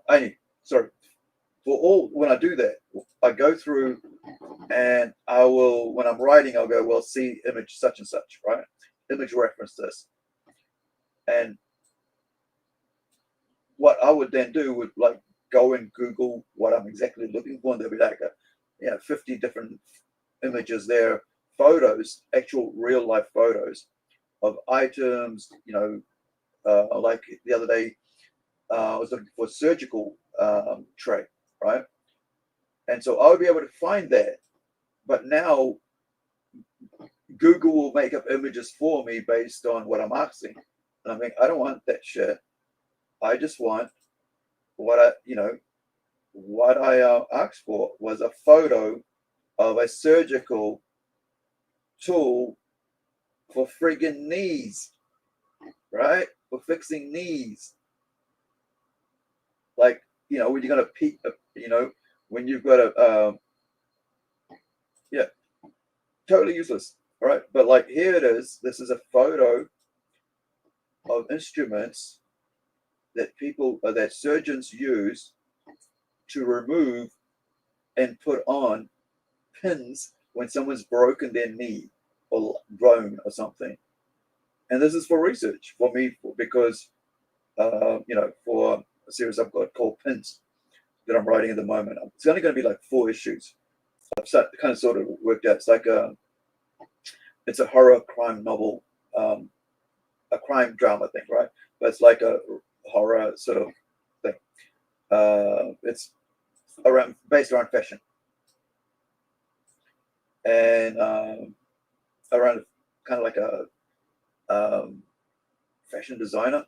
And no, it's not that friggin' fashion beast thing from Alan Moore. It's got nothing to do with that at all. It was not even inspired by it. It's like inspired by this horrible dream I had. like about 50% of what I write. But yeah, so I wanted this, but it was like I had to like really hunt for it because of all the other crap there. And the other thing is like when I go in, because I'm looking at stuff like this, right? So they will now try to make up an image like this, rather than just giving me a photo that that a doctor or what is called surgeons put up, or someone's put up their own photo online to say, hey, this is what's happened to me. This is what it looks like now. And so I'm basically using it for brief. If I'm creating what just happened there? Open. That's right. I forgot to press open. I went to import. What's there? So like this looking for like now this isn't generated by AI. This is actually a photo of someone's leg that that is done. But AI, AI will come in and try to make it look a robot and shit, or like really blur the crap out of it. And I'm like, I don't want a mangled looking image. I want a photo, because then my artist will look at that and go, oh, that's actually a real thing that they can work off, not some sort of imaginative thing that AI's put together for them to work out what works and what doesn't work. It's like it's trying to remake reality, and it's like, yeah, that's not what AI should be for. AI should be there to help you with research, with making people's lives better, finding answers to all the knowledge that's in the world, that's been out there for centuries, and from there accumulating an answer to formulate, results that could help people. But yeah, it's not being used that way. It's been used to cheapen, and I guess in a sense you could say, well, you're using it to be lazy as well, but I'm using it to advance what I'm doing. So it's not actually, being lazy about it. It's like, actually, here's information we can use to better create what we're doing, not take what's already created and use that in another way. No,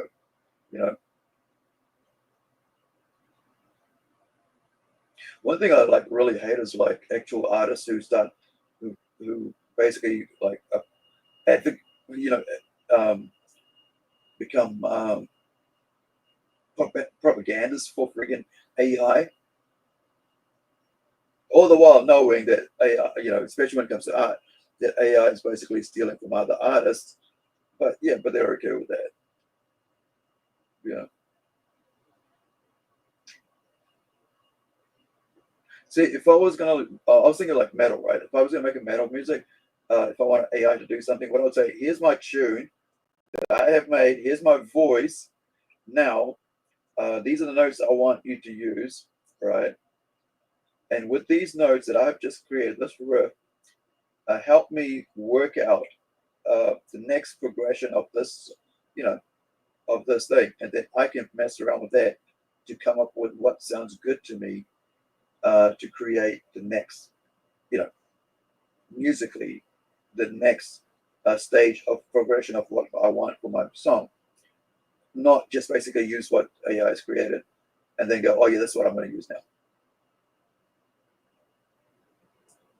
Because what AI shows you is basically, all the things that have been released that by other people, and not let that, unless you choose to, does not let you come up with anything new. And I'm, like I've said before, I'm very jealous about ownership of my work. So I don't want to give anybody any reason to say, well, that's, you use this, you use that.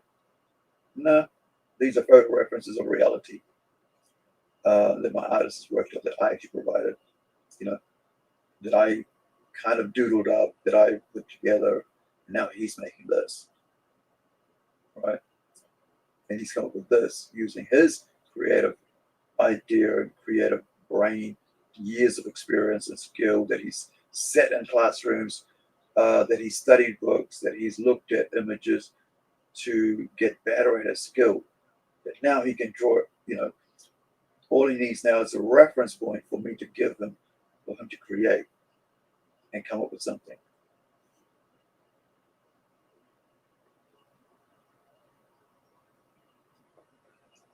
Instead of making us better, I think providing us answers, in the sense of like when it comes to art and music, AI has basically made us lazy to create ourselves. I think, anyway, that's my opinion.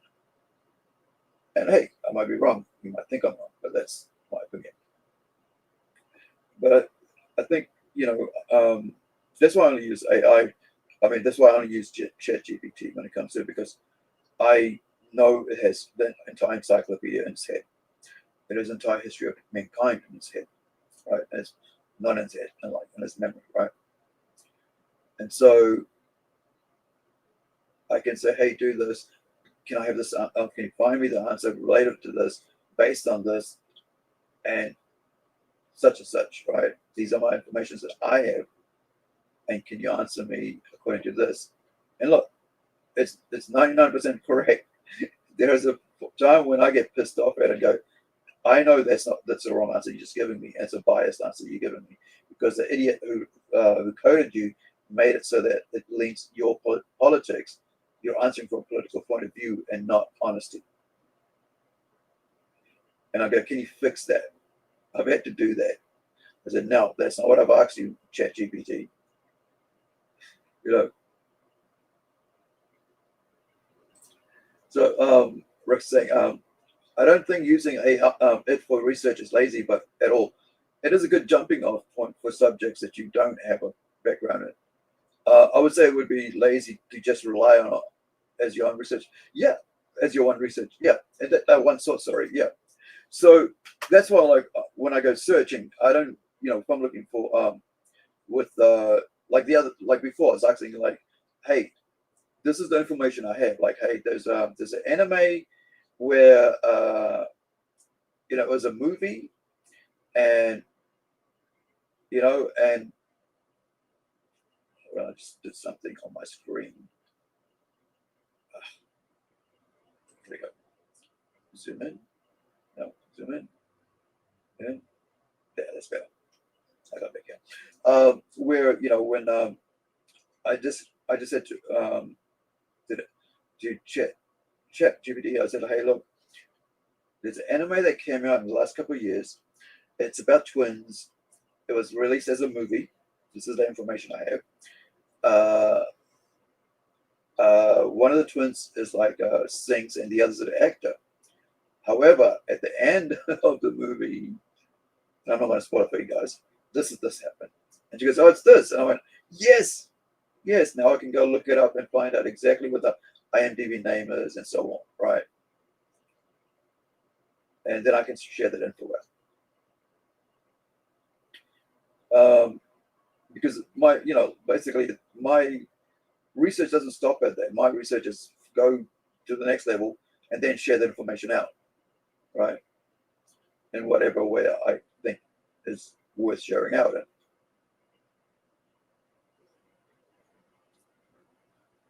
Because the more knowledge, the better for us as a society. And in a way, more current knowledge, the better for us as a society. A lot of people live in the past. And, that's their defenses of, they did this in the past, so I'm allowed to do this in the past. Talk about this in the past. Well, talk about what's in the now as well. Balance it out.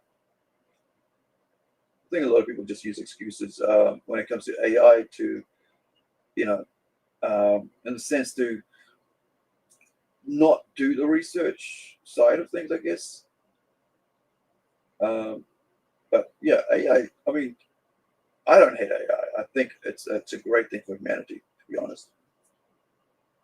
I think if used, really well, there's some amazing stuff AI has done, has been able to come up with because of the knowledge bank that one single human being cannot hold in their head, right? Because of that, because AI it's able to provide us with so much answers in a way that a single human being can't, or even 100 human beings can't, because our brains, aren't able to hold that much information.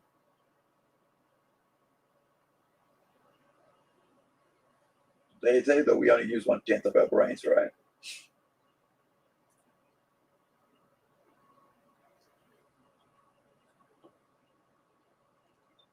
So which means that AI basically holds all 10, all 100% of it. And so doing, it's able to answer us,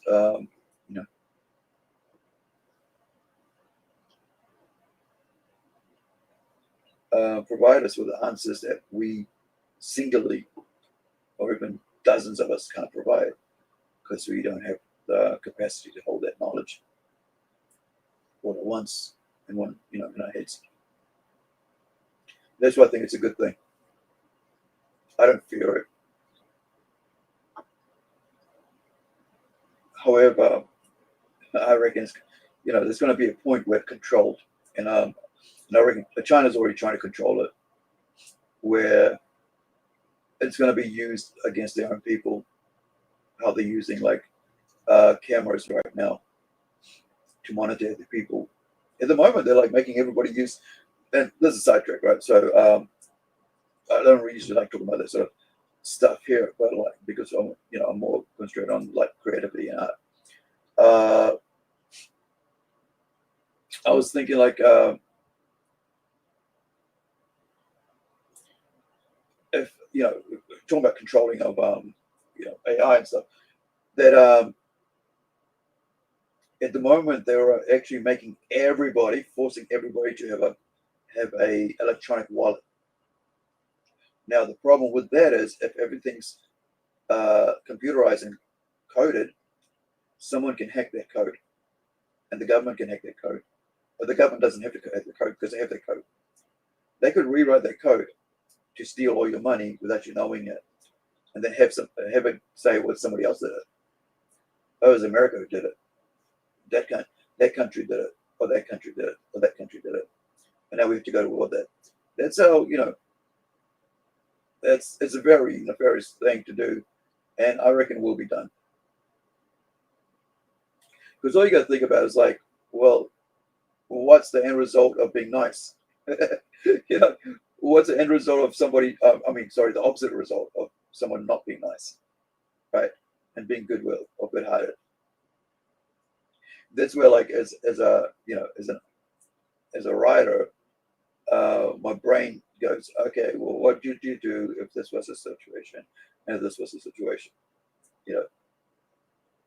And it doesn't take long to go, well, you could do this. You could do this. Well, what if you had an AI that you program to only tell people one way, but you do it very slowly, right? But really slowly. So every week you change something because people are busy, and I won't say people are lazy. I would say people are mostly adults are very busy, right? Parents overly busy because work, cook, kids do after school events, work, laundry, whatever, and so on and so on and so on. And so with, I just realized I did something wrong there, which is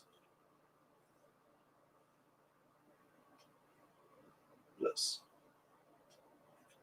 right? So because, and the more busy you are, the less time you have to research and educate yourself. And if you're always busy, busy, busy, you don't have time to stop and think.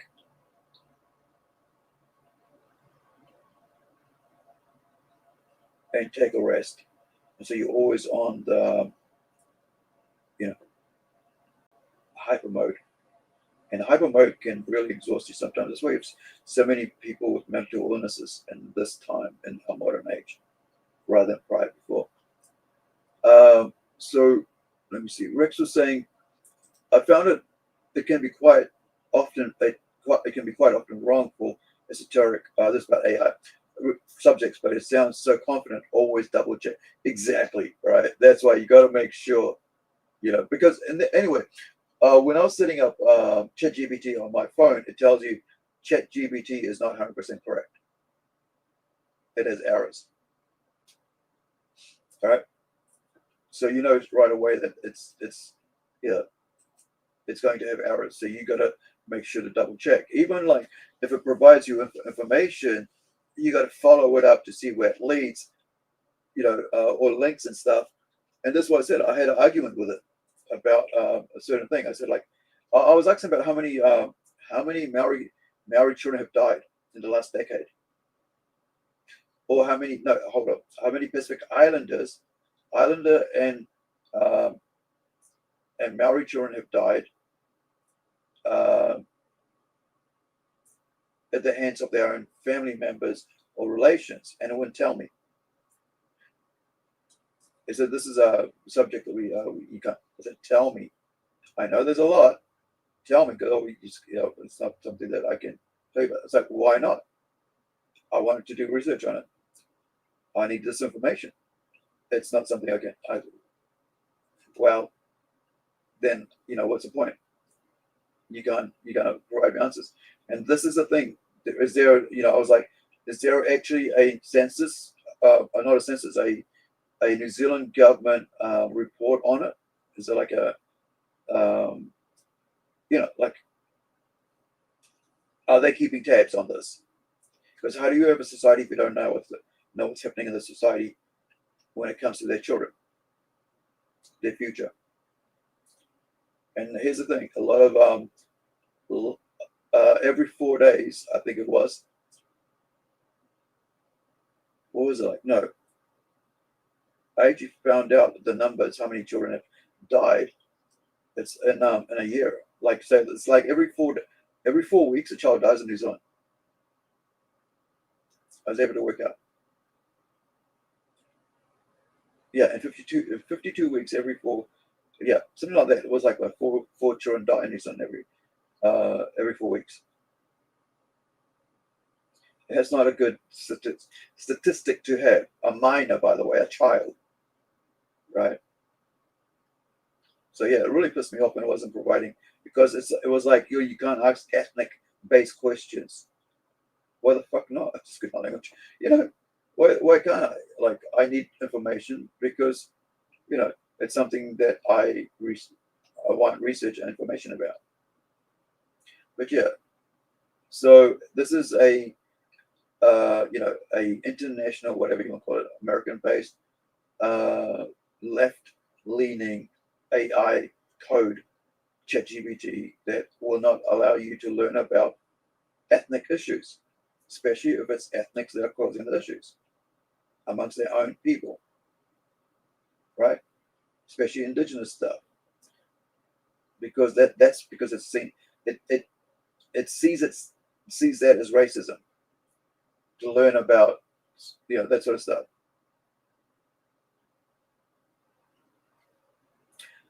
So Rex says, have you seen that thing where two AI talk to each other over the phone? They have their own language. Pretty crazy. I forgot what it was called. Yeah, did they want to kill us in the end? Did they decide that we were going to be wiped out? That it's the best thing that humans would be wiped out. So if you read Philip K. Dick, he really went out there with AI and androids and robots, and I love him for that. He's one of my favorite. He's my number one writer when it comes to novels and stuff and sci-fi. Yep, I heard about Grok, right? So might be a little more forthcoming on sensitive topics. I'll look into that when I need to do research on that. Thank you for that. But I haven't. Yeah, there was somebody that said something about Grok has found out that using Grok, they found out that and I think it was a Chinese researcher, that 150 million people died in China during COVID. Right? So to a point where now there's towns and villages that are totally empty. Like nobody there. They're gone. And people are going around to these towns going, where are all the people going? And these are Chinese people doing that. Where are all the people going? Because so, but Grok was able to answer that question. All right, how many people died in China due to COVID?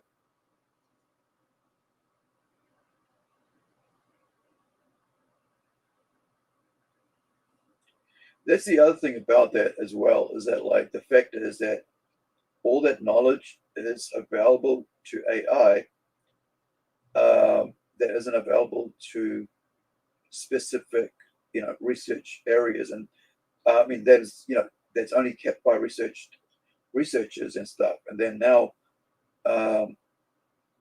it's now available to us, and I think it's a good thing.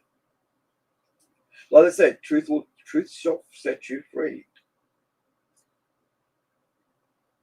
However, not all truth should be known, right?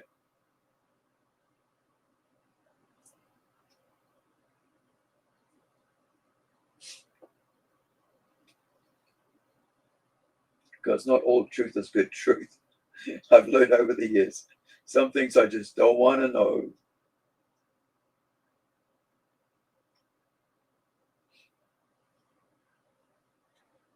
Okay, where are we? So the booms, the frame, the soul container frames.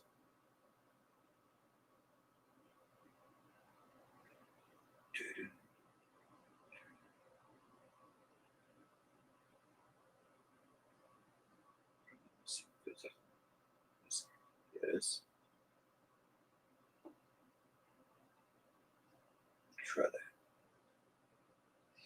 There you are. Okay.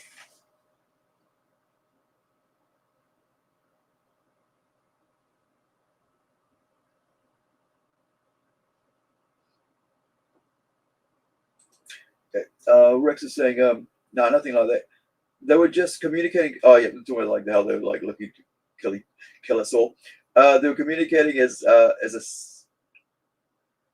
communicating a sales order, but they changed from English to gibbering when they realized they were speaking to another AI. Shit.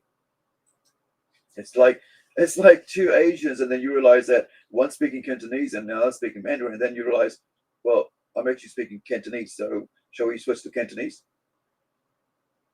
Or shall we switch to Mandarin? Right.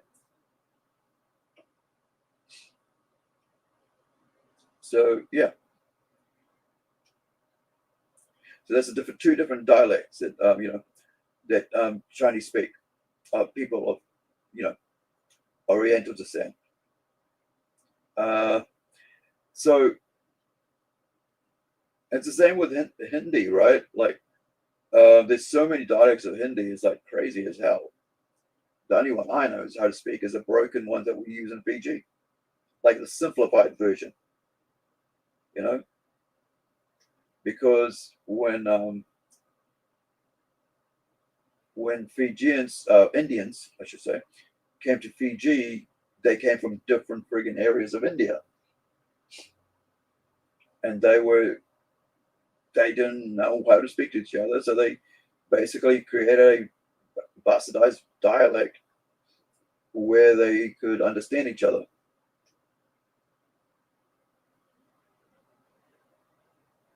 And so they were able to communicate. Otherwise,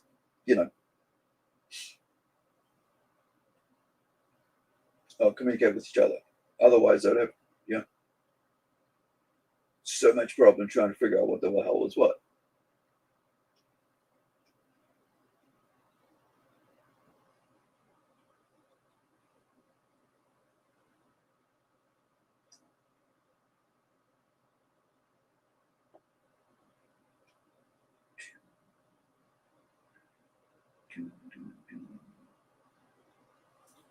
Yeah, that sounds sketchy. Some Saturday. Oops.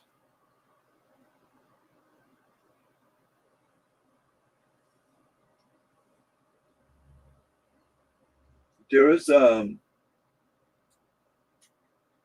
can't remember the name of the novel, but Philip K. Dick wrote a book about a a um, a AI, a robot, whatever, mainframe that controls entire planet, right? The food, the resources. So if you need something, everything is done, um, grown to specification to the amount that is needed.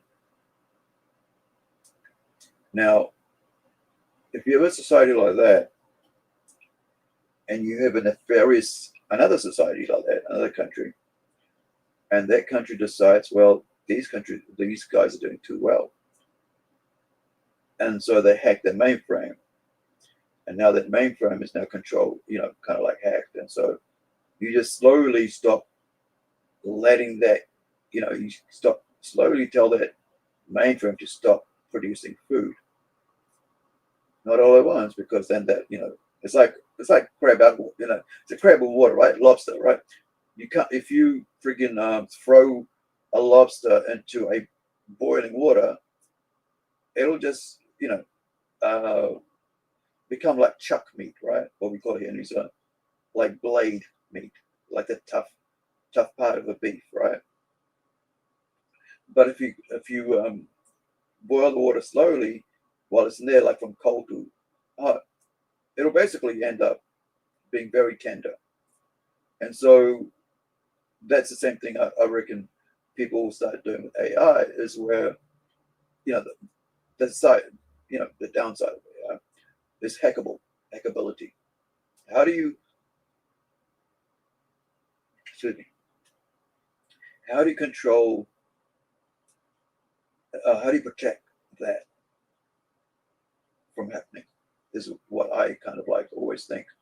Because like I said, as someone who's, intelligent enough to think about these things in the sense of what ifs, what if outcomes. But then again, like I said, it's above my pay grade, where it's not my kind of like, what is it called, wheelhouse to even worry about that, because there's other people already worrying about that.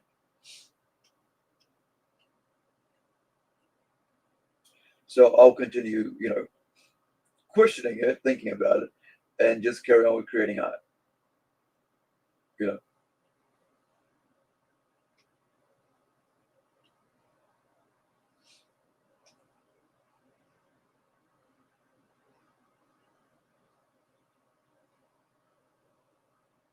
I was supposed to finish up earlier, about an hour ago.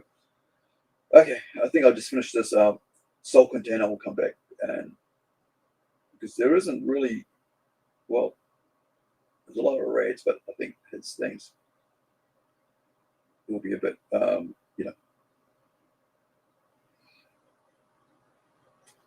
there's a bit of white on him and horns and so, and then also Templeton's got some colors going on that's, pale colors, and I've got to change the skins and all that.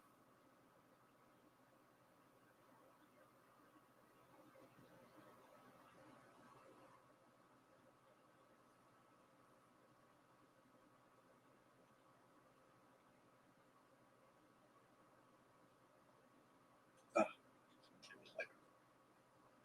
that's the wrong one.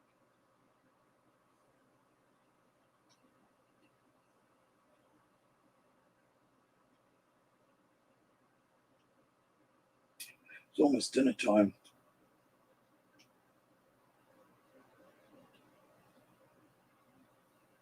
Okay.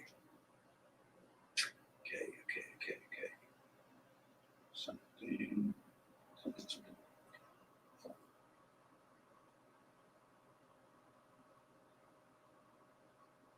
It's this blue that seems wrong here.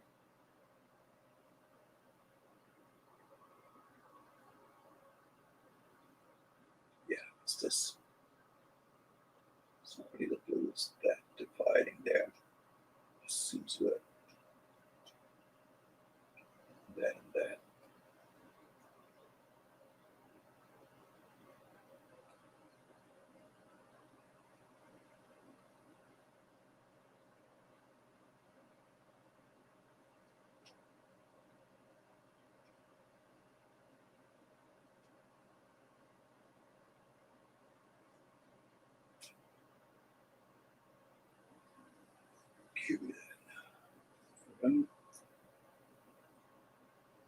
Keep thinking of Mortal Kombat 2. I really liked Mortal Kombat 1. So it's really well done. Get here, get up, get in here. Something like that. Can't remember now. Done it. so glad Carl Urban is in part of that. It's like I get to see Judge Dredd again. Well, Johnny, not so much Judge Dredd.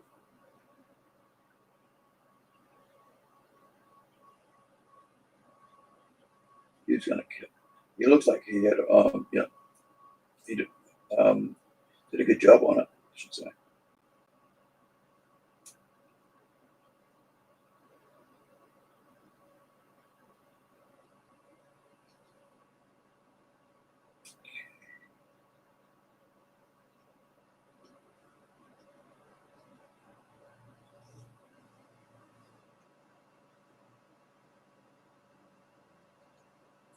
What else we got here?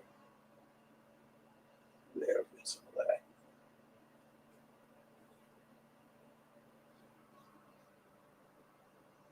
Dope. Got to me. Get out of there now. Like that.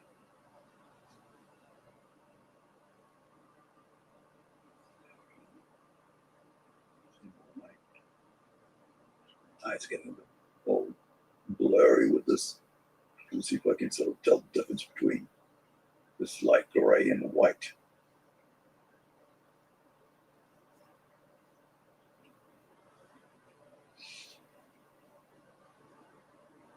Okay.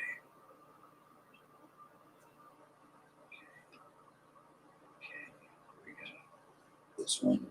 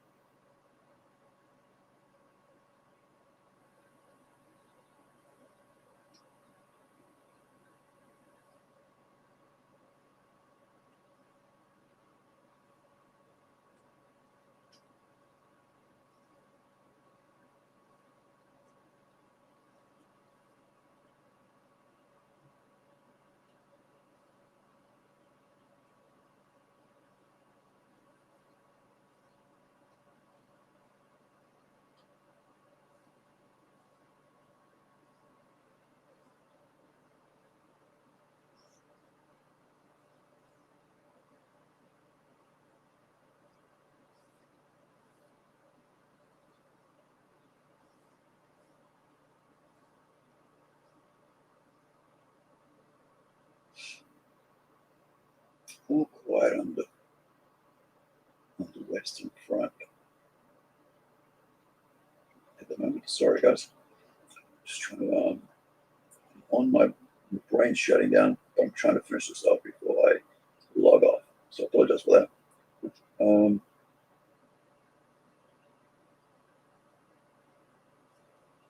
Almost done with the salt container here.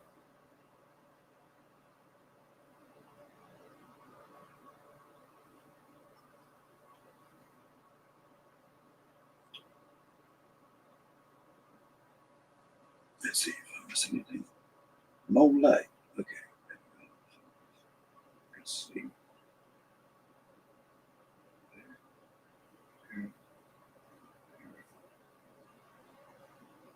Road track.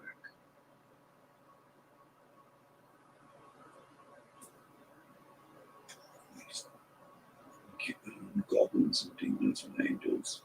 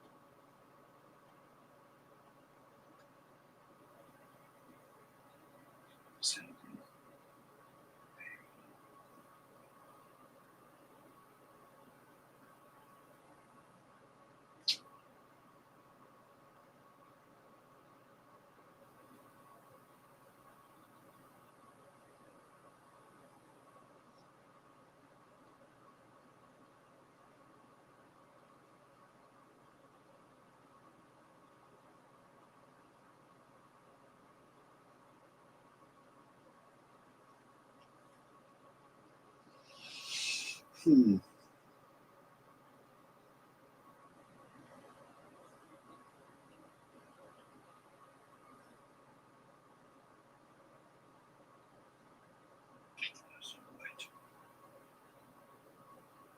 is right.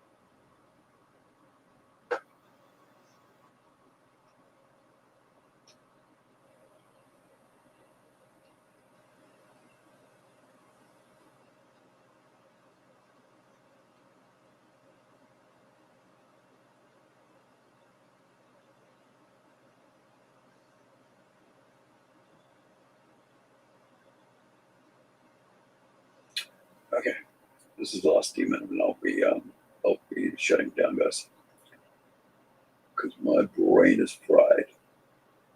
We've gone past my 4-hour limit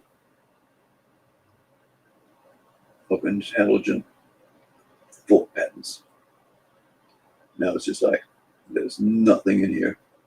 Well, the energy's all gone anyway. Sorry, I have a 4-hour limit in my mental capacity as a concussed, platinum winning concussed person.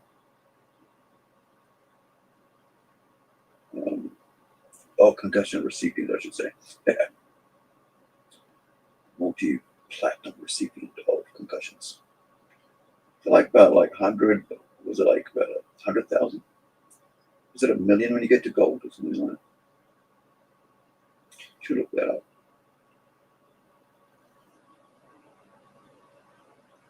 Red. No, this is going to be brilliant indeed. This clown is going to be brilliant indeed.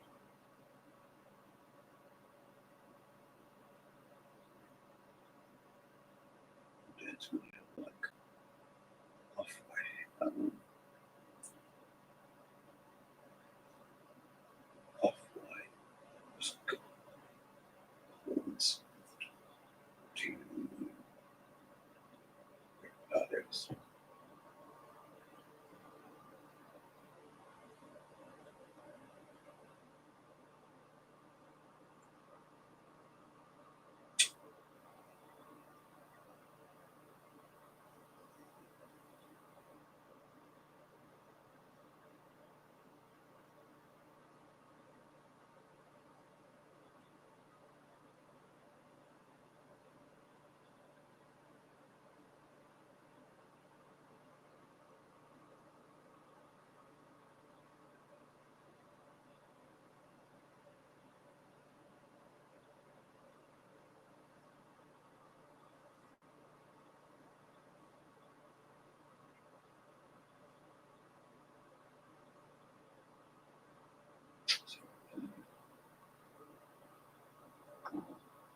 Just if you look at the size of comic book would be, is about just a bit smaller than that. So there,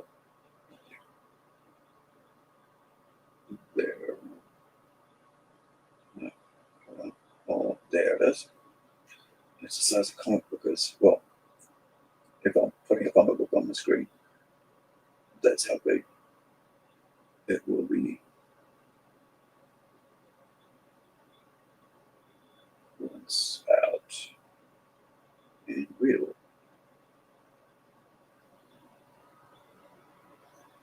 Okay, let's get you your ones colored.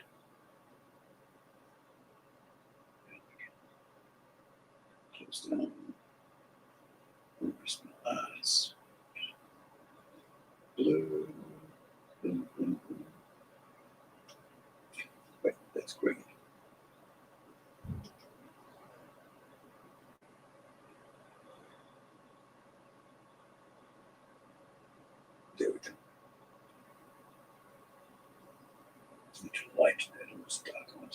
So yeah.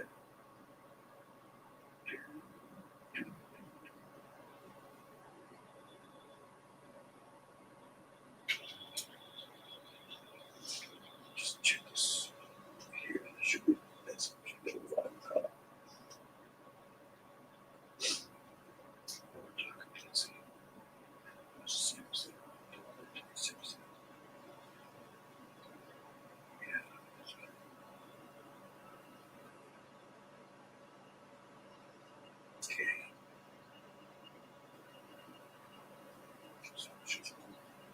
Let's see.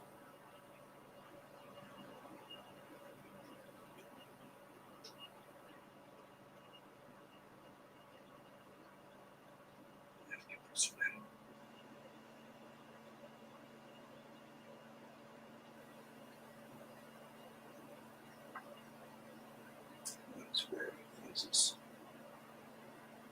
Is this still part of you? Is that your leg? It is like it's exactly the leg, yeah. So it's kind of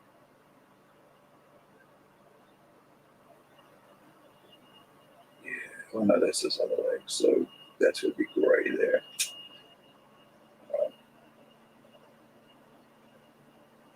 Minus be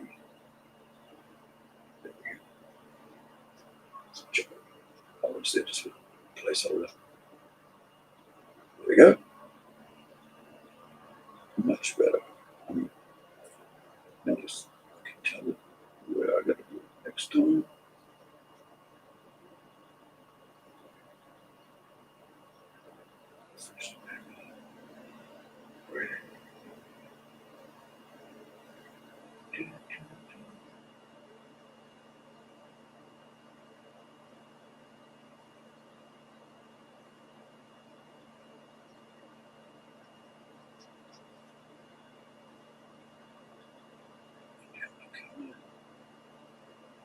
Red, yellow,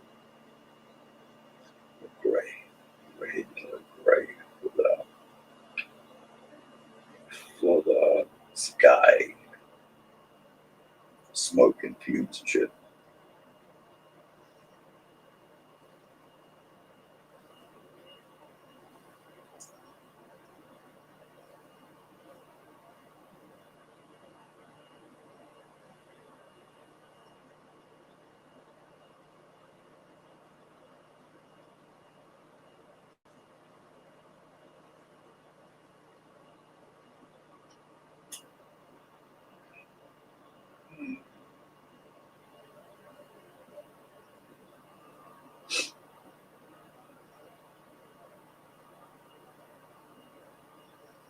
Demon who pisses gold.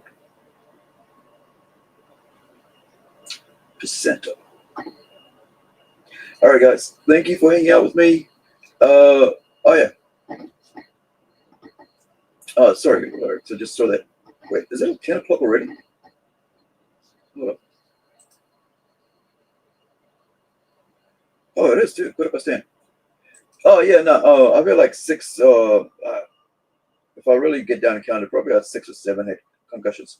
So I can only handle like about 4 hours of concentration, and that's after like a whole day of like doing absolutely nothing or just fiddling around, and then settling down to just do homework, and that's about when I can, when the brain thinks, yeah, I think we can handle this now, and then so yeah, it sucks. That's what like I think. Whenever I hear about people getting concussions, I kind of I hope that they take care of them, they manage their time well, because it's not it's not like what they call laughing matter, but it's like it's something very serious. I've had people like not know how to deal with it. They don't even know that their emotions are tied in, so they'll just like go nuts when they haven't realized it's just because they're in concussion. Your brain is gone past the exhaustion level, and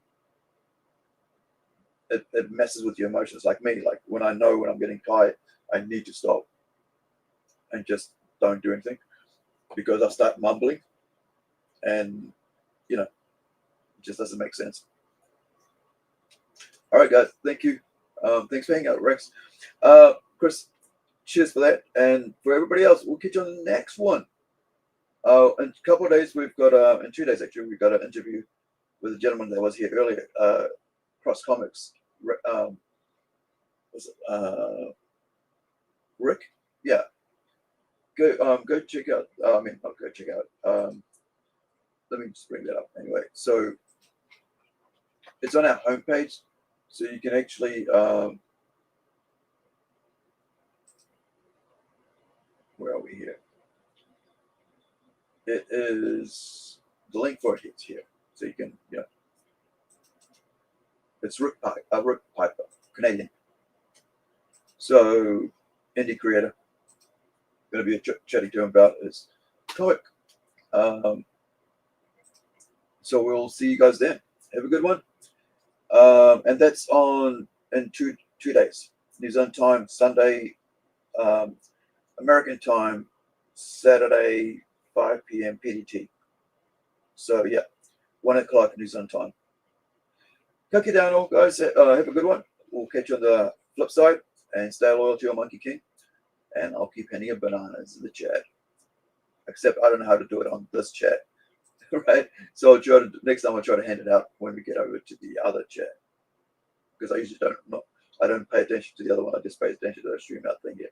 So have an awesome time, guys. We'll catch you on the flip side. Be well, be safe. And yeah, have a good week, night, day, month, year. Nope.